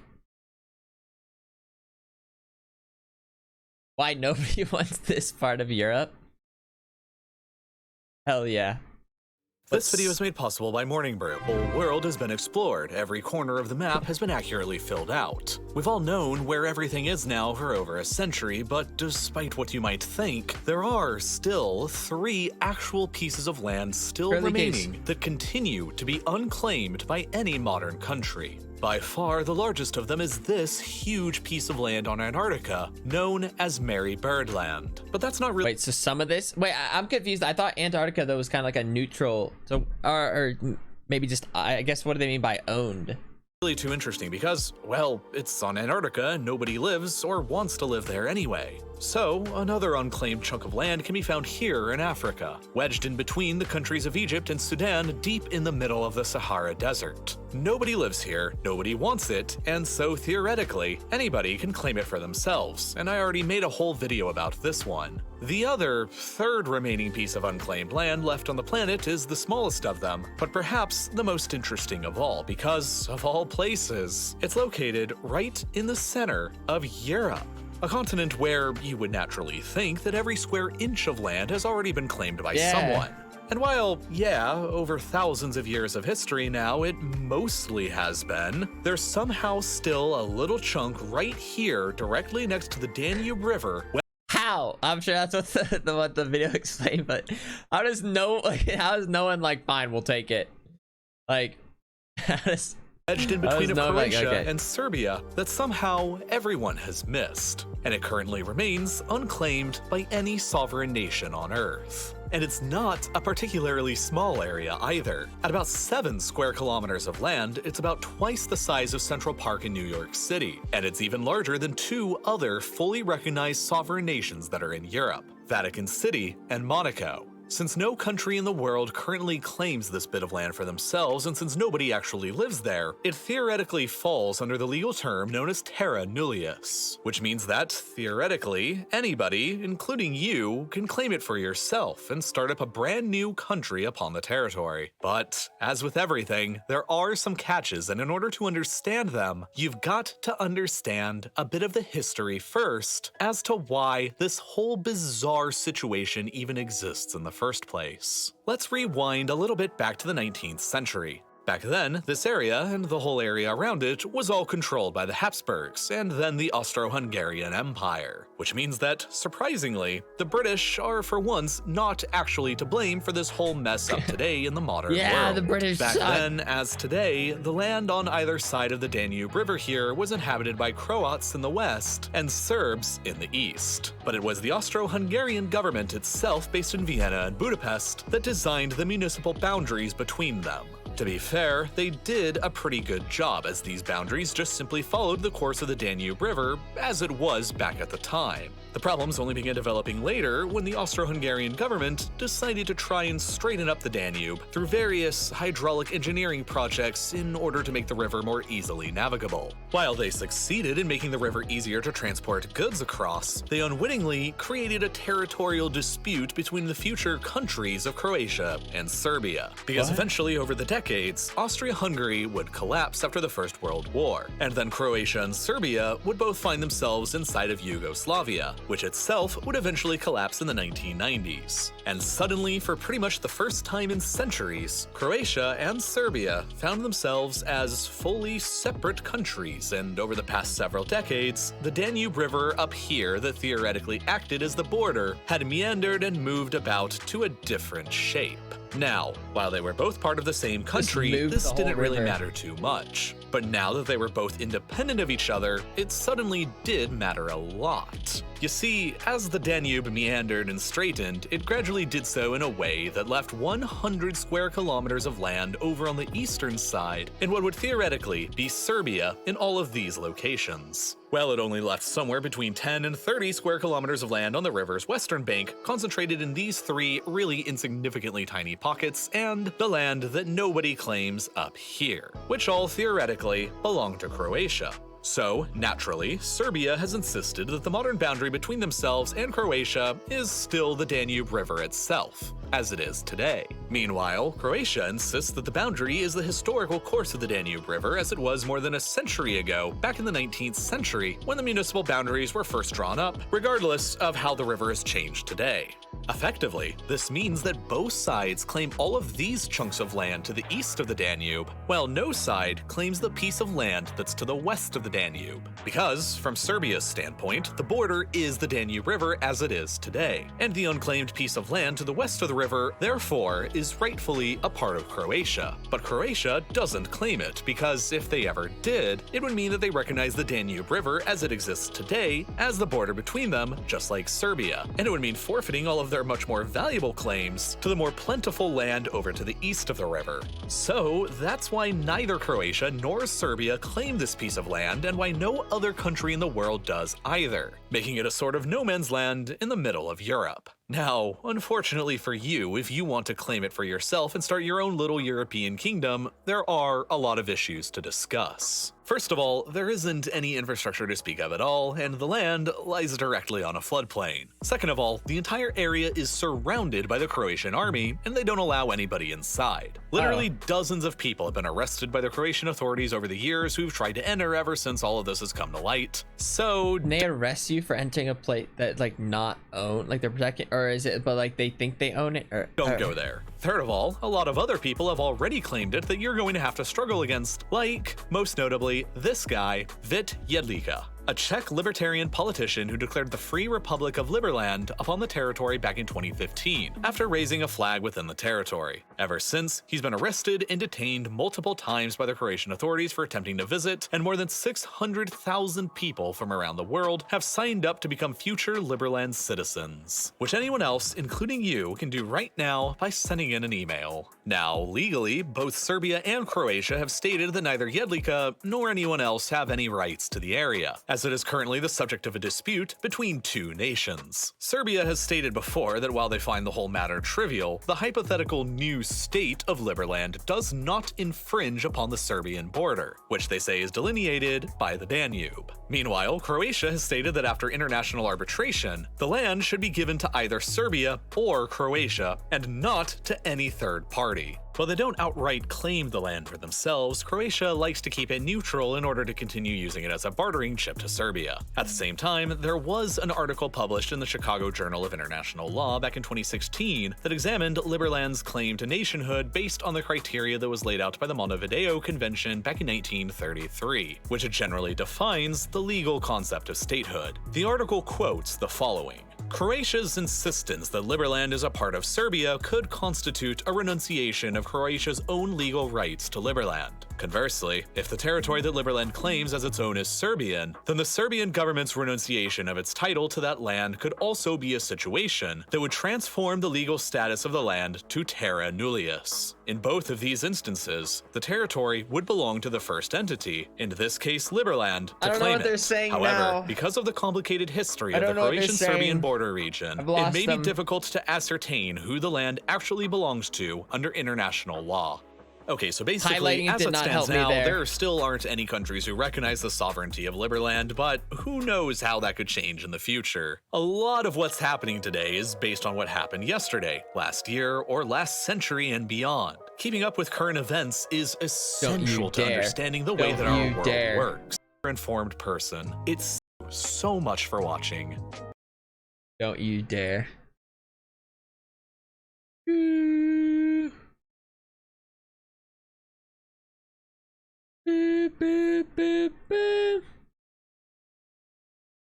Oh, here we go. Okay, one more. This video is made possible by Skillshare. What if you were stranded in the Sahara Desert alone?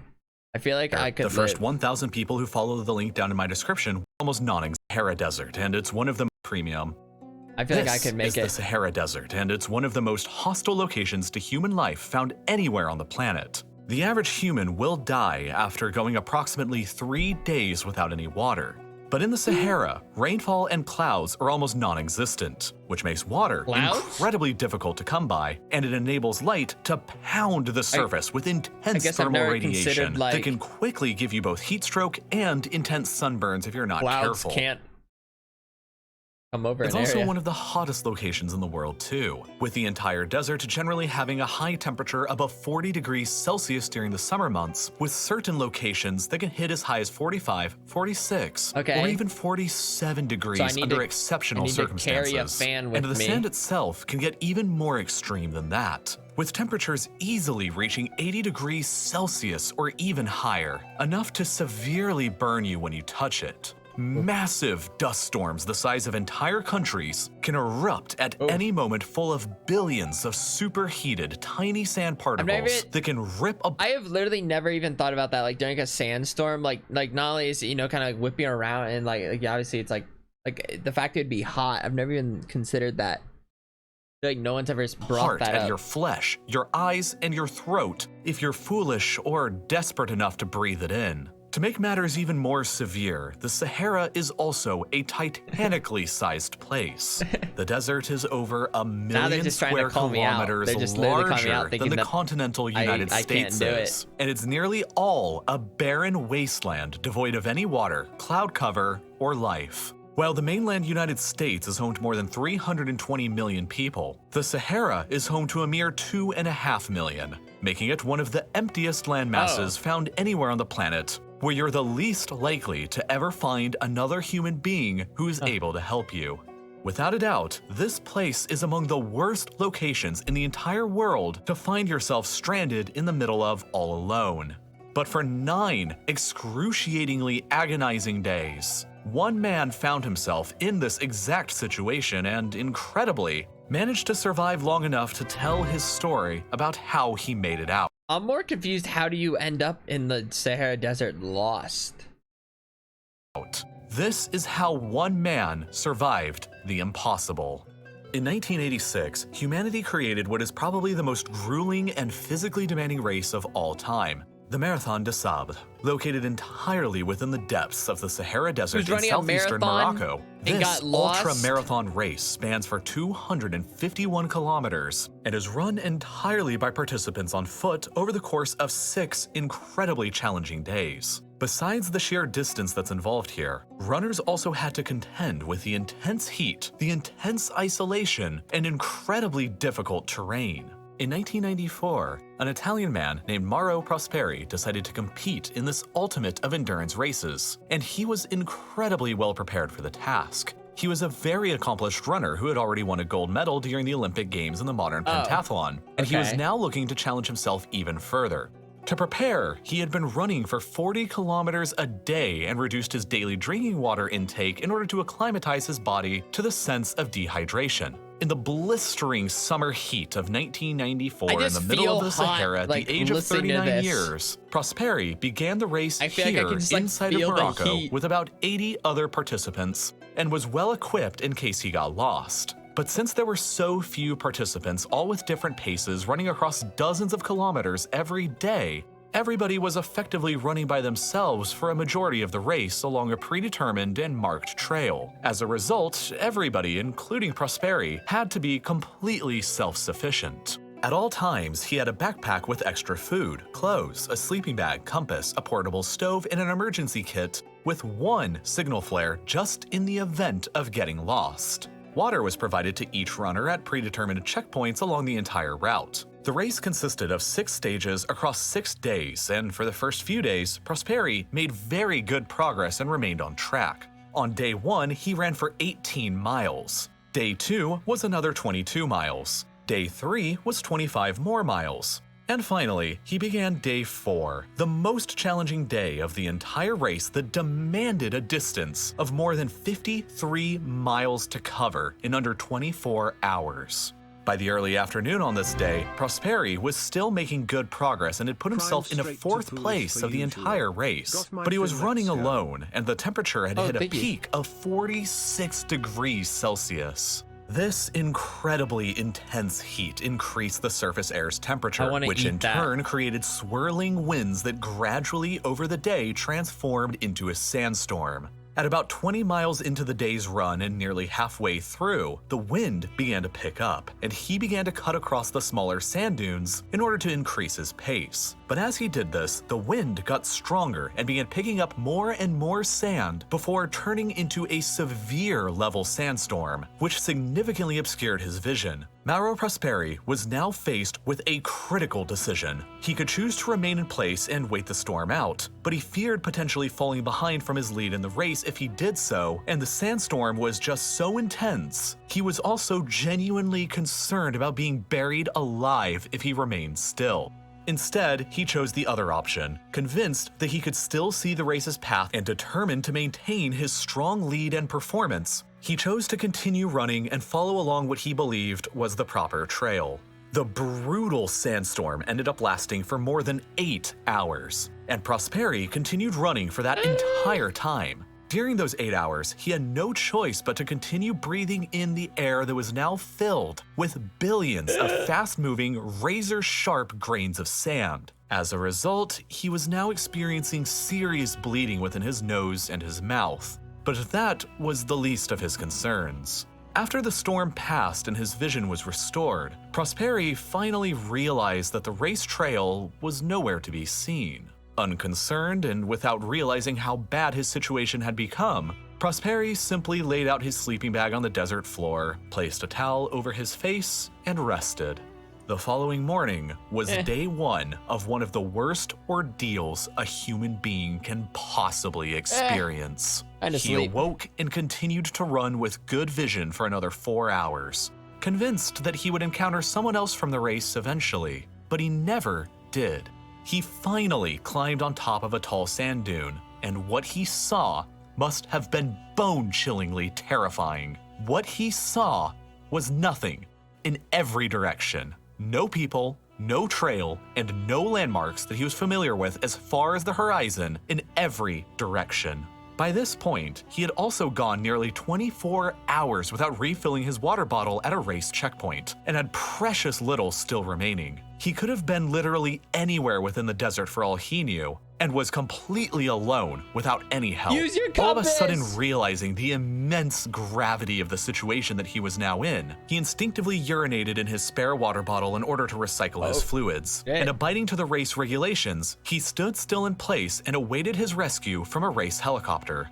He remained in this position and situation for hours until the sunset, when he finally noticed a lone, low-flying helicopter flying directly towards his position. Obviously, Prosperi assumed that this helicopter was searching for him to rescue, and he quickly pulled out and fired the single signal flare that he carried with him within his backpack.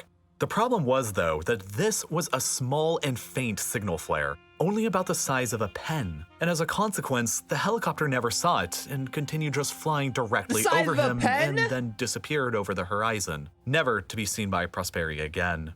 In the years since then— Dude, that's something straight out of a movie. Like, he's like, oh no, like, no! Runners are now equipped with significantly more heavy-duty maritime flares to avoid something like this from ever happening again. Absolutely crushed by this sudden hope and massive disappointment, Prosperi once again fell asleep and arose on the morning of day 2 to continue on. With temperatures still hovering around in the 40s Celsius, wait, it's time for the he feared 4-hour that ad. remaining stationary for much longer would result in serious heat stroke for himself. So he took out his compass, but all he could see was sand in every direction. So he didn't even know which way he should begin. Regardless, he set out to find some shade and water.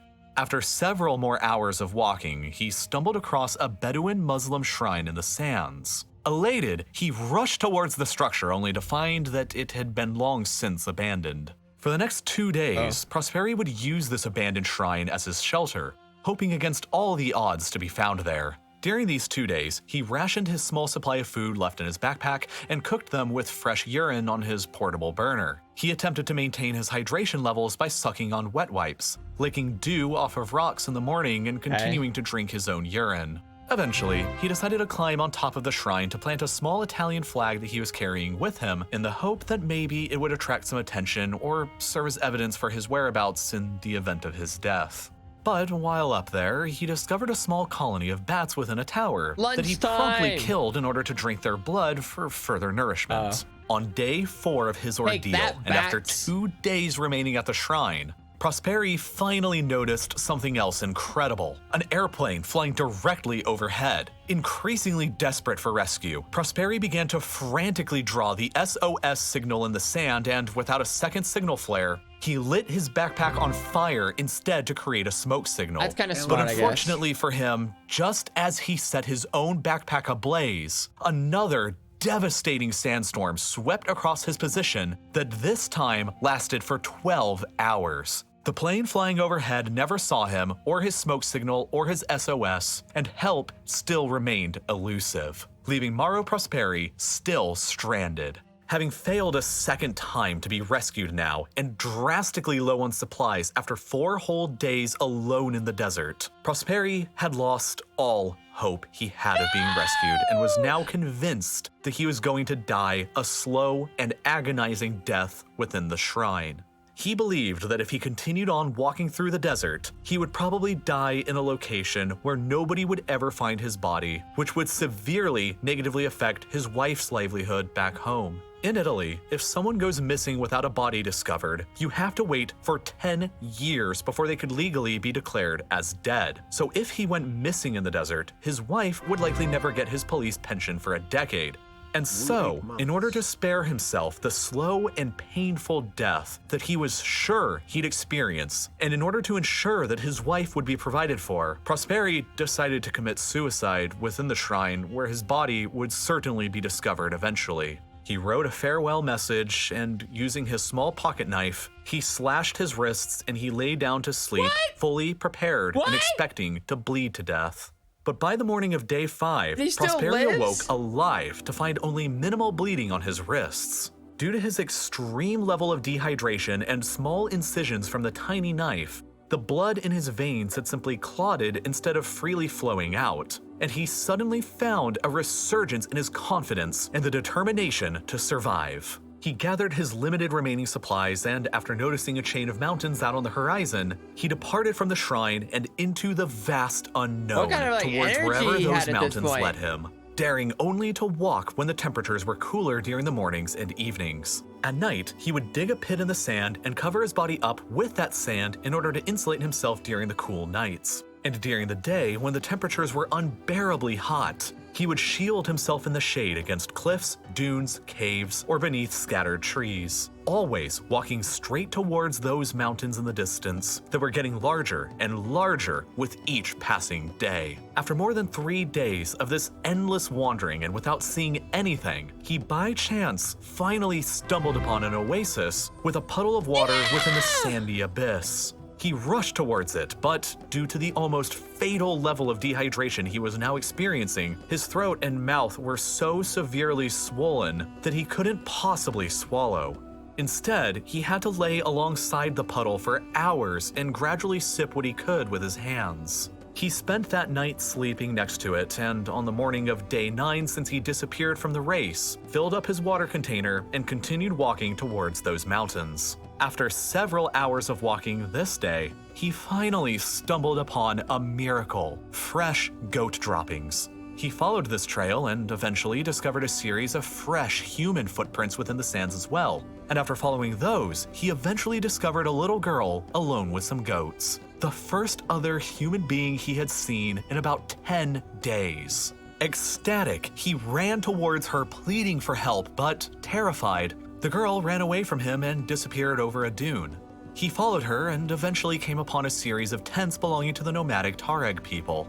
And there, he was attended to by some of the camp before getting picked up by a patrol of the local military police. The police took him to a hospital, and it was then that Mauro Prosperi truly learned just how far off course from the race trail he had actually stumbled. He was no longer even in Morocco, but in Algeria. While unwittingly crossing the border, he had wandered 180 miles off course from the race path and successfully traversed the Jebel Bani mountain range. For an American comparison, that's pretty much as bad as running a marathon in New York City and getting so lost that you accidentally ran all the way to Boston.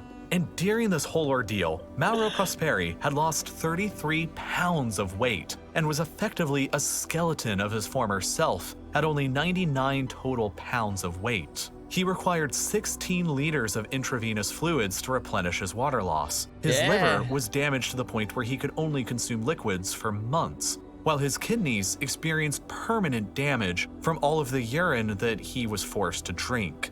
It took nearly 2 years for him to recover from the 10-day ordeal, but he had survived the impossible all the same. After 7 days in the hospital in Algeria, he finally was able to fly home to be reunited with his wife and family. And ever since, Mauro Prosperi has incredibly returned to the Marathon des Sables to compete 6 different times, and noticeably placed in 13th during the 2001 race. 7 years after his near-death survival experience, and last year in 2020, he finally published a book detailing his entire ordeal titled Those 10 Days Beyond Life, that you can read so long as you understand Italian. I haven't been able to find out if the book is currently offered in any other languages, but I do know that writing an entire book about anything is amazing, or how to even learning, help you get ahead in school or give you the skills needed for career advancement. I mean, you know, like what are the odds? What are the odds you get lost twice? One man survived being lost at sea for 438 days. Was it really like on a canoe? Was it?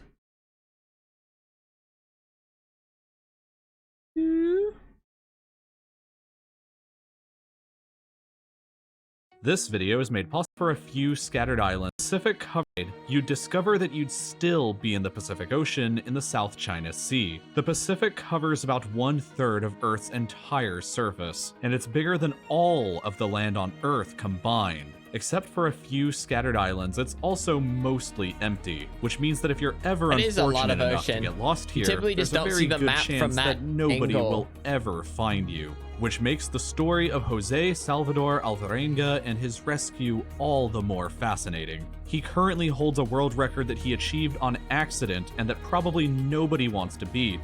The longest time spent being lost at sea. Against all odds, he somehow survived being lost for 438 days in the Pacific, so his record probably won't be beaten anytime soon.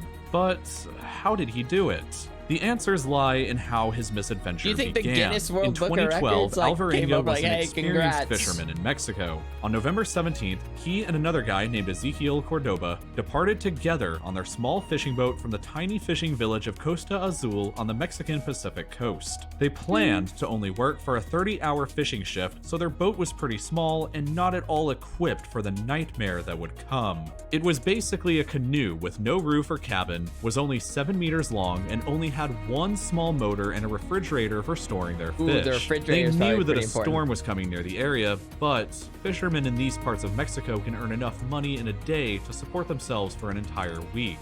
So they decided to take their chances and traveled 120 kilometers away from the coast to work. At 1 a.m., the storm hit them and was threatening to sink their boat.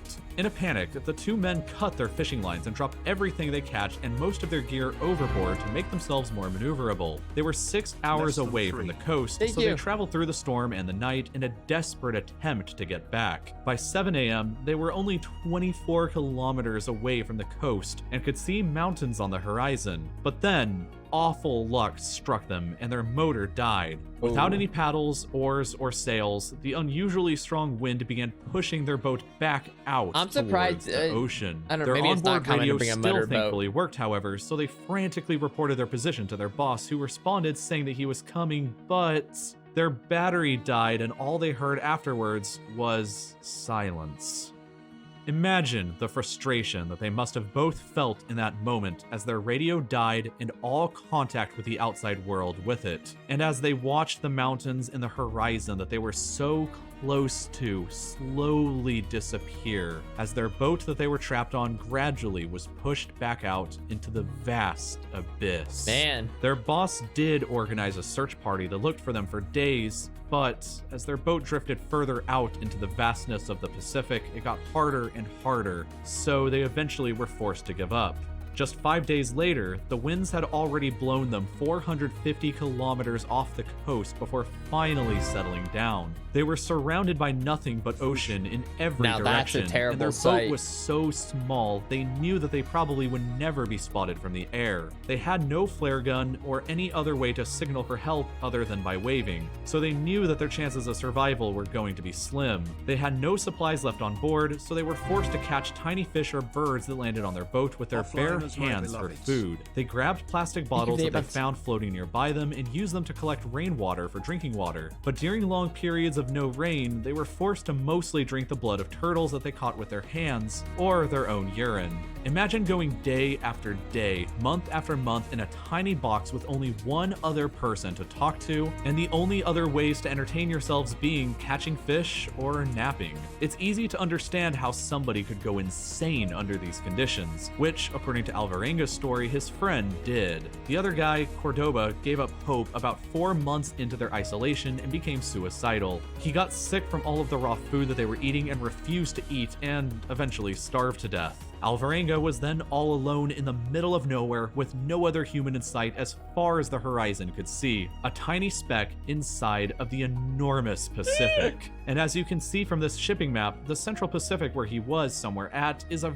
very quiet part of the world. Ships rarely come through this area, but even still, he claims to have encountered one when he was alone. A cargo ship apparently passed right by him and 4 men on board spotted him and waved, but they just kept moving past him and never even bothered to stop. Imagine how frustrated you would have been again if you were lost for months. You were all alone and you finally spotted rescue, but they just ignored you and kept on moving. 11 months in, and Alvarenga had traveled about 8,000 kilometers across the ocean in his tiny little boat. His clothes were shredded and he only had a sweatshirt to protect himself against the sun.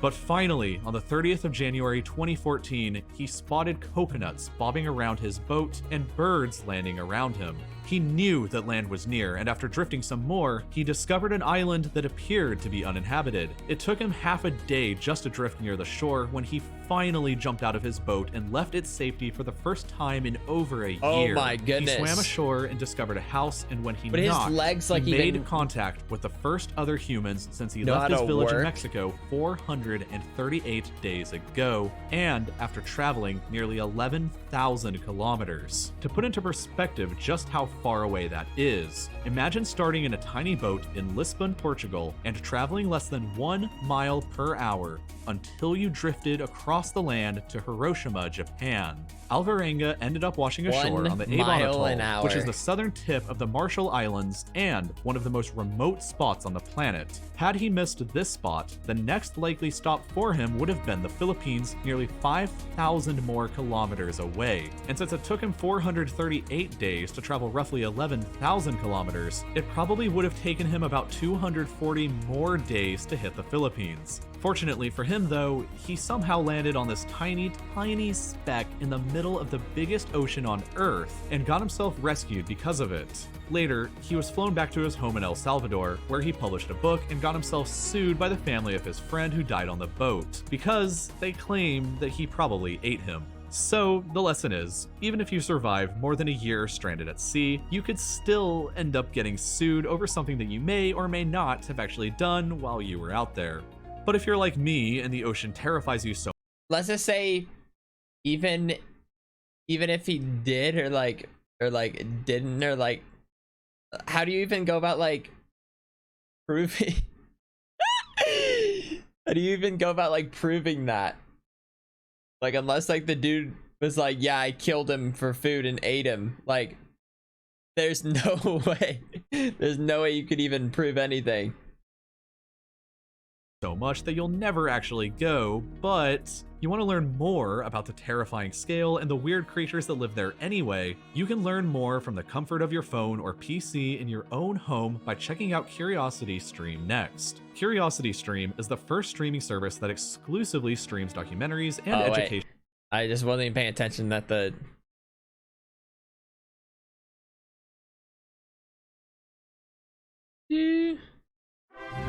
so many people that just find themselves getting stuck. Hey, 12 and then months with Foosh. Boom, boom, boom.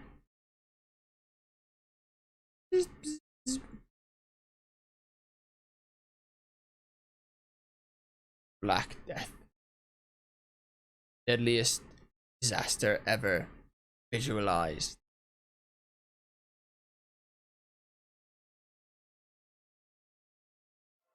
Just let me know. Listen. There's some let me know videos.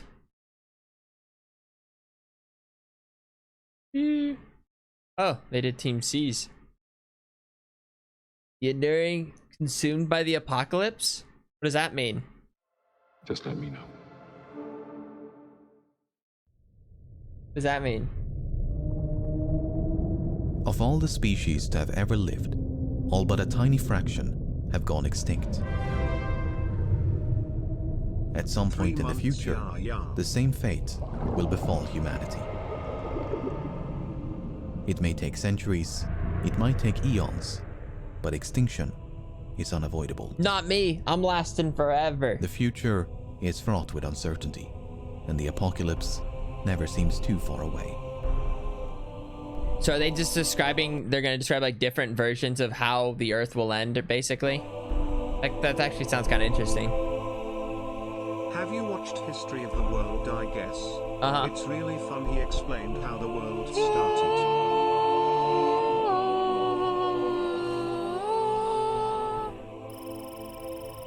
Oh.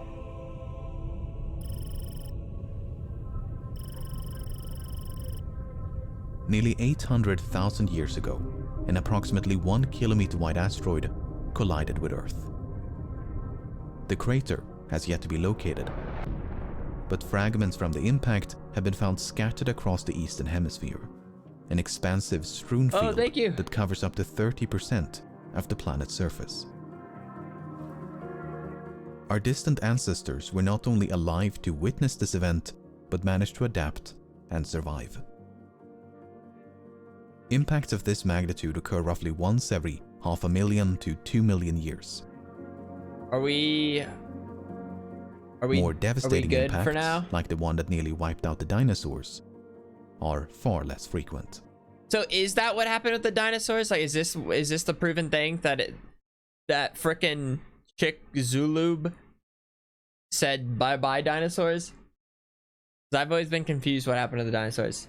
Possibly striking once every 100 million years. Whether a collision of this magnitude is survivable is a matter of debate.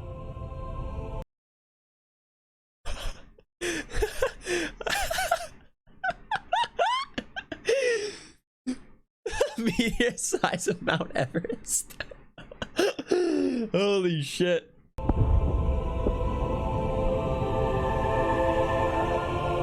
Well, like, I don't know. It's just one of those, like, it's kind of like tough to put like into perspective, like 10 kilometers. You know, I'm not as familiar with kilometers. I know obviously it's a little bit more than miles, but like, it's just when you like, it's just good. It's why they did it too. Like when you just have a comparison, like just to think about it, it's like, sometimes it's tough to like put like an actual like number like into perspective. Survivable is a matter of debate.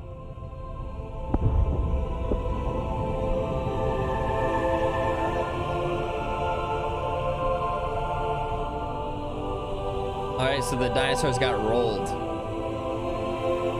This music's kind of going crazy too. The kinetic energy released upon impact would be equivalent to the simultaneous detonation of billions of atomic bombs. Those who survived the initial blast would be subjected to unrelenting earthquakes, firestorms, and tsunamis. A thick layer of smoke and dust would quickly envelop the globe and blot out the sun.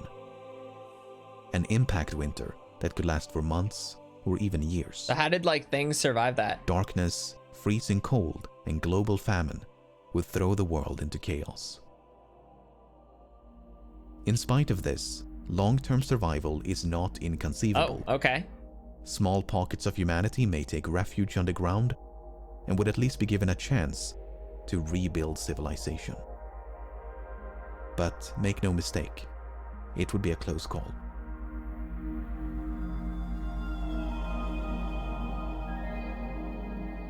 The survivability of an impact also depends on how much time we have to prepare.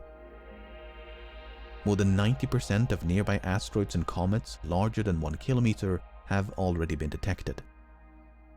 If one of them were on a collision course with Earth, we'd know for decades or even centuries in advance. Holy shit. But this was not always the case. That's just wild to think. In 1983, a 9-kilometer wide comet was only spotted 2 weeks prior to its closest approach. That's 2 weeks of preparation had it been aiming for Earth. While things have significantly improved since 1983, space is impossibly vast. In 2019, an asteroid capable of leveling a city was detected a day before it flew 5 times closer to the Earth than the Moon. Not even close. While the odds of an extinction-level collision are remote, it's not impossible. There is a class of objects known as Damocloids. Damocloids are typified by their highly eccentric orbits and low reflectivity, meaning they periodically pay us a visit and are extremely difficult to detect. Holy shit. We're currently tracking about 200, but there could be hundreds more tumbling through the solar system. Damocloids are, on average, 16 kilometers wide. 16 If one of them were on a collision course with Earth, there might not be any warning.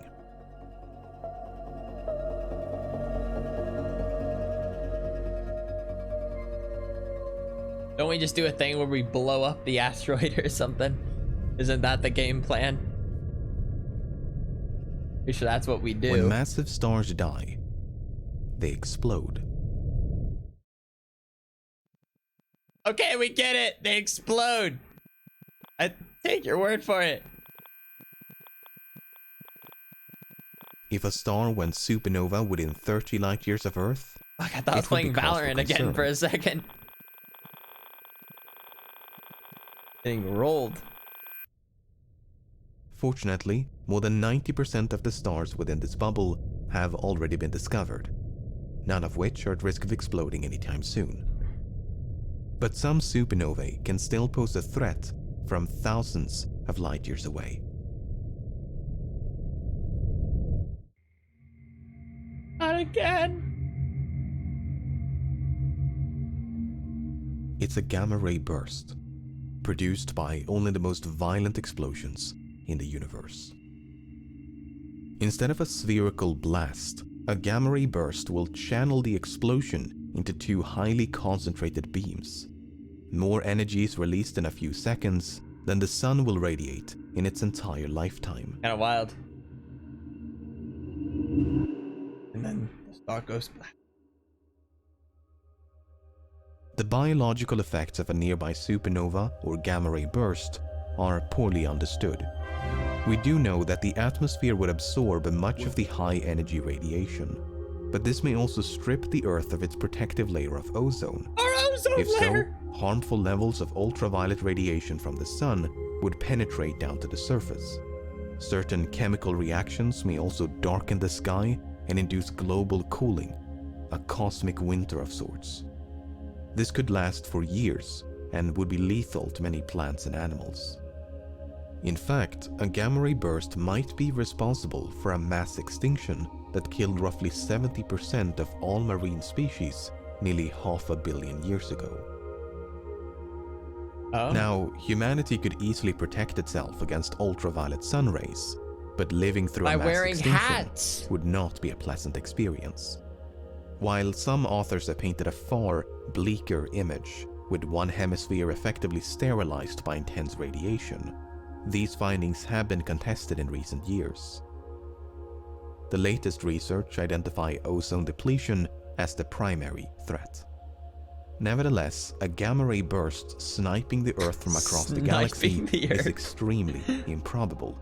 All of them have so far been extragalactic in origin, much too distant to pose a threat. How far away is it? What? 130 million that light years? How much? How far is how I forget the. There are a few potential candidates within the Milky Way. None of them appear to be directed. I would watch out for APEP. Okay, I'm not trusting APEP right now. That's only 7,800 light years away. Edda Kareen though wouldn't do us wrong. Apart from impact events and stellar explosions, the foreseeable future is free of cosmic threats. Other eventualities are either too improbable or won't happen for millions of years. Ample time for us to prepare. Would hate to be my great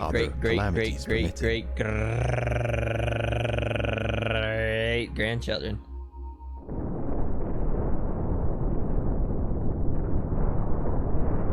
What did you think about the volcano?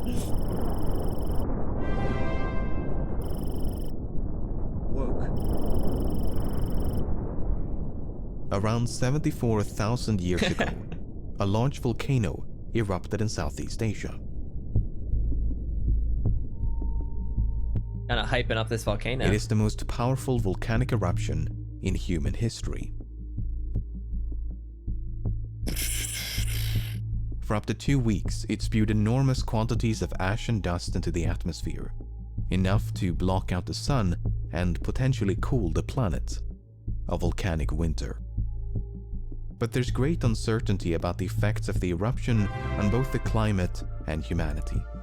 Hi, foolish. Thank you. It ranges from severe to mild, with the latest research supporting the latter. In either case, this is good news. It means that supervolcanic eruptions pose little to no threat to human existence. Well, that's cool to hear. After all, if early humans stood a chance, then so should we. Yeah! But there is something even more destructive than supervolcanic eruptions. It's known as a flood basalt event. An earthquake? The largest one occurred 250 million years ago. An enormous outpouring of molten rock covered a region of Siberia the size of Europe. And it just so happens to coincide with the deadliest mass extinction in history.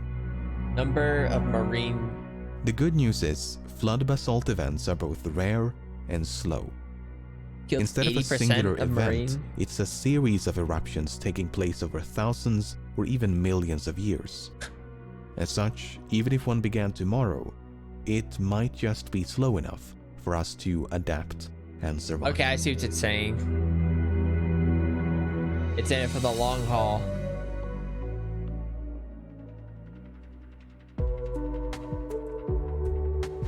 Throughout the centuries, pandemics have exacted a heavy toll on humankind. Among the worst was the Black Death. In less than a decade, it killed between 25 and 60% of the European population. The total death count is unknown, at least tens of millions. The Colombian exchange of diseases and the Spanish flu claimed the lives of many millions more. The tragedy of these pandemics and epidemics notwithstanding, they never came close to extinction. None of them killed more than a few % of the global population. For instance, the Spanish... Wait, the Spanish flu killed more? Wait, but what was the world population at the time? Oh. These pandemics and... I didn't say. I mean, there's probably less people at this point. Epidemics notwithstanding, they never came close to extinction. None of them killed more than a few % of the global population. For instance, the Spanish flu infected nearly 1/3 of humanity, yet the vast majority of cases did not result in death. 1/3? A pathogen that not only infects but also kills every single member of a species is difficult to imagine. In fact, there are very few examples of infectious disease driving a species to extinction. With that being said, it's not inconceivable. For instance, pathogens that can pass between multiple species can be far deadlier than those limited to just one. The H5N1 avian influenza, also known as the bird flu, is one such virus. So far, it's transmissible between humans and birds, but it can't sustainably spread among humans. However, laboratory experiments have shown that it may eventually acquire this ability through natural mutations. Yeah, it's cool. If so, it could easily become the worst pandemic in human history. When but was even this this made? horrifying This was made in proposition January does 18, not come 2021. close to extinction.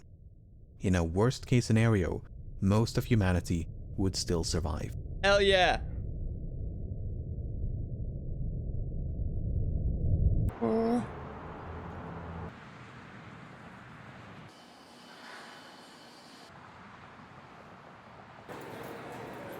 Where is this going? Where are we going with this? Pandemics are complicated. It's a topic that's more relevant now than ever before and cannot possibly be done justice in a few short minutes. But in the narrow context of human extinction, it seems unlikely for nature to stumble upon that perfect storm. I guess we're okay then. Apart from volcanic eruptions and natural pandemics, the Earth has no inherent means of eradicating the human race. No other form of natural calamity is powerful enough to threaten our existence. As such, the most immediate threat to humanity has for a long time been, and continues to be, humanity.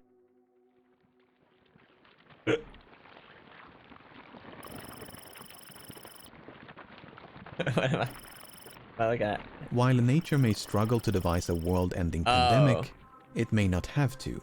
Biotechnology has now advanced to a point where we can engineer pathogens in a laboratory. While this can greatly benefit our understanding and treatment of infectious diseases, it's not without risk. Accidental breaches of containment have happened on multiple occasions, and these experiments are not always conducted in the name of science. These engineered microbes are concerning because their destructive potential far exceeds that of their natural counterparts. They can be deadlier, more transmissible, and less treatable. And the rapid pace of technological progress is constantly lowering the threshold for bioengineering. His biggest concern was, he said it in so many words, that a small group of dedicated scientists could create an altered biological agent that could wipe out humanity as we know it. Technically speaking, you can do almost anything with a microbe. The real question is, will you end up with a microbe that functionally will do the things that the concerned person at your hearing said, looks namely, familiar. essentially wipe out everyone from the face of the earth? Again, that's conceivable, although it's inconceivable, but it is in fact, anything is possible. It would be very, very difficult to do that. Conceivable, Extraordinarily difficult, inconceivable. even in the best of hands, to not only do the engineering to get a microbe that has the characteristics, but be able to spread in a way in which it has virulence, transmissibility, and the ability to go in a sustained, transmissible way. Not impossible, but very, very difficult to do.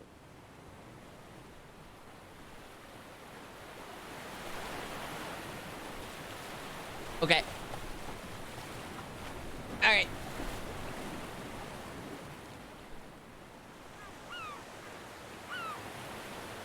Get these birds out of my ear.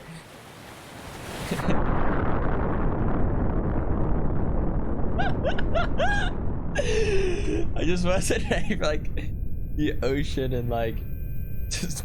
A nuclear holocaust is among the most infamous doomsday scenarios. I said get these birds out of my ears, I didn't mean that! Since the end of World War II, we have on numerous occasions been driven to the brink of nuclear conflict. Sometimes by accident, sometimes by very intentional brinkmanship. The nuclear stockpile currently stands at more than 13,000 warheads, the vast majority of which are owned by Russia and the United States. In the event of an all-out nuclear war, these thousands of bombs could instantly vaporize hundreds of millions. But the explosions are only the beginning. The real danger of a nuclear conflict my ears. is It was the like aftermath. left to right, left to right. It's like Much like an impact event or supervolcanic eruption, a thick layer of smoke and dust would quickly envelop the globe. A nuclear winter that not only blots out the sun, but showers the world in radioactive fallout. Firestorms, radiation poisoning, and mass starvation could easily claim the lives of billions. However, because humanity is not evenly distributed across the planet, some regions would be less affected than others. Island nations like New Zealand, for instance, are all but certain to survive.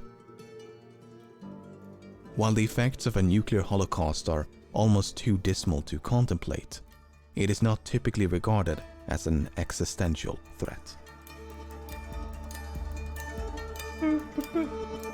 why does New Zealand? Artificial intelligence has had a profound impact on modern society. from self-driving Are they cars saying and robots virtual are gonna take over assistants the world? to social media algorithms and facial recognition. But some experts are concerned about the future, a future in which intelligent machines become more intelligent than humans.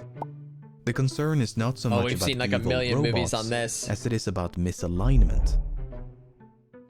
A misaligned intelligence is one that's not properly aligned with human goals and values. A system that becomes dangerous not due to any malicious intent, but due to an oversight in its programming.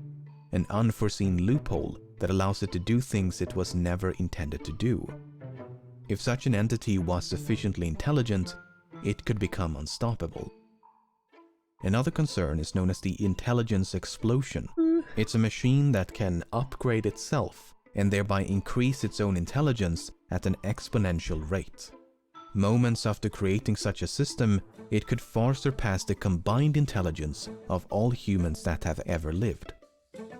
Such an entity may have little to no regard for human affairs, not unlike humanity's disregard for species less intelligent than us. With that being said, these concerns are far from universal.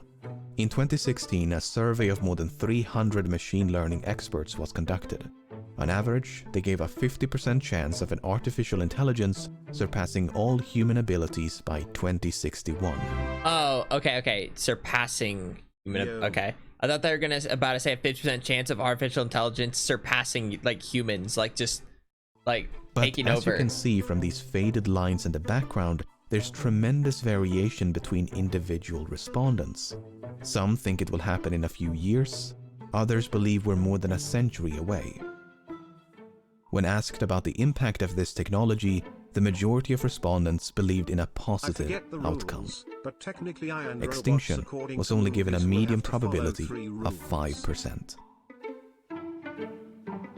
5%. Artificial intelligence is not the only emerging technology with the potential for human extinction. But the problem with assessing their risk is that we have no precedents. We can estimate the likelihood of an asteroid impact by surveying the geologic record and our cosmic neighborhood. But there's no historical context for artificial intelligence or self-replicating nanomachines. When the first nuclear device was detonated in 1945, there was a genuine concern that it would ignite the atmosphere and incinerate all life on the planet. Oh. That's gonna ignite the atmosphere? In fact, one of the observers was so taken aback by the enormity of the explosion that for a brief moment, that's precisely what he thought had happened. While this doomsday scenario did not come to pass, it's a cautionary tale. No one really knows what the future will bring. All we can do is proceed with caution and hope for the best. That was a very like interesting like artistic metaphor right there.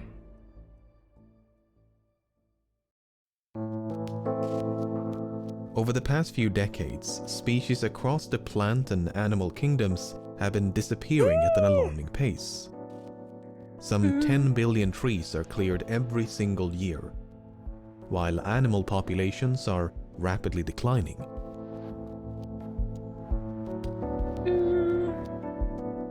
Many species are also going extinct.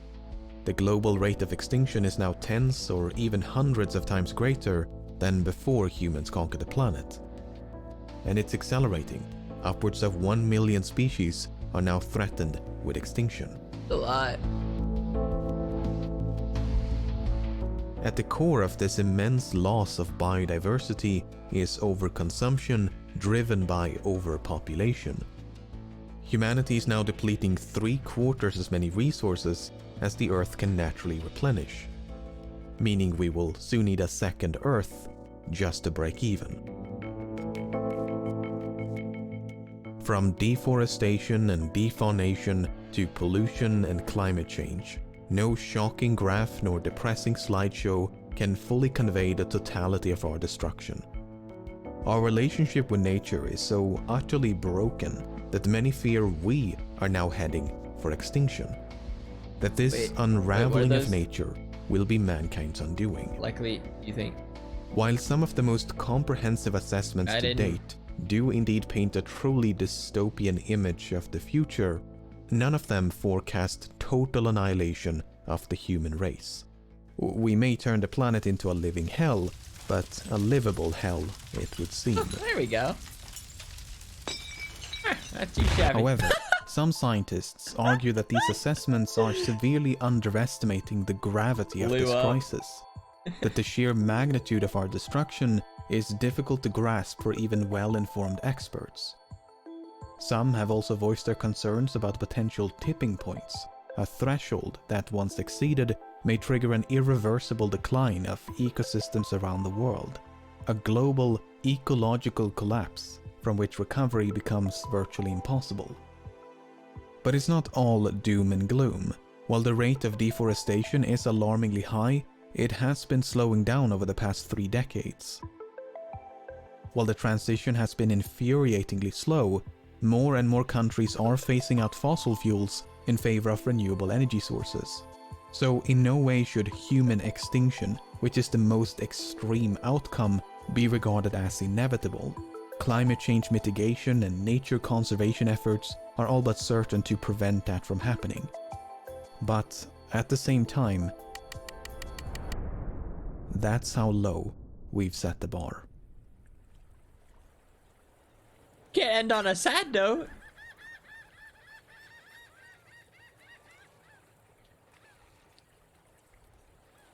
That's just like an ocean of trash.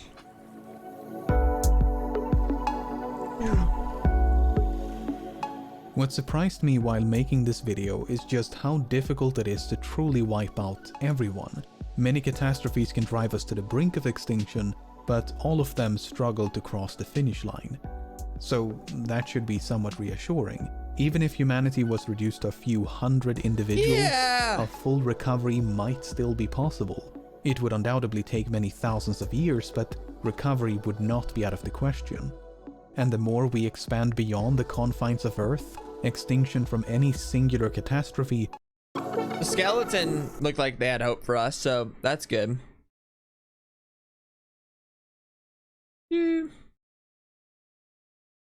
Top 10 facts. Death? Wait, what does that mean? Top 10 facts.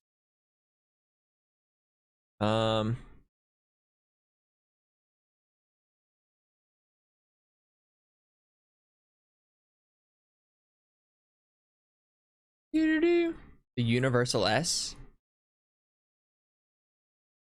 Battle. The unknowing. Mandela. Please.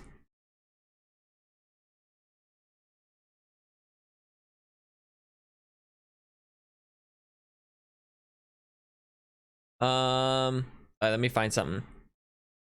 Universal S. I don't know what that means. What I learn is we are like cockroach no matter I'm what curious. happens. We come back with If I get bored, I can change it. Here you go, guys. You know, you got to eat your vegetables too. Have a little broccoli. After I don't 5 care, you years have of to eat it. searching, I have finally found something. That's loud. Back in 2014, I received an email with a link to an article. The article was titled "Solve the Mystery of the Pointy S" and was about this stylized symbol in the shape of the letter S. Upon seeing the symbol, a dormant cluster of neurons and synapses within the deepest recesses of my brain lit up like a Christmas tree and forced a long-forgotten memory to the surface. I used to draw this symbol back in primary school. 2 rows of 3 vertical lines connected by 4 diagonal lines in the middle. The ends were then capped like so to create an S-shaped I don't think I ever drew that. Beyond that, I could not remember where it came from, what it was supposed to represent, nor if it ever had a name. I think it was just a cool symbol that me and my classmates used to draw. To my surprise, however, this wasn't just some localized fad, but a globally recognized symbol. People from all over the world reported that they too had learned to draw this symbol as children or teenagers, none of whom seemed to know where it came from.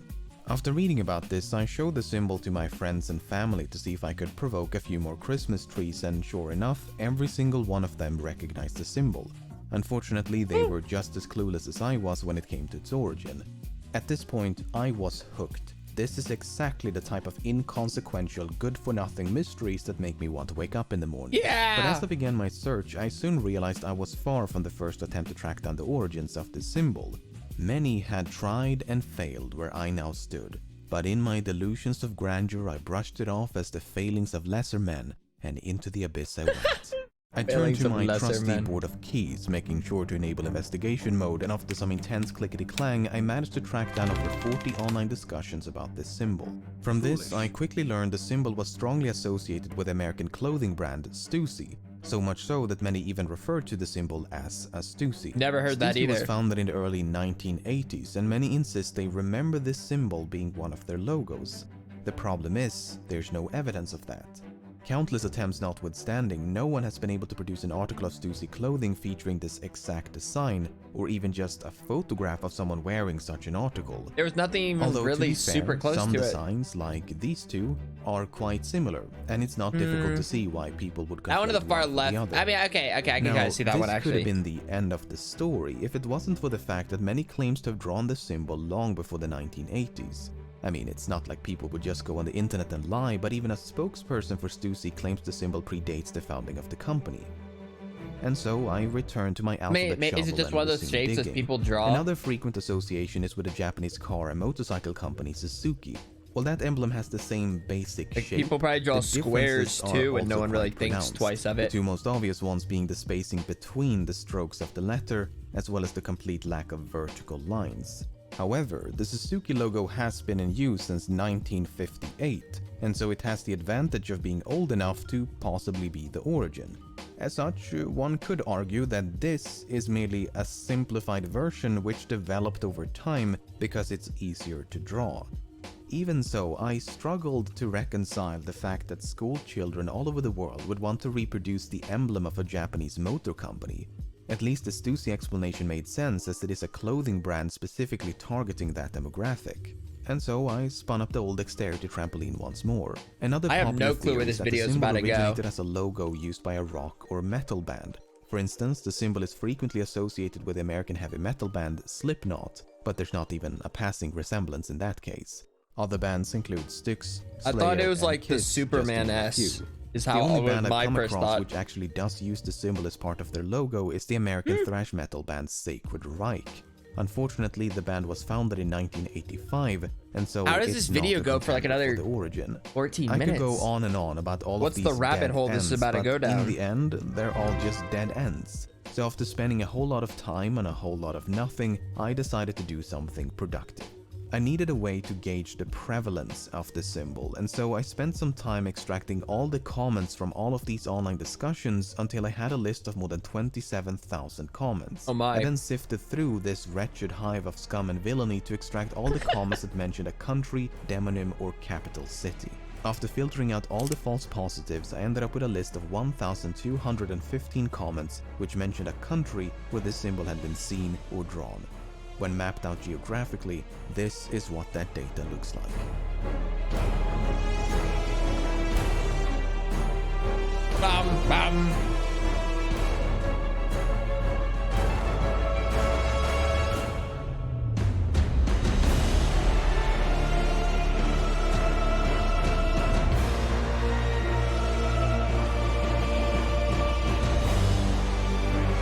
Alright, let's dial it back with the theatrics. As Hell you can no, see, you needed this to go symbol further is with it. practically universal. There is naturally going to be an overrepresentation of English-speaking countries like the US, UK, and Australia, as these comments were taken from websites dominated by those countries. Okay, that but makes it's still sense. interesting to note that the symbol has a presence on every continent.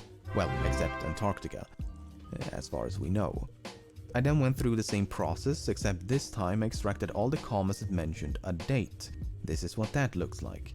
If these users on the internet, which is a sacred place of truth and nothing but the truth, then sightings of this symbol may go all the way back to the 1940s. It's not just international, but an intergenerational symbol. An S that transcends both space and time. It's the universal S. Speaking of which, is this even an S?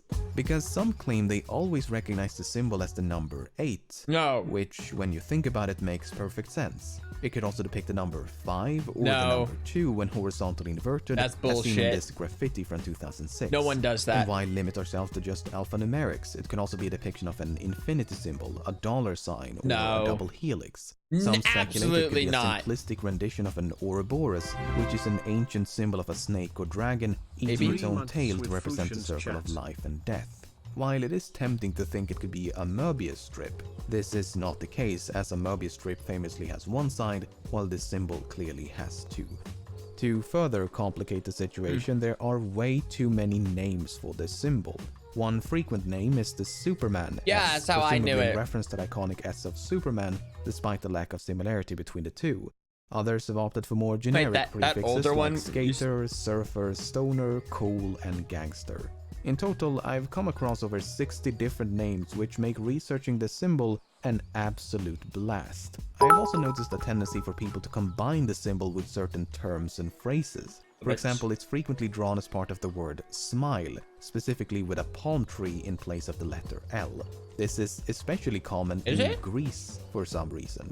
As if that wasn't enough, quite a few people claim to have drawn a chain, rope, or braid-like pattern by continuously adding rows of 3 vertical lines before closing off the ends, like so. What this means is the universal S may have originated as a pattern that was eventually truncated down to an S-shaped symbol. If that's the case, this pattern could have existed for many centuries, if not millennia, because humans kinda have a thing for symmetry. Every culture on Earth has at one point or another made use of tessellation, interlacing, We like and symmetry, you know? knotwork. So with that in mind, I What can I spent an say? ungodly amount of time looking at ornamental books, ancient artifacts, and medieval thingamajigs, He's yet I have digging been deep utterly for this. defeated in my quest to find evidence of this exact pattern. It's right Some there! were indeed similar and might have inspired this pattern, but I could not find an exact match. Suffice to say, things were going great. In the midst of this action-packed adventure of indiscovery, I happened upon this comment posted by a user on Reddit back in 2011. According to them, the universal S began as a puzzle. The puzzle consisted of 2 rows of 3 vertical lines, and the challenge was to turn those lines into an S using nothing but straight lines.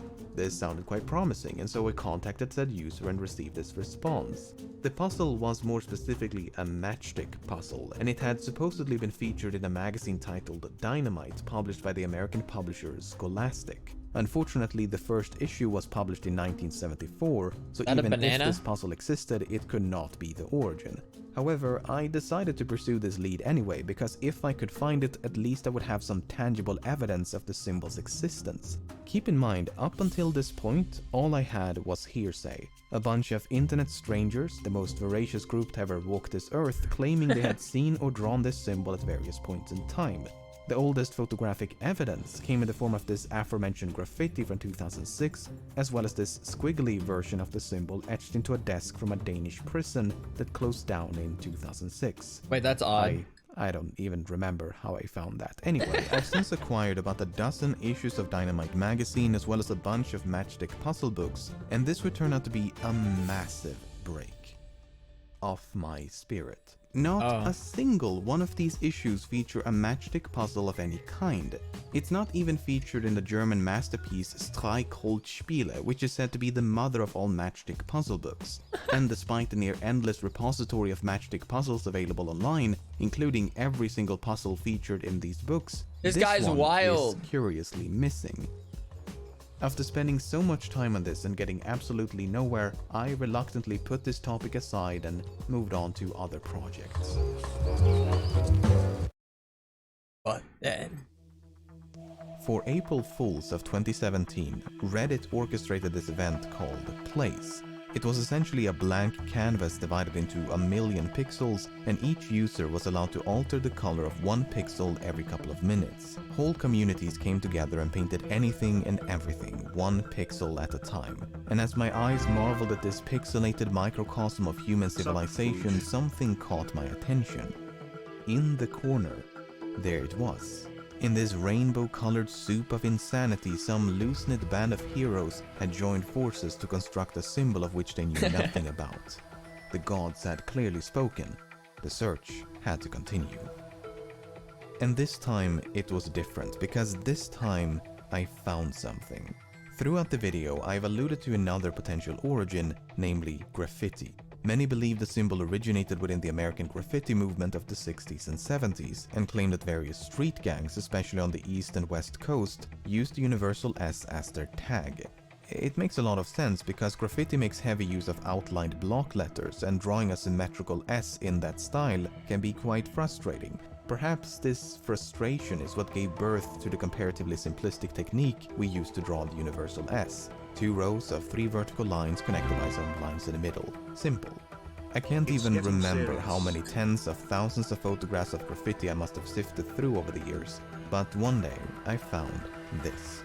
It's an art piece by an artist named Jean-Michel Basquiat, and it was painted in New York in 1982. I almost missed it, but in the corner, just as the pixel gods had promised, there it was. Basquiat describes it as the classic S of graph, graph being short for graffiti, and it's not his only piece to feature the symbol.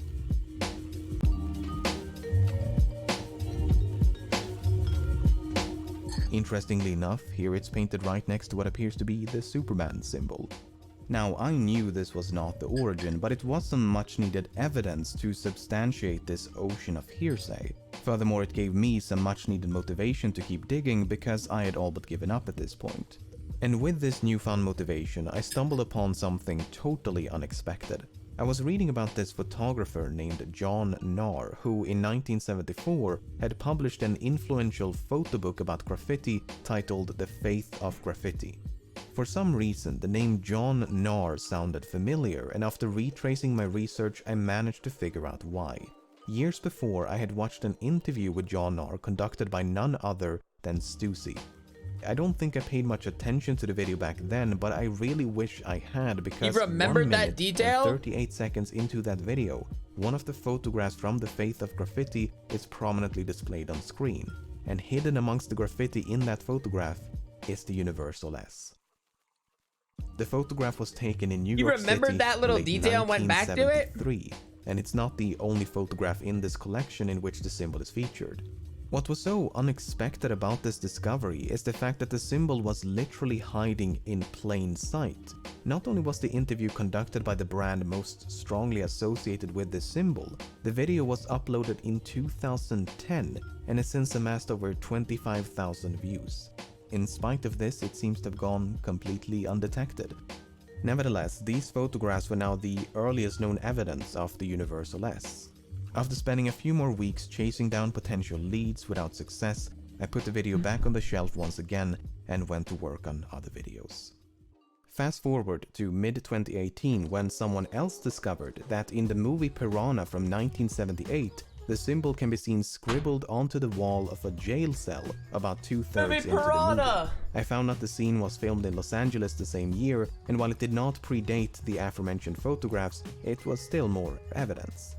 Sometime thereafter, I stumbled upon another collection of photographs taken in Los Angeles in the early 1970s by photographer Howard Gribble, many of which feature the number 8 in a style reminiscent of the universal S.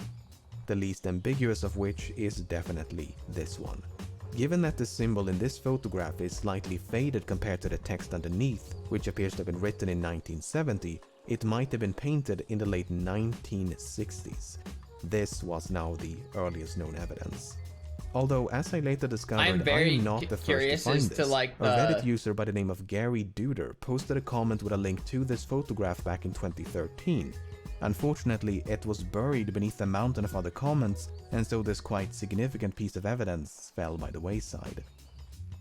In any case, I was fairly satisfied at this point. I may not have found the origin, but I had found irrefutable evidence of the symbol's existence, and that was a hell of a lot more than I had at the beginning of all of this. So, a couple of months ago, I began writing the initial draft for this script. In doing so, I found myself going through my research for the quadrillionth time, just to make sure I had exhausted every conceivable avenue.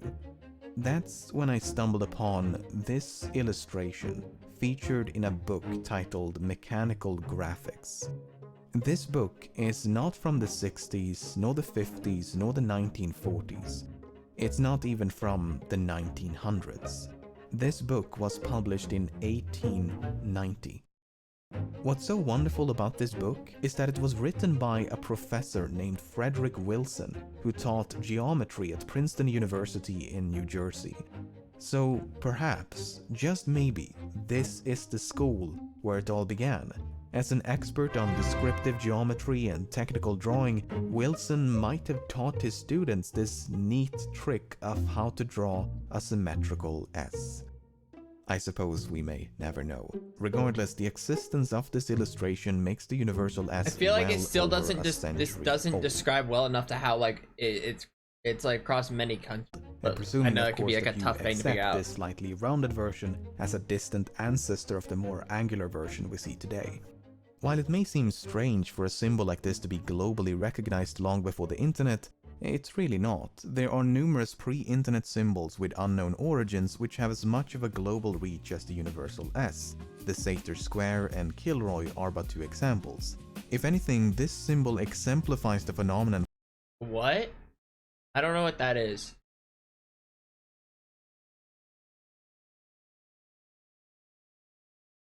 Heard of this before.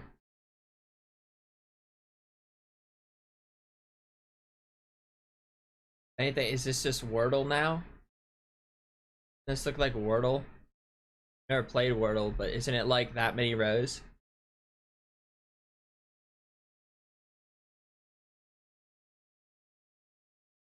Something. I don't know. Examples. If anything, this symbol exemplifies the phenomenon for which Richard Dawkins coined the term meme back in 1976. An idea or behavior transmitted from person to person, in this case through writing and word of mouth. Nor is it difficult to see why it spread, as the method by which the symbol is drawn is both clever and practical, a perfect recipe for virality. No, the mystery here is all about the origin. Where did it come from? Does it really stem from some generic pattern, or could this 19th century illustration truly be the beginning? For all we know, this symbol may date back to the dawn of mankind, plastered across the walls of Paleolithic caves, just somewhere in a cave, there's any S's there. waiting to be discovered. Okay, that may be. No, he's not. But all I know is that I certainly won't be the one to definitively solve the mystery of the pointy S. It because had to with have the been a conclusion of this caveman. godforsaken video, I am so done with this topic. Thanks for watching. Bye. Dude, he had to have been sick of this. He had to have been sick of this. Then after all that, it's not like he got like some super like great answer. I mean, he certainly went down the rabbit hole and got some answers, but like boop, boop. Boop, boop. Boop, boop, boop. Okay. Just real quickly, just like a couple, real quickly. Just like one. I'm feeling it. Just a second. Like just, I think I can do it. Just give me like 2 chances. Give me 2 chances, okay? 2 chances.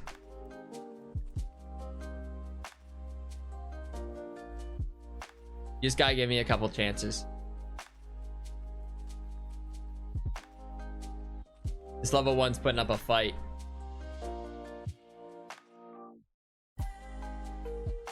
What a curve.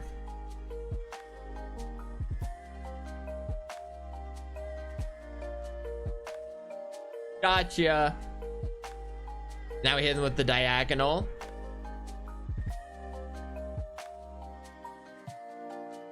Yoo! Yoo! Yoo! Stuck. Yeah. Hi Foosh and hi chat people. Give up already!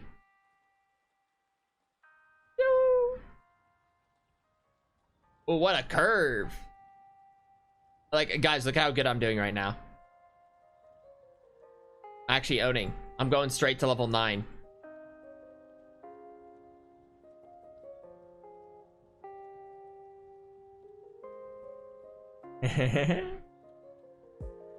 What a curve! Get him out of here!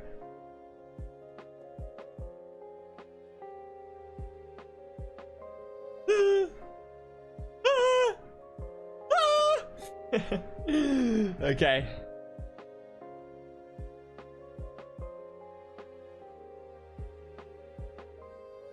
Oh.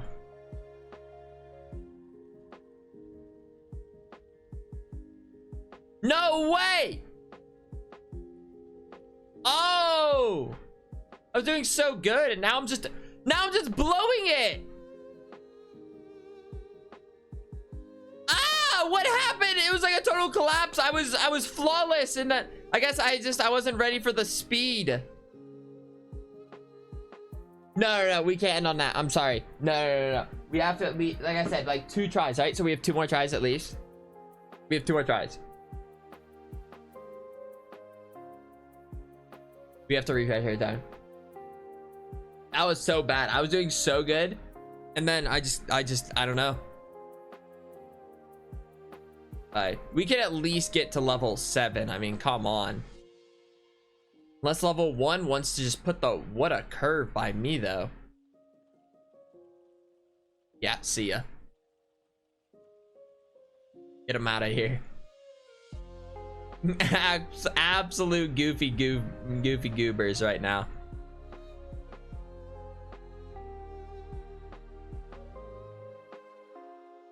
Absolute goofbergs.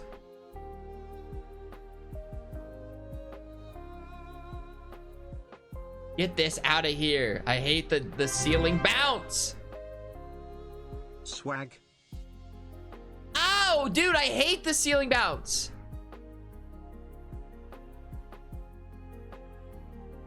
Yeah, it's like my worst like reactionary thing.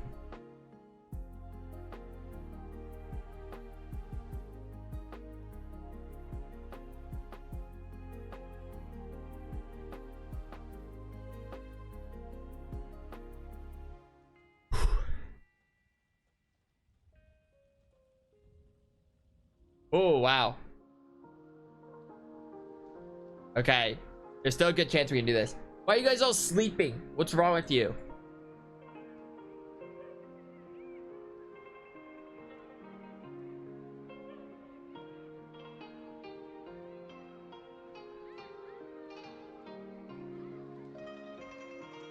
Yeah, okay.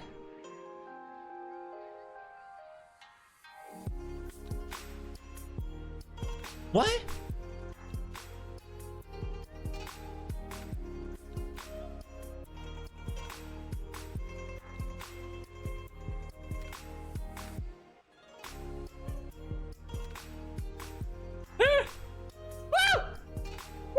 Oh, what a bounce by him. And what a cheater. Actually cheating now. Level 8. Okay, we at least made it to level 8. That's pretty cool.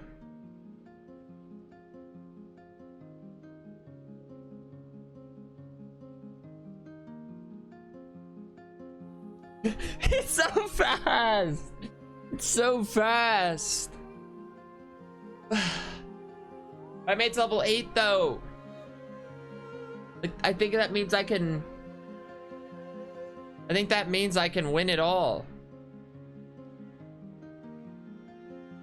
I can't lose a life on level 1. I'm sorry. That one didn't count. Oh, that was a fluke.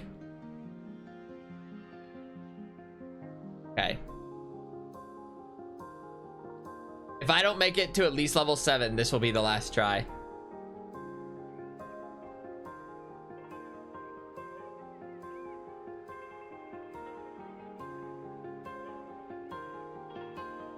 Get out! I hate when I don't curve it right off the beginning, like of these early levels, because then they put up a fighting chance.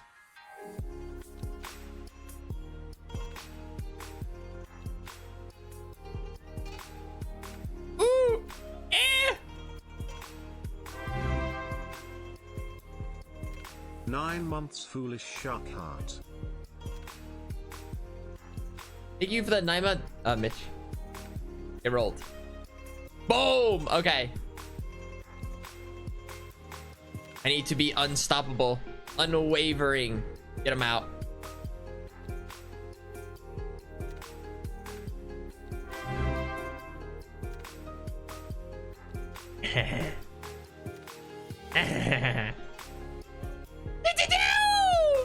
Oh, fuck me. I got too hyped. I need to calm down.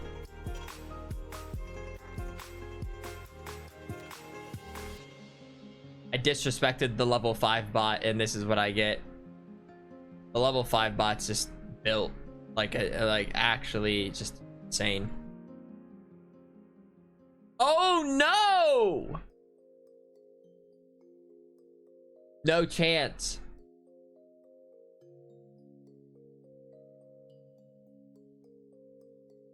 Now I'm angry.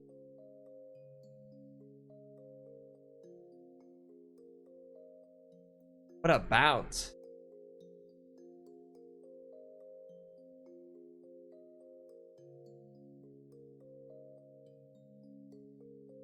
One more. Okay. This will be it. Okay, no matter what. Okay, this will be it no matter what. Okay, this is actually the last one. No matter what. No resets. No anything. Okay, this is actually it.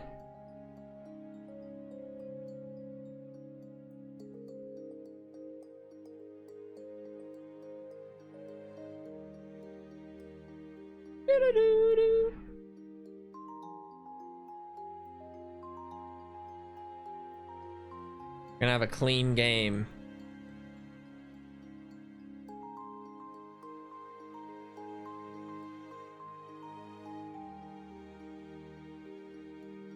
We need to make sure we don't lose a life at least until like level, I don't know, like 6.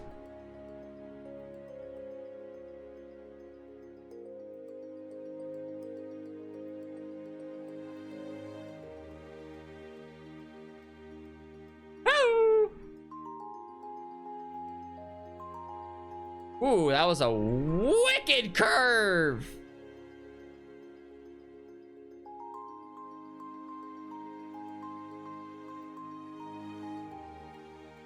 Caught him slipping.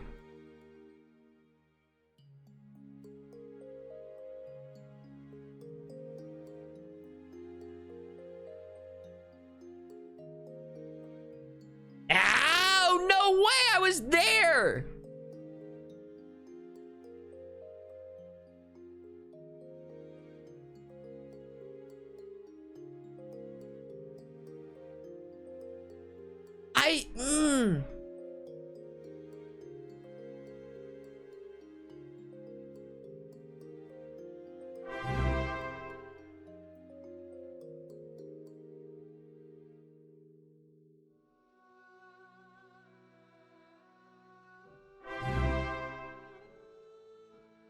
Five months Pog.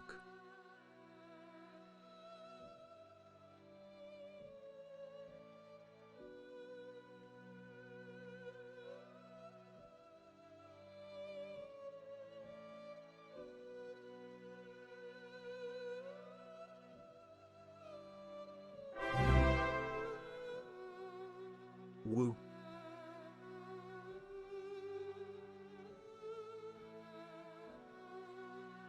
Like, would it be such a bad thing if I did just one more?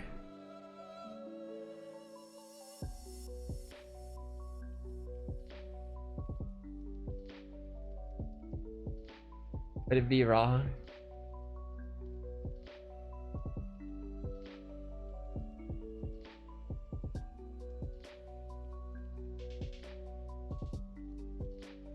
Fine. Fine. Clearly, you guys hate me. Whatever. Hello /you're amazing less than 3. Thank you for making my days brighter less than 3.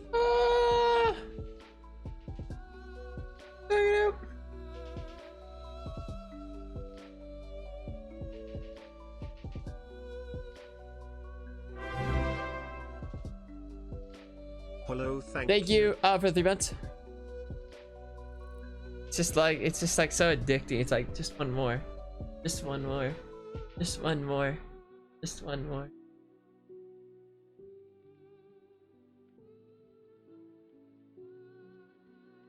Just one more. Just one more. Just One more. Checking something. Checking something real quick. Just one more. Just one more.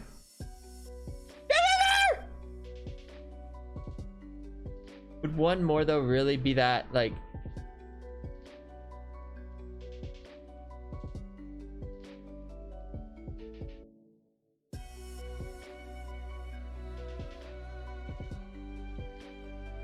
There's only one option now. There's only one option.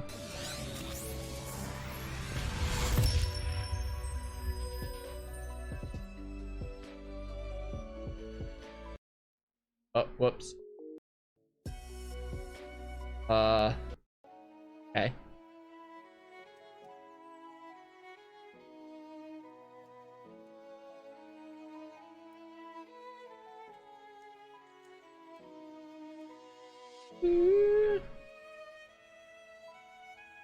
Can do just a little house flipping.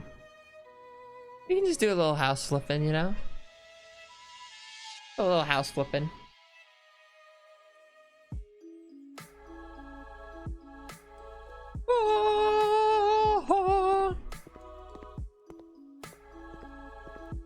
All right, dude, these stairs are so bugged.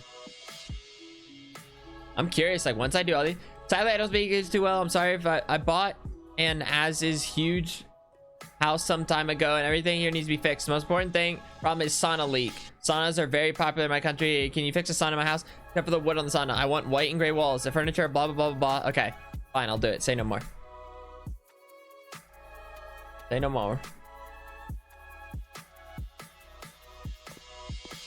Hello.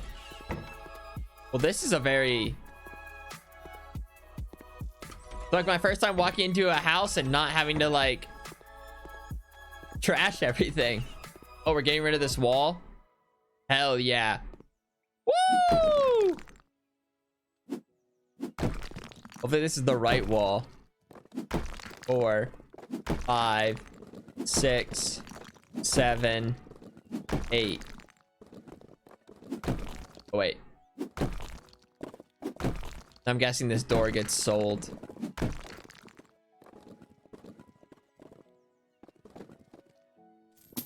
Okay. I guess we should just start installing some things too. We'll do all the installations for the necessary things and then wait, what goes here? Was this the towel radiator? Wait, I didn't pay attention to what this was. Where'd the music go? Oh, okay. It was just taking a second. Oh, here. Okay, let's get the towel radiator.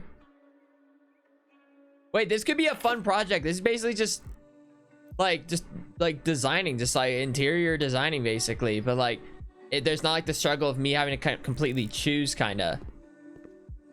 Ooh, what a flooring. Give me like an all white room. Wait, all right, so this includes this whole room.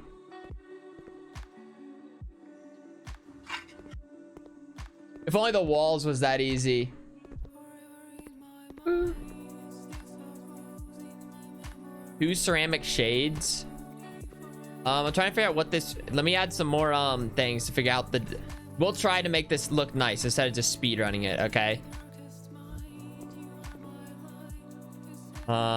Is this like washer, dryer? Oh, sink. Now that I think about it, I don't think I've ever done a washer, dryer. All right, ooh, what theme are we going with?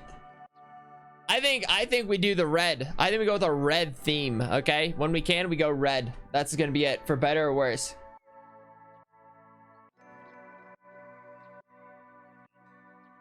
Or maybe not. Or wood. Or maybe red. We go red. We already did black in that one room. We'll just try something fun. We're gonna make things... the wood looks really good though. That looks really good. I can't actually... I have to do that. It looks so good. Wait, where's the bathroom go? Like right here? Hi, foolish. Is it too big? Maybe it's too big. Oh, I didn't unscrew yet. I'm dumb. Hello?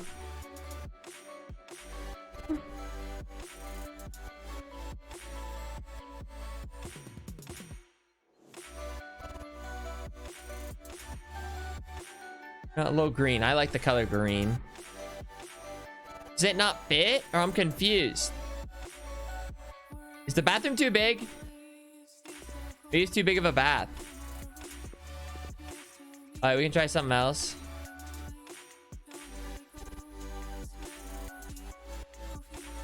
There we go. We can still get that. Oh, because of this wall. It says I'm not supposed to get rid of this wall, though. Which is kind of annoying, but look at this bathtub. What was this? What do they want from me? I feel like they're like, turn it? I don't think I can turn it.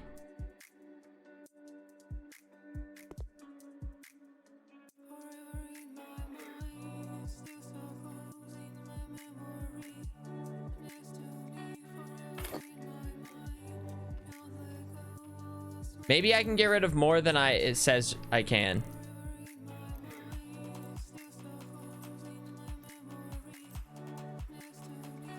Maybe I can get rid of some of this wall.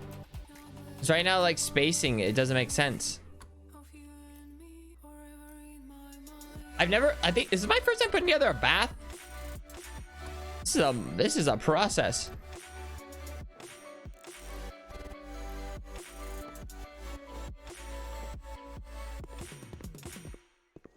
I can squeeze through. Like, I think if I destroy this wall, it's gonna have me just replace it again. Yeah, see, it wants me to build the wall. I mean, if this is how this guy wants it, then fine.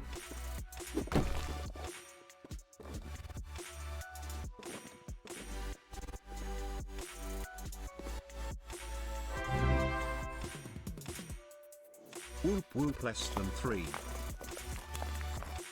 Okay, so that's just how it is. That's how they want it. Can't do anything about it. Mount a toilet. Okay. Sometimes I think there's nothing wrong with just like just the white toilet, you know.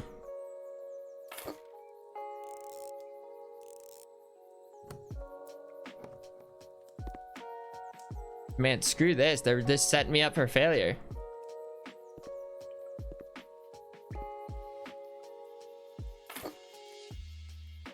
Assemble! I forgot how this is annoying.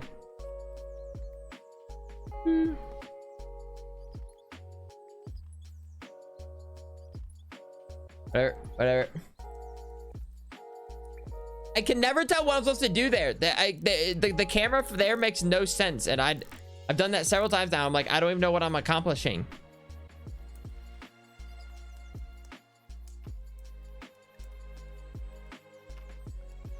Okay. Sink. You know, we can do something fancy here. Why not? What was I using? It started with an A. Does this not have it? It was an American Elm. Oh, I'm upset. What was the sink? 3 months, foolish shark heart. What wood did I use? Was an American Elm. Eider. I guess it's not available.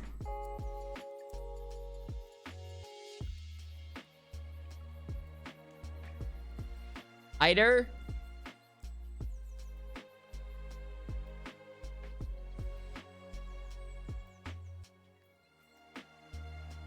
Ah, that's annoying. Forget it. Forget it. We'll just do a regular sink. We'll do our classic red and gold sink. Wait, do I need 2 sinks? Oh, I do.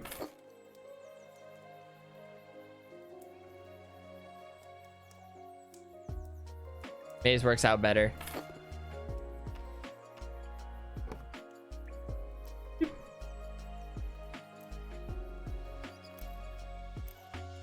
It's fine.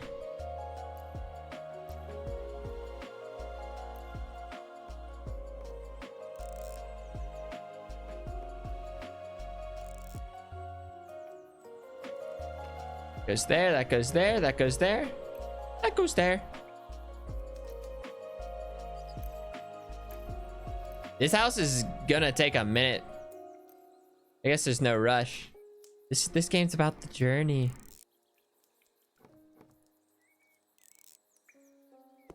And a shower. Oh, I forgot I have to tile all the walls too. Mountable shower? Sure. Where's the shower going? Right here. Whatever.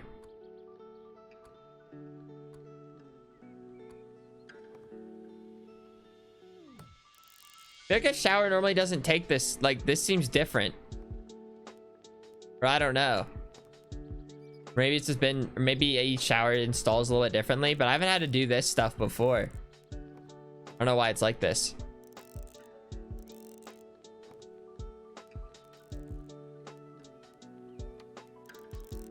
They're really making me do everything.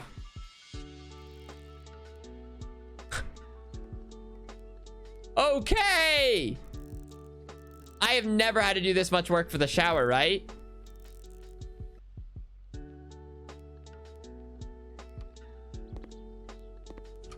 Didn't think I was ever gonna make it.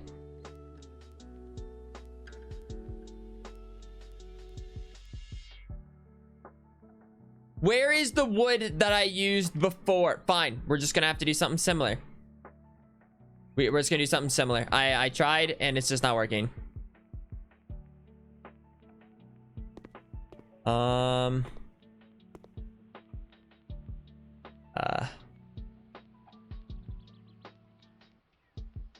Mirror. Oh yeah, let's just do 2 mirrors, okay? Nut.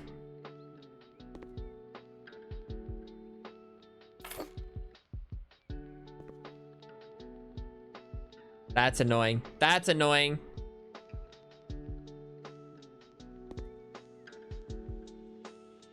It's not conventional, but we're doing that. I can't. We can at least make it symmetric. We can't even make it symmetrical here. No, they want 2 mirrors of those specifically. Okay, just like plop one there, one there.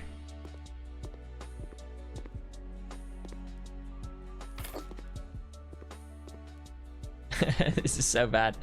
This is not very lined up. Whatever. Doesn't look bad. It's fine. Those are nice lights. Wait, halogen lights?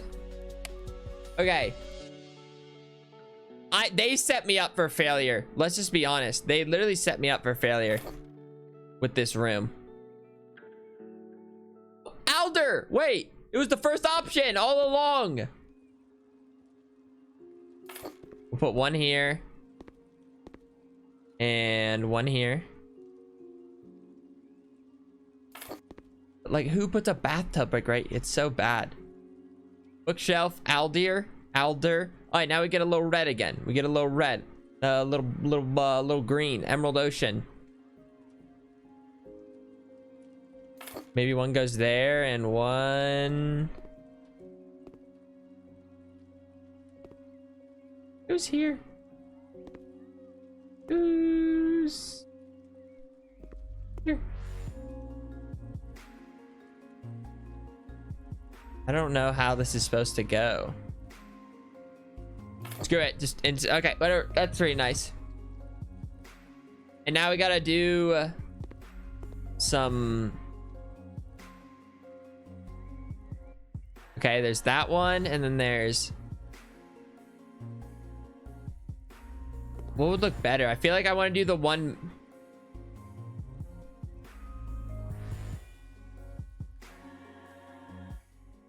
I feel like this one will be better.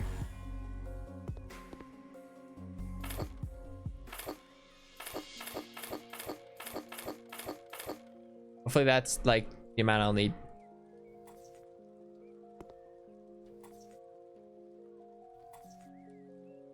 The other one was just the same as the floor.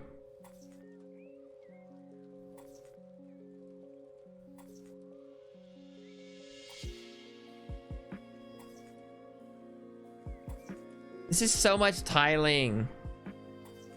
Like, why is there not an option to like... And I think I've maxed out on tiling. Like, this is as fast as it'll ever go.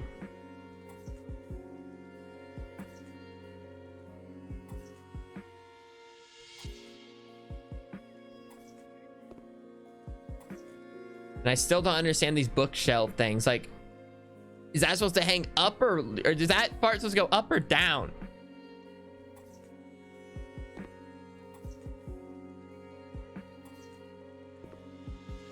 Listen, I have no choice on the tiling here, okay? This is what they want. We're here to make happy customers. That's what I've always cared about. And that's what we'll continue to care about. I'm gonna try to avoid doing the inside of the window. It's like I don't even think like smaller walls tile any quicker. We supposed to combine them? I mean, yeah, but I don't like the fact it's like this tile again. Like it's the same as the floor tile, I believe.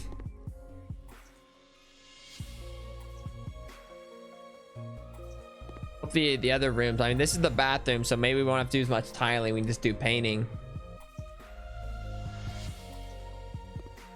The chill stream. We're just chilling. We're just house flipping. You know?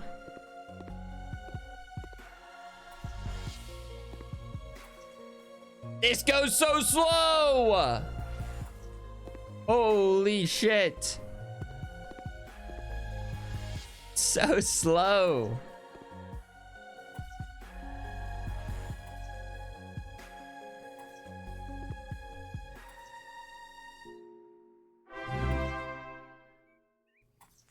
Two months, Pog.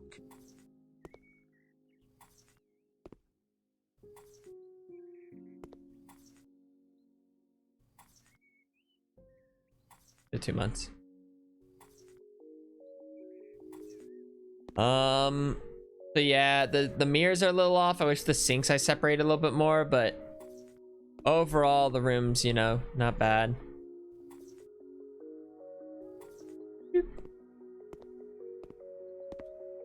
I may have went too crazy with the tiles. I'm not even gonna bother making this tiling any different. Like, I don't like the fact it's just the same as the floor.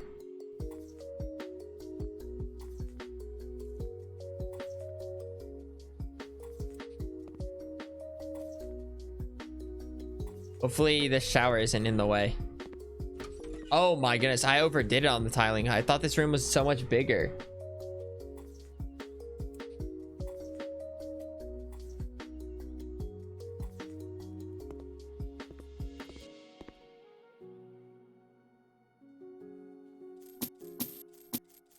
Not my best. I can rotate tiles.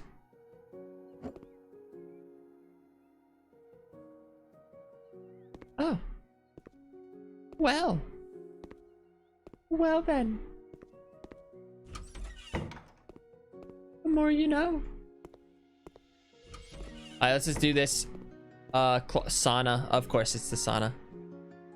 Alright, at least... fine. Fine. See, this goes so much quicker. Wait, I can't remember. Can I do multiple at a time? No. It's a nice sauna. I think it's my first time actually building out a sauna. A little different. Oh yeah, this should be enough.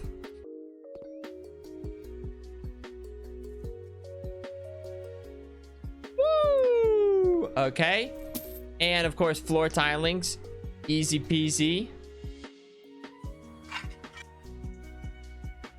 Let's remember these. If we want to make a sauna, let's kind of remember this premise.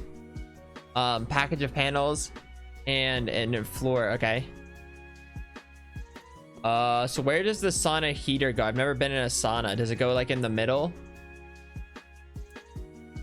Or like, you know what I'm saying? Like where? In a corner? Should it be like that kind of? Let me figure out sauna bench. Let's get the bench down first. I'm guessing this should just kind of surround the room.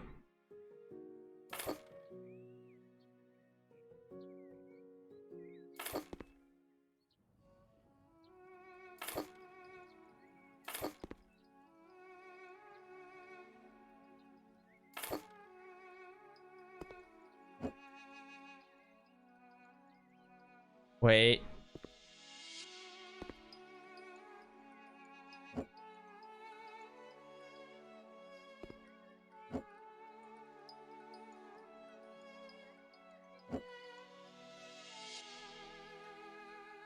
They're really making me put together like a whole puzzle. They're really making me do this.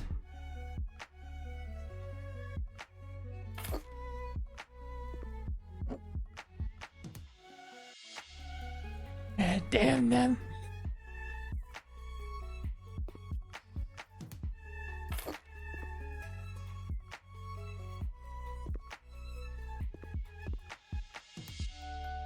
Corner sauna bench? Where are all these benches supposed to go? Where? I have so much. They want me to place 8 of these things. Do I just start throwing them? Do I stack them? Do they stack up on each other? This is bullshit.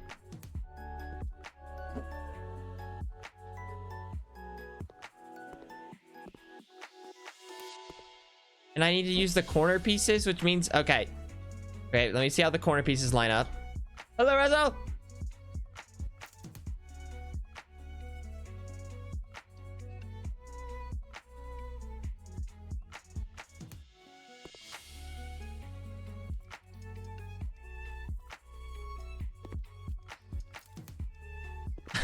I'm so lost.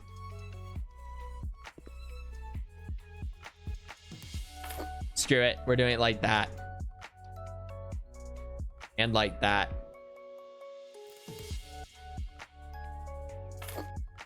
Yep. Seems good enough for me. Or actually. Yeah. Okay. Now, sauna heater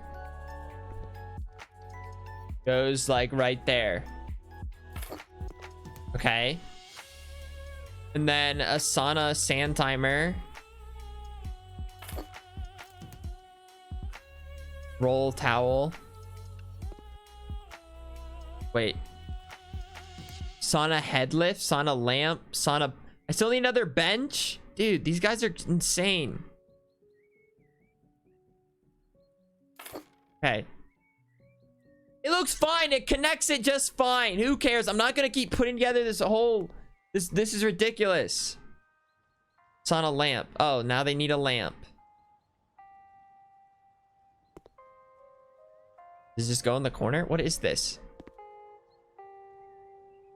Is it... What? Is it like that?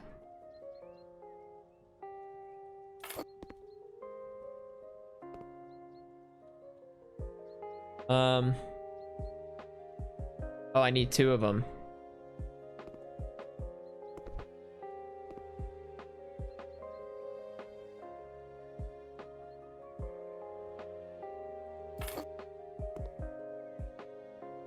Guys, I'm sorry. This sauna, I wanted to. Okay, I wanted to try to do a nice sauna, but they're not helping me. So is this so they can lie down? So we just put them like here, so that like one guy lies there, one guy lies there.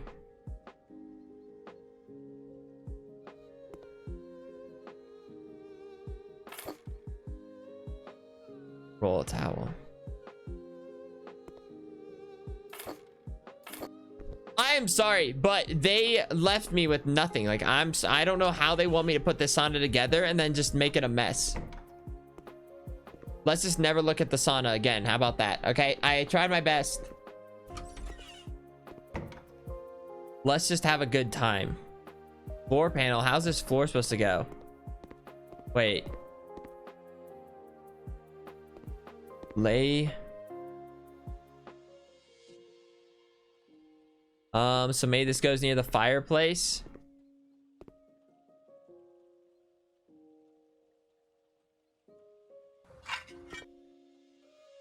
And then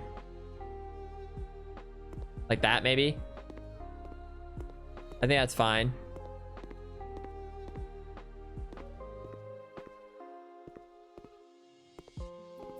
Wait, do I need to build a wall? Paint, lay.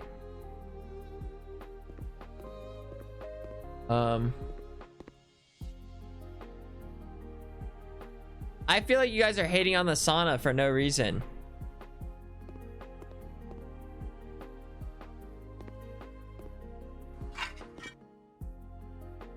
Like, I made the best of the situation.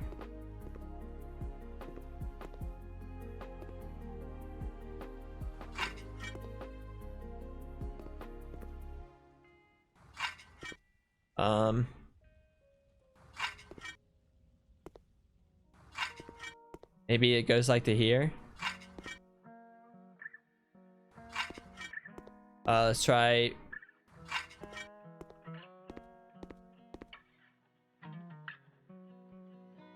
You keep using the same floor? Okay. Dude, they make this so dumb.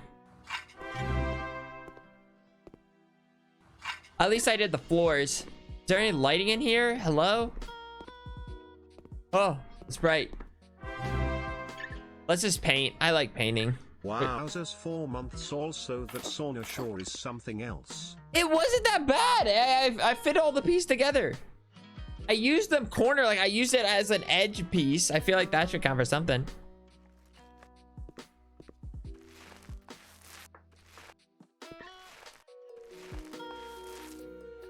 Maybe I do want the flashlight. Oh, I can't see. So bright. So bright.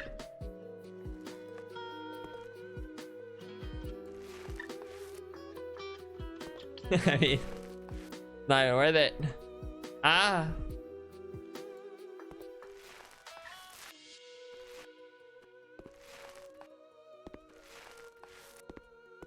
That's also white, so. We're just getting a little painting in.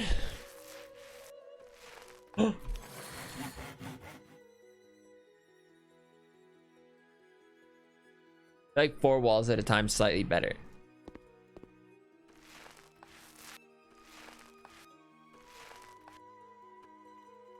This is awesome. This is what I always wanted.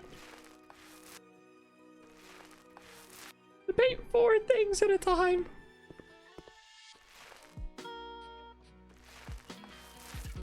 Ooh.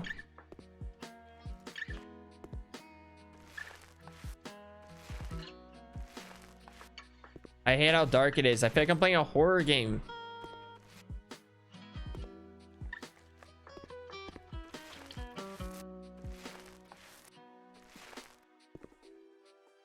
That's good. Hopefully it doesn't take too long to be daytime again. And I'm not gonna make the light fixtures until I know where things are going.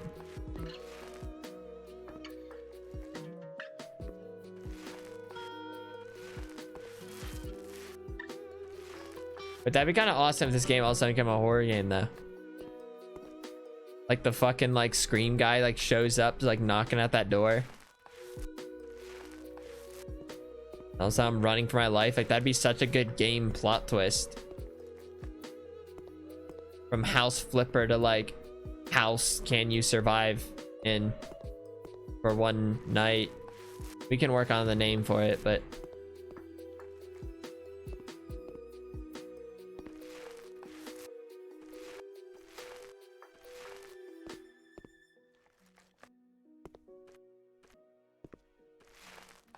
imagine if I had to tile all this. I'd literally be going like, I'm literally going like 4 times the speed now I would for tiling. And like with painting, there's no like delay time. That's like the big thing.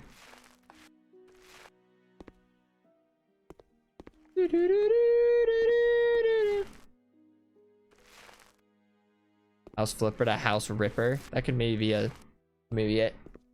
5 nights of house flipping. These are good guys. And I'll steal these ideas and make money off of. Keep them coming. Thank you for the 2 months. Foolish shark heart, foolish shark heart.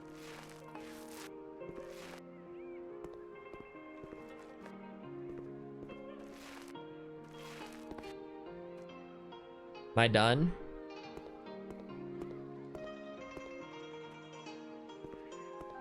Okay, well, what do we need now? Sofa. All right, we're gonna really need to figure out where we're going with this. Ooh, I kind of like the, let's go with this kind of leather.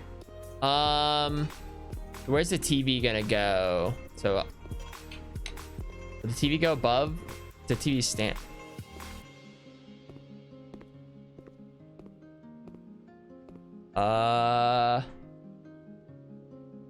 I'm trying to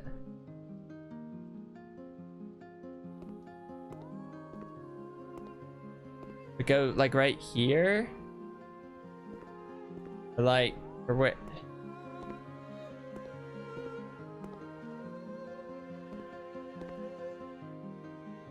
Like screw it and just like put it here. I feel like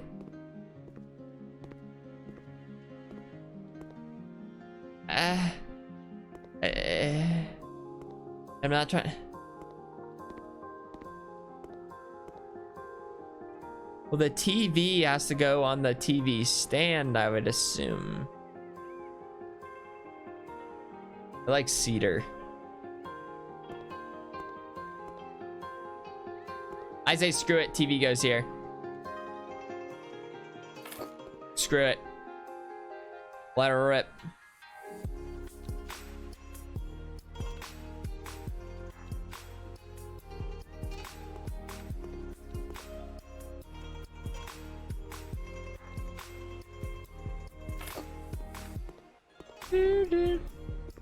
And then the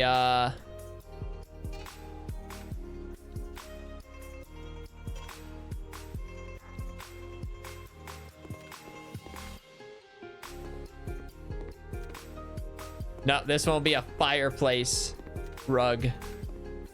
That's right. This is for the fireplace. Okay.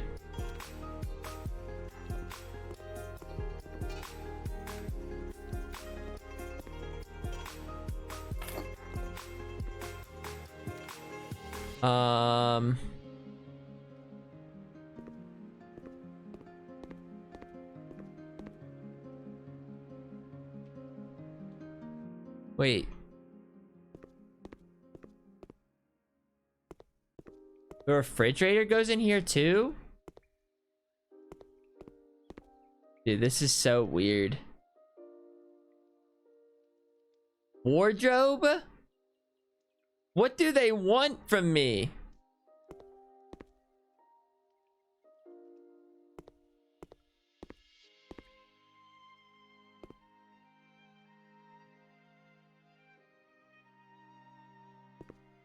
Screw it. It's gonna go here.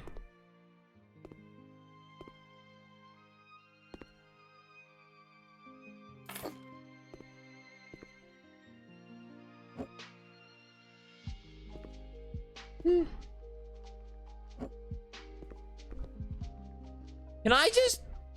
Fuck. Let me... Let's move it a little.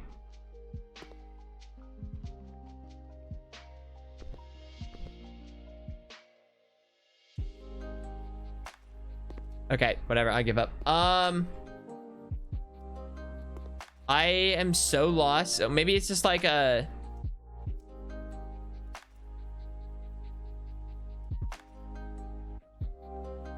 The wooden fridge is kind of interesting.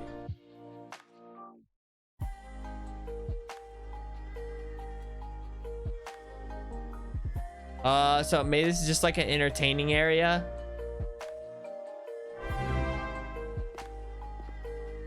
Would a fridge next to a radiator be a bad idea?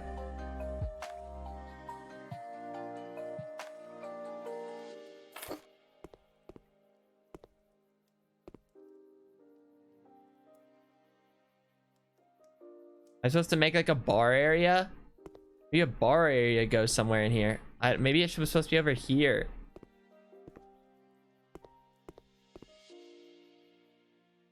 I redo this.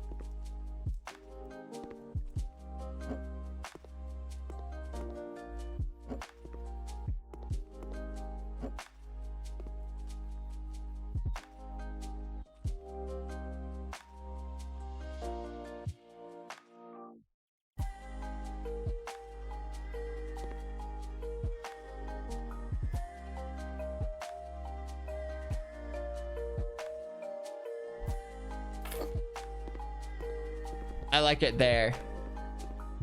I like it there. Then that'll make sense, and then we can... Yep. And we just... Yoink. A wardrobe? Dude, what is this? Round table. Cedar.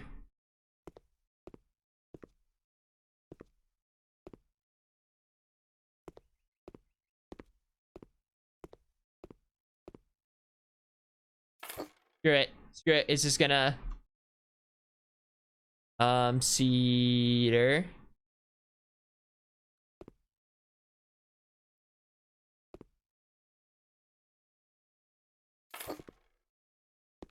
Okay, that goes like... That. I'll go like that. Okay. I don't... Where's the music? They're making this so difficult. I don't know why they hate me.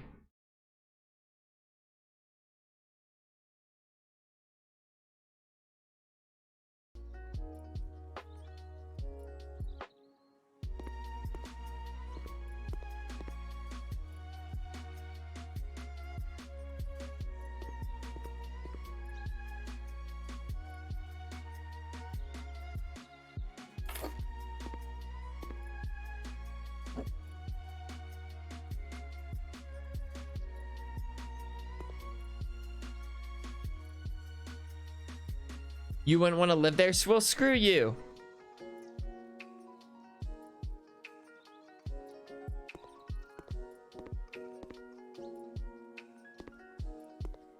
That has to go like right there.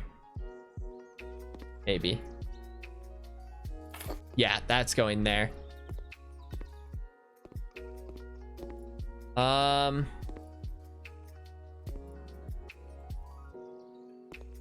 Okay. This is my thought process. Who cares if some of the doors are blocked? No one does. People don't care about doors being blocked.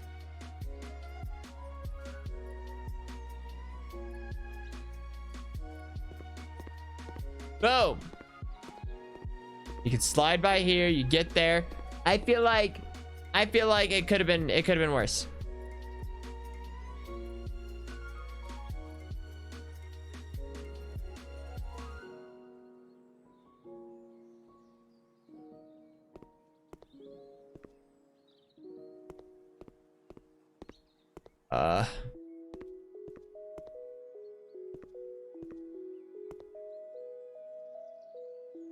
I'm gonna guess some go there. And I think they could kind of just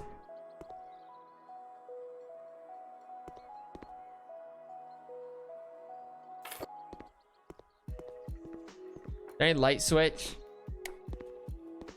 Okay.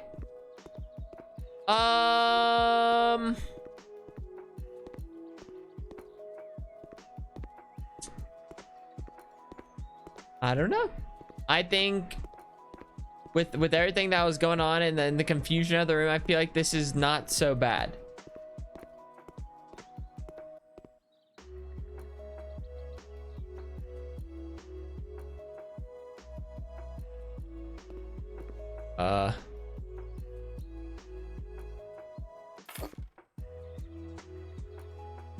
A shoe. Okay, that's fine.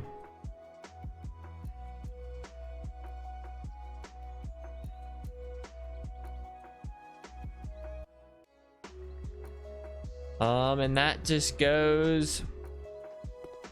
Oh, it looks like it's just meant to go there. Katie, thank you. Katie_gamers, thanks for the 5 gifted.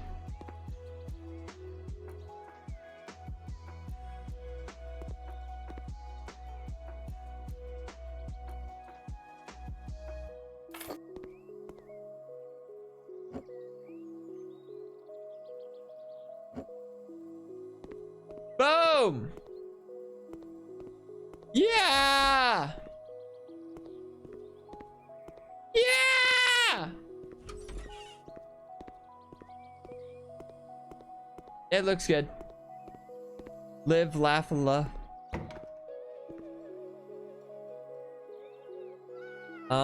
Paint 2 different colors? I don't think so. I don't think I'm painting anything unless, wait, what is this gonna be? A bedroom? Nah, this is all it's gonna be silver glacier, baby. I didn't forget a trash bin. I put it down. Oh.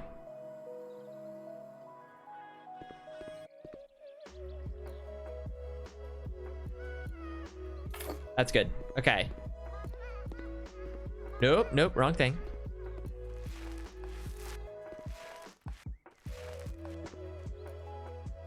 Yeah, kind of a fan of the glacier.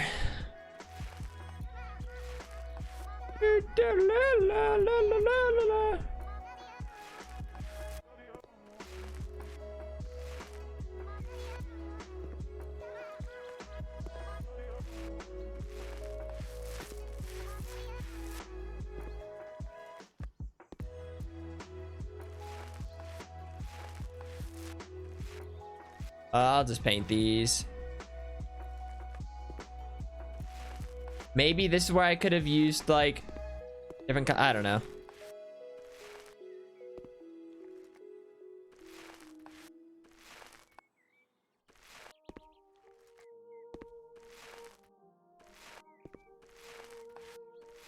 But maybe doing this will help me with overall house flipping and like learning to use rooms and space.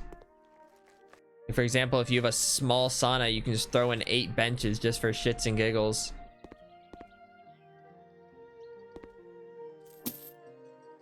Oh, keep coming with the floor panels.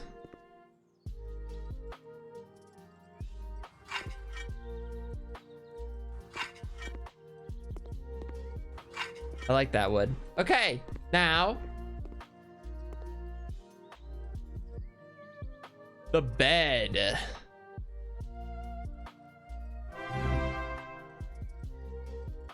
Foosh.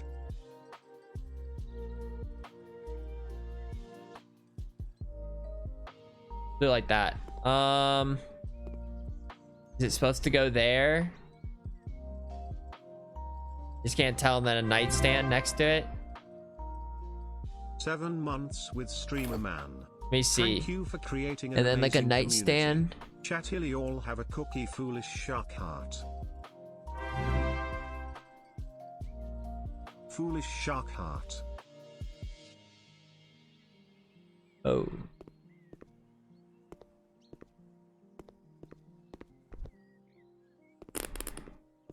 Thank you. Maybe I don't have to squeeze everything. Maybe this isn't gonna be that tough.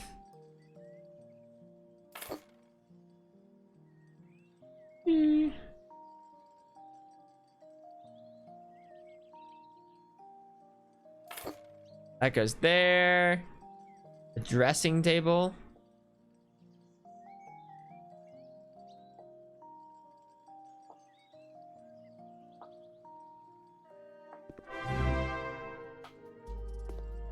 One year, hell yeah, the best year of my life, less than 3.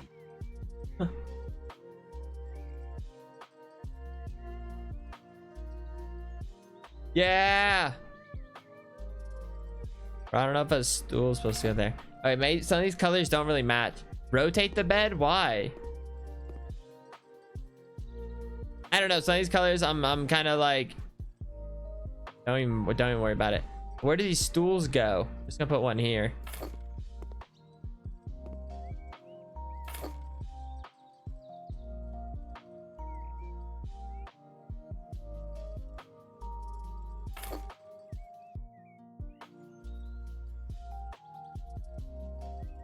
Cream.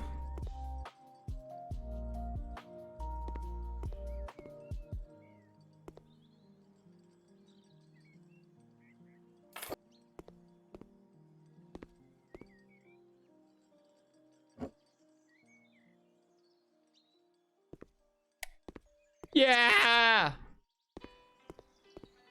I don't know. That's good enough.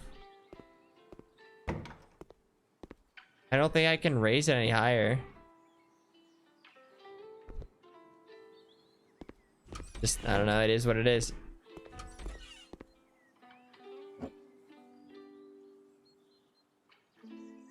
Does that ease your mind a little bit more? It connects. You're welcome. So confused. Oh, the ye old garage.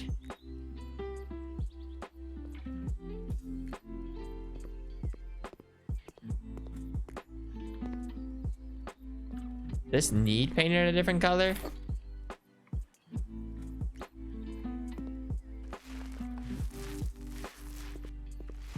Seems dark.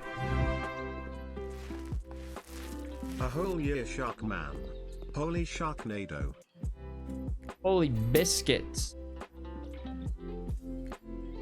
Try like this.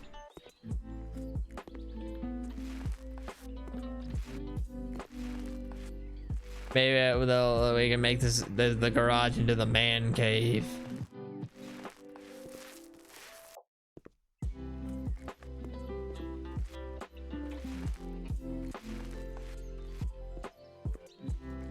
Wait, so if I complete the job right now, do I still get the same amount of money?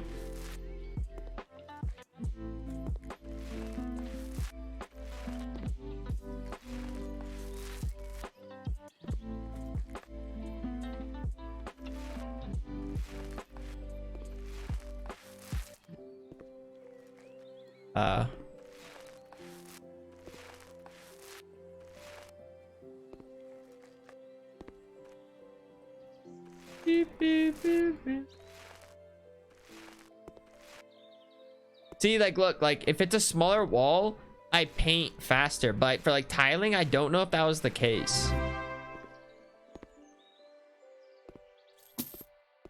Nice.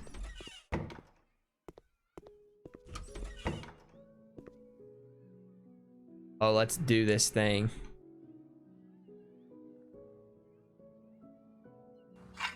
Is this just like a little bathroom?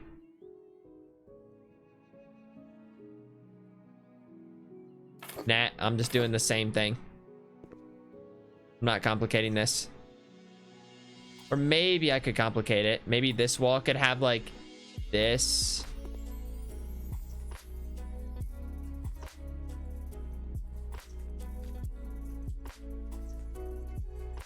Eh.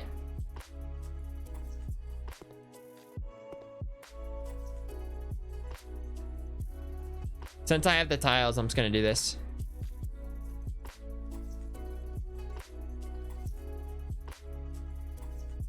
Okay, and then we hit him with one of these.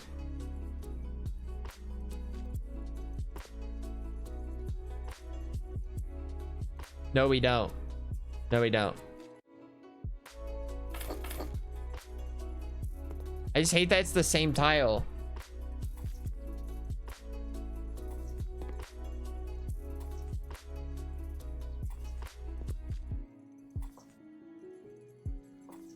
This bathroom deserves something better than that.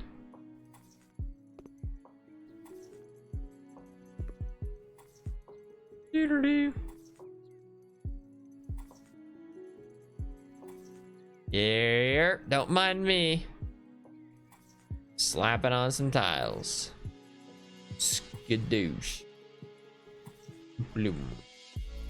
Yerp the burr. Keep overdoing with the tiling.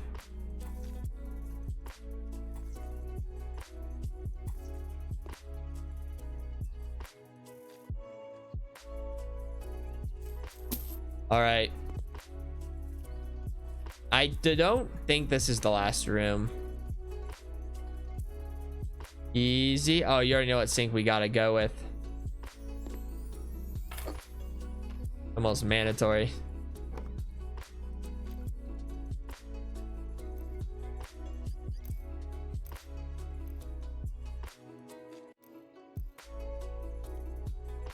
Spin, spin, click. Oop.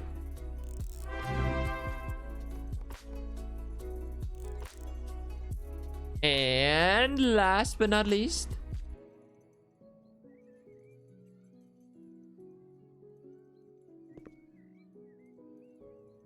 precise vision toilet.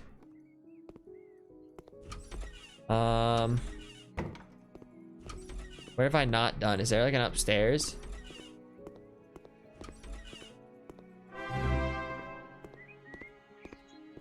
Have I done everything? Or no, there's one. Oh, no.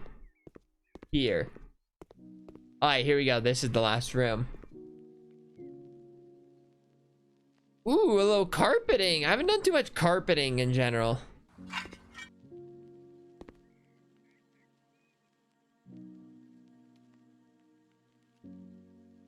Whoops. Probably shouldn't have done carpet then paint, but I'm good at what I do.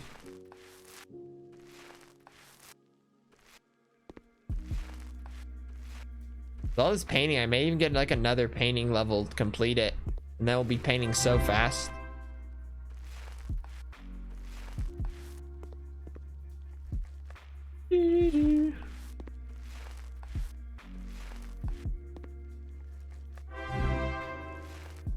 Thank you for the prime.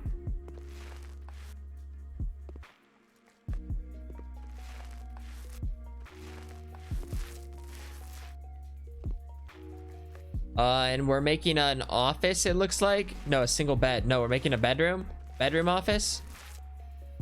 I just saw standard desks, which is why I thought it was going to be an office, but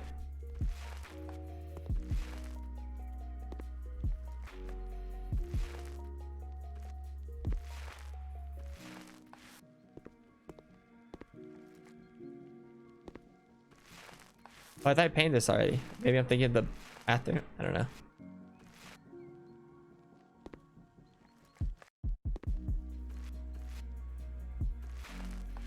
I didn't even have to paint that part. Whatever. All right, here we go. We're speedrunning this part though. Bed. Cedar. I like it. So we're gonna keep the bed away from the radiator. Typically, I'm a fan of the whole like bed and radiator can go together, but this time I won't.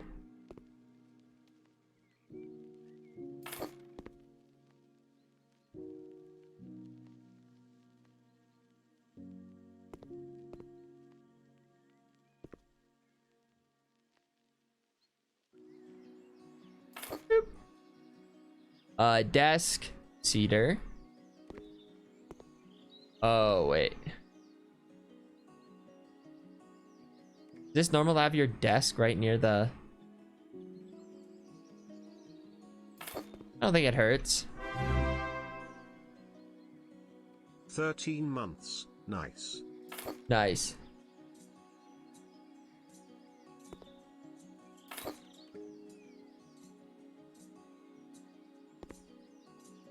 This is it? This is my lighting for the room? Fine.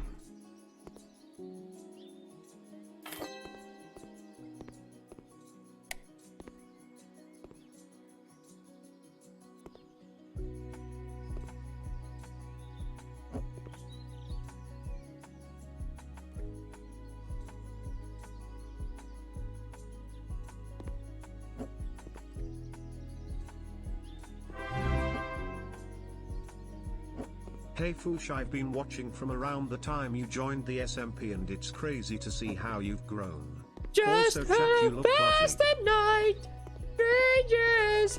There we go. Not to, that's fine. If you get burned on the radio, that's on you. That's not on me. Maybe I could swap it here and put the thing that, put that, you know. I think this is better though than what I did have, and that's all I was trying to do. Just small improvements.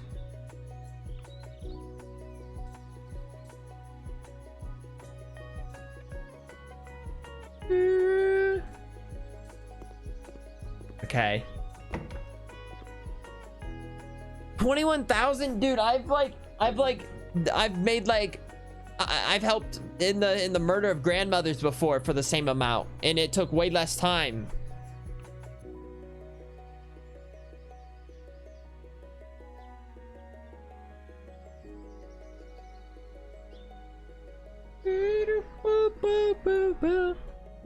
Most out of jobs.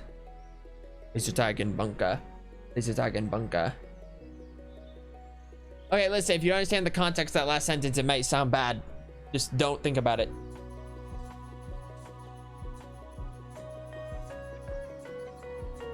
A laser tag? In an old fort? Wait, is this about to be huge?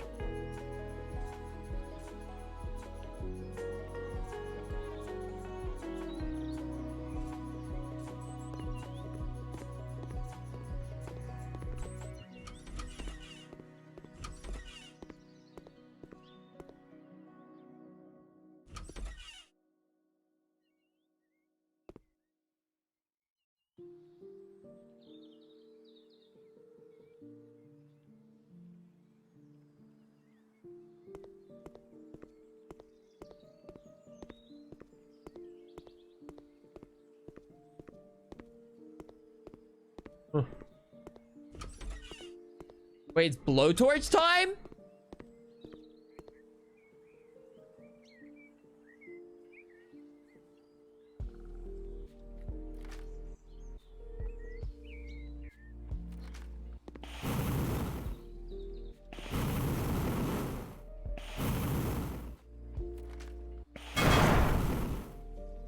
How did this become an option?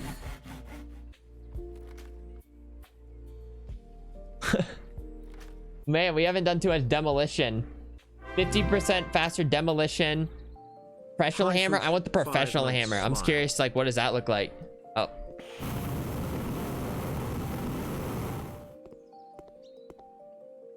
I'm out of fuel. I have to buy a new one.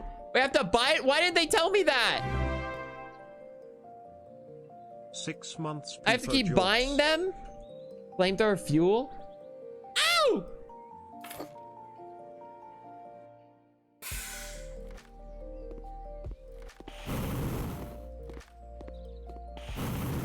Wait. So it's gonna like explode?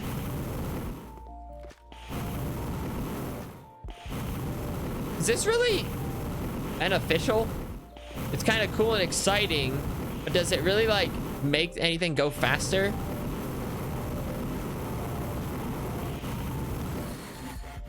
Oh shoot.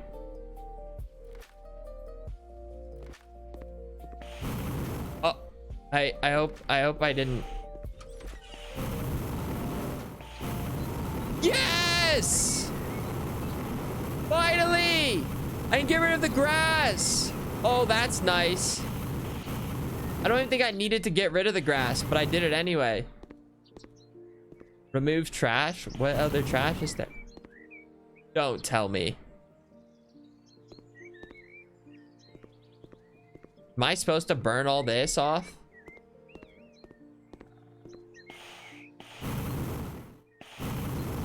No. Why am I even up here? You're not making... Yeah, that's what I'm saying. If I have to keep... Like, this is obviously a little bit slower.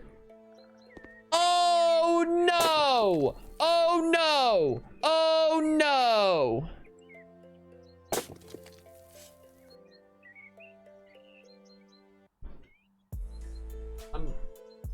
I'm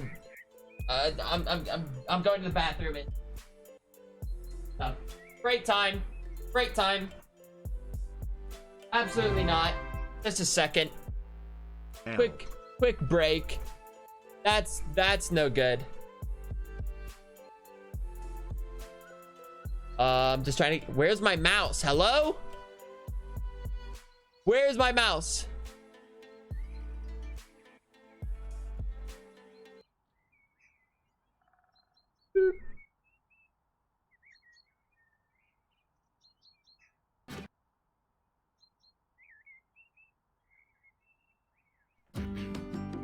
Okay. Give it back.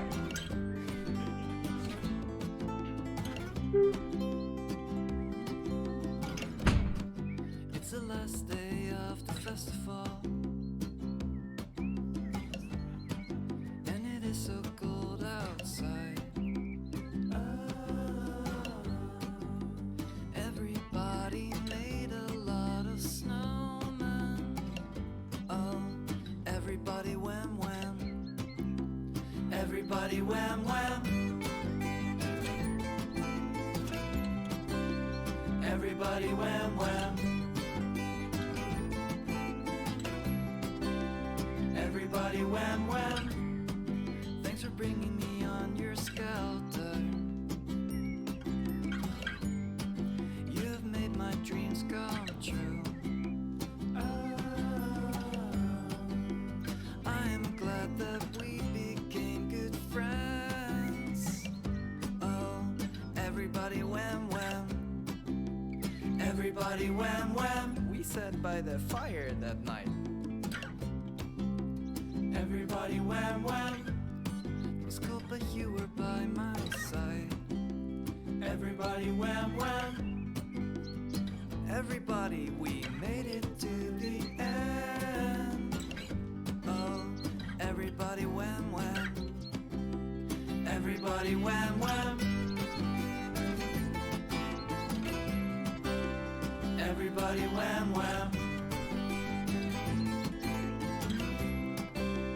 Everybody wham wham. The festival contest prize, it belongs to a king. It belongs to a snowman, man king.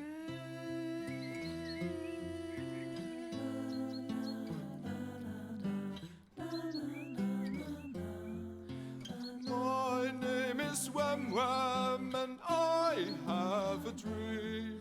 A wholesome festival, but everybody feels happy and welcome. But this price is too unreal. One day I'll let it go. One day I'll let it go.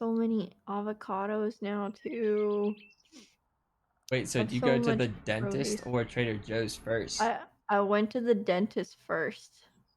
So were you like smirking the whole time there? Like did everyone just Well, think you I've were got a having too mask good of a on, time? so nobody Oh. knows, you know? Sometimes you can tell though, like you can see like in their eyes kinda. Well, I wasn't like smirking with my eyes. Oh. I But you was can actually like looking pretty deadpan because oh. I've been awake since 9 p.m. So really it just would have been scary if like your mask like fell off or something. And a little spooky.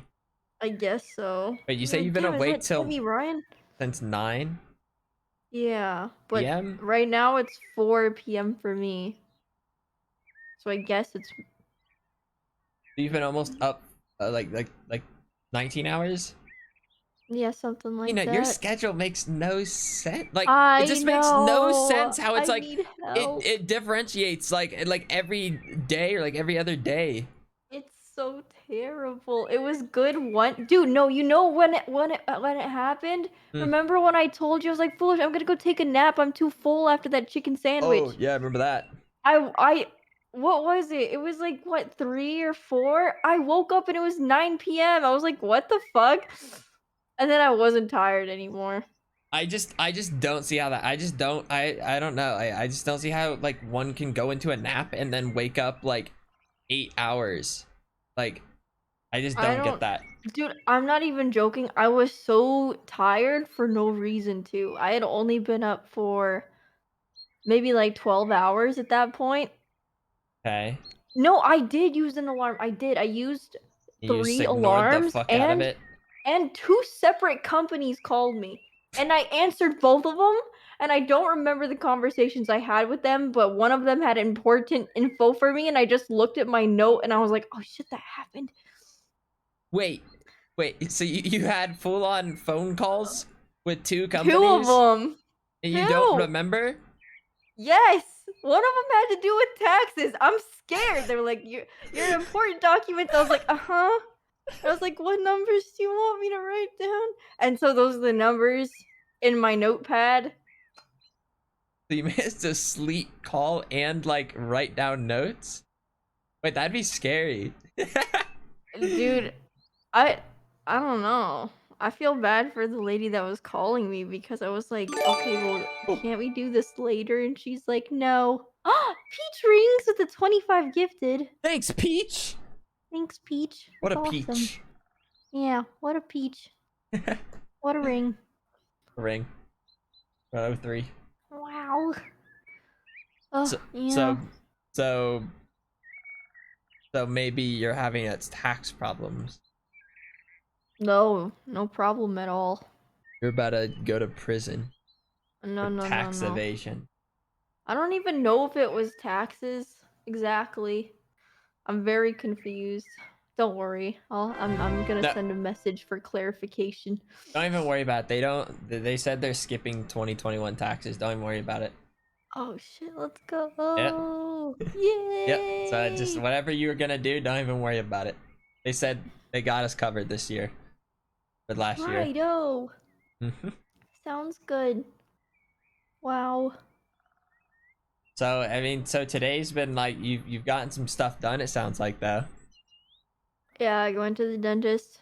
Yeah, you Went got yourself grocery a shopping. grocery whole bucket list of things for yourself. I'm scared of what's to come. What? I don't cook. But I have so many perishables now. I'm like, I didn't get green onions, but I bought fucking chives? Like, what's happening? How do you? So you don't even cook, but you started grabbing shit?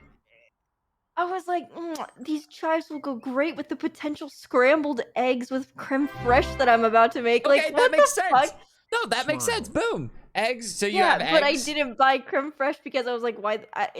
Nothing made sense in there. I was so tired.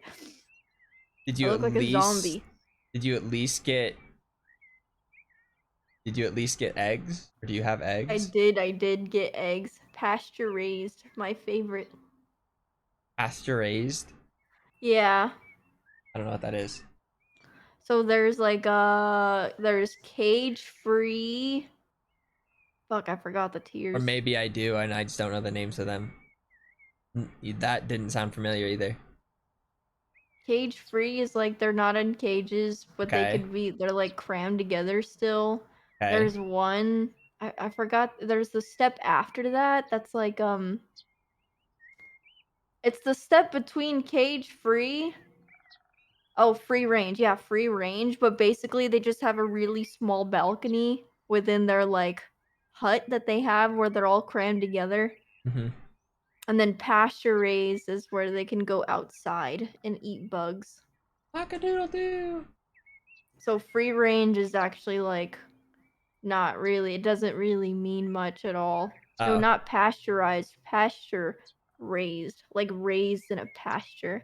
There they Pasteurized. can eat their natural dinosaur diet of bugs and seed. Keep Yep. it up, Shark I feel Boy like a pretty smile. good indicator of whether or not you've got a really solid egg on your hands is when you crack it and you look at the yolk. If the yolk is more of an orangey color instead of like a neon yellow, you've got yourself a good egg right there. So you want orange. You want more very orangey orange yolks egg. than a pale yellow yolk. What about what's the difference between like the egg shells? Like you know like the white ones and like the orange brown eggs? As far as I don't know. I always prefer brown eggs just because I think like makes me more comfortable for some reason. I don't know. I'm like, why are Your the comfort eggs egg. What the hell is she talking, bro? Is she drunk? No, I'm trying to teach you something. Just because you don't understand it doesn't mean I'm stupid, you nerd. Yeah, Tina. I can't believe it. I can't believe it. Just because he doesn't understand. I just call him a got here. dumbass. Why are You're we a talking about dumbass. eggs? Yeah! Woo! You're a fucking dumbass. Holy shit. Oh man, you went for it, like double down on it. I did. Good for you. Good for you. But But now white eggshells. Wait, I missed it. God, oh my god, the chat's just full of rolled. I'll never see it again. but now you're about to shower and sleep. Eggs are graded based on size, but white eggshells are bred to be white. It's not natural. Okay, so I feel like maybe, you know, I fell off for a little bit, but I heard that it was kind of a myth that there was a difference between white and brown eggs, but I don't know. Thought you just know the answer. I actually really don't know that one when it comes to chicken eggs for some reason. It's just the chicken. Like chickens can just lay a different It's just egg. the type of chicken. All I know is that when your yolk is all orangey, it means that they're usually eating bugs, which is a good thing. It just means their yolks are more nutritious. I like eggs. Yep. Eggs Yeah, are a eggs are big good. part. You probably love eggs because you work out in the morning and go to your 9-to-5 job. So you probably have like, what is it? Like 2 eggs, a slice of toast, a strip of bacon, a cup of OJ, maybe a cup of black coffee on the side if you're feeling frisky. Ugh, black coffee though. You don't drink black know. coffee? Mm-mm. I like just like basically like if I just like make it like here, like I'll just do like coffee and creamer with it. Like I very know simple. what'll help you drink black coffee. Mm. You know when you usually have a mustache? If you just keep that mustache, you'll harness the energy of a of a lumberjack that drinks black coffee every morning. I feel like I then like have to drink it out of like a mug though. Of course. Yeah. What like- other way? I Well, that's drink what I'm I saying. drink my Like- black coffee out of a mug all the Like time. I couldn't use like this, like the thermos anymore. It has to be a mug. Well, okay, the thermos gives office dad energy, but the mug gives like lumberjack. What if I painted this like red and black with like the stripes? Perhaps not. They do make a thermos mug version though. A thermos mug? I guess that They kind of have makes those. sense. They literally that same brand, I'm pretty sure. No, that makes sense. Thermos It's mug, basically like this, probably smaller, but like the handle. but mug shaped exactly. Huh. Okay, I could maybe get behind that. You know, I wouldn't be opposed to Mhm. that. I feel like this Yes. holds more, so it's like, Yeah, I see. Wait, so you put creamer in there? yep, just like, you know, the coffee and then just like creamer, What kind of creamer? like powdered creamer. Really? Or That's intriguing. every once in a while, like maybe like milk, I'll just add like coffee and milk, or maybe like coffee and like a liquidy creamer of some sorts. But No sugar? nope. I used to I do don't sugar, like- and then I was like, I don't need it. I don't like creamed coffee without sugar. I either like black coffee or if there's cream in it, there has to be sugar as well. Like it's all or nothing. I guys, powdered creamer thing. Well, maybe I'm not using the correct word though. Maybe it's not, if it's like powdered, it's not called No, powdered I know cream, but exactly what you mean. It does come in like a powdered form. yeah. But like I said, maybe it's I've actually seen called it. something different though, and it's not called. But I don't know.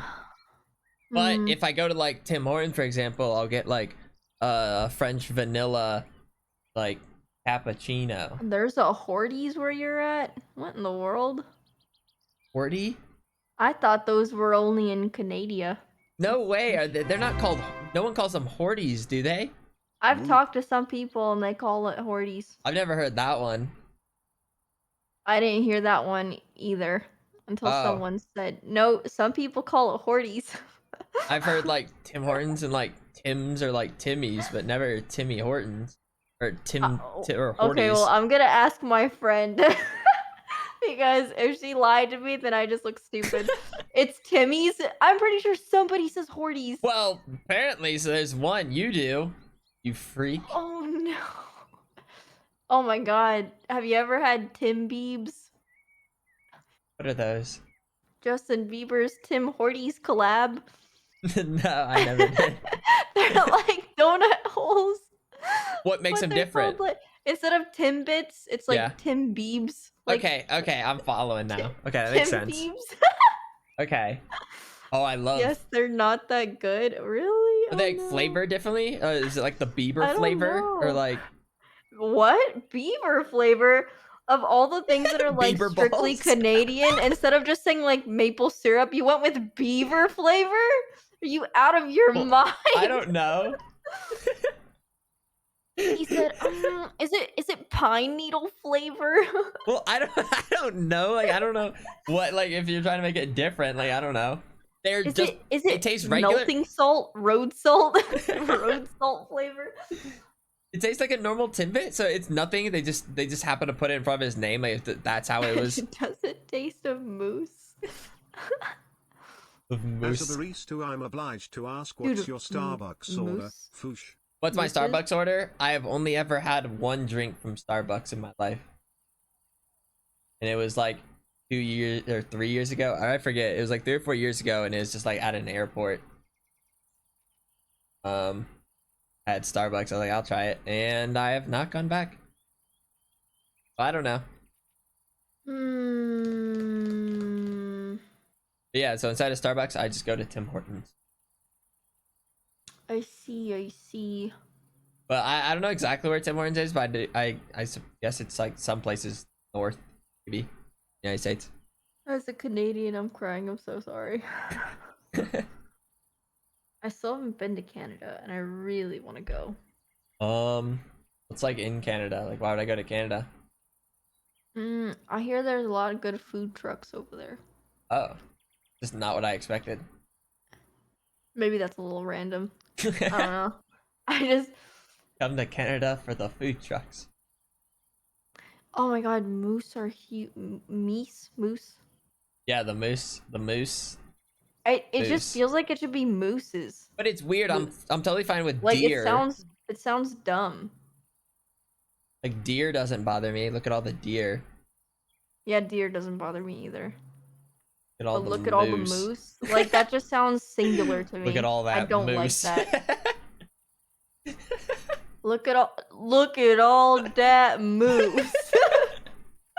Like, really?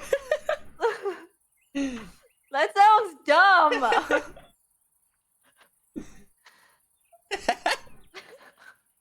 Big moose right there. Those are some big moose right there. Why are they southern? I don't know. I don't know why they're southern. Look at all the. It's like look at all the chickens, but they just say look at all those chicken. It just doesn't sound right. I think. Look at them. All those moose. Look at all them moose. I don't know. It just makes it funnier. Like I if just it's don't know southern. how to say it correctly. It would still be those moose. Look at all those moose. That sounds. Oh, yeah. Well. That's a lot of moose. Meese gang. Yeah, whatever. Oh, the Mises. Anyways, as I was saying, they're huge. I don't know if I've ever seen a moose actually. Dude, if you, oh my god, you should pull this up on your stream if you can. Like a moose sighting, like a moose on the road. I'm not even joking. They are so much bigger than you would think they are. Moose. Oh yeah, no, I've definitely seen stuff like where there's huge moose. Size maybe. No, it has to be a YouTube video. Oh, YouTube video? Okay. Yeah, of a moose walking down a road. I don't know if this That's is how you know. Wait. I just found like this image though. It's kind of funny. Open. They're so scary. Like I don't know if this is photoshopped or like it's just like the path is small but makes it look large. It almost looks fake, but like this is like one that popped up just like. Well, let me see. Oh wait, what? That doesn't look real. I don't know. I can't tell. Why is it bigger than a tree? I don't know. It's like a Bigfoot sighting, but it's just... I think that's fake. That's a whole lot of moose, though, no doubt. Look, that's what I'm saying. It has to be a video. Look at a video. Okay. Gotta be a video. Okay, sorry. Let me find something real quick. And here I can share when I can share the screen after. Moose. Okay. I need to pause this game real quick. It's literally there's been birds like chirping this whole time. Oh my goodness. I didn't even realize it until now. Okay. Look at all them moose. What's even like the proper moose video? Like what do I even look up? All about moose for kids. All about moose for kids. Oh shit, that's us. Sounds like a great thing, like all about moose. Oh wait, I remember this. I remember this being a thing. I've seen this video before. The video. Pull it up. Here, let me switch. They swim underwater. Really? Let me change it to. Here we go. It's so cool watching hippos. Watch moose fight in a quiet Alaska suburb. I said I remember this being a thing. Beep, beep.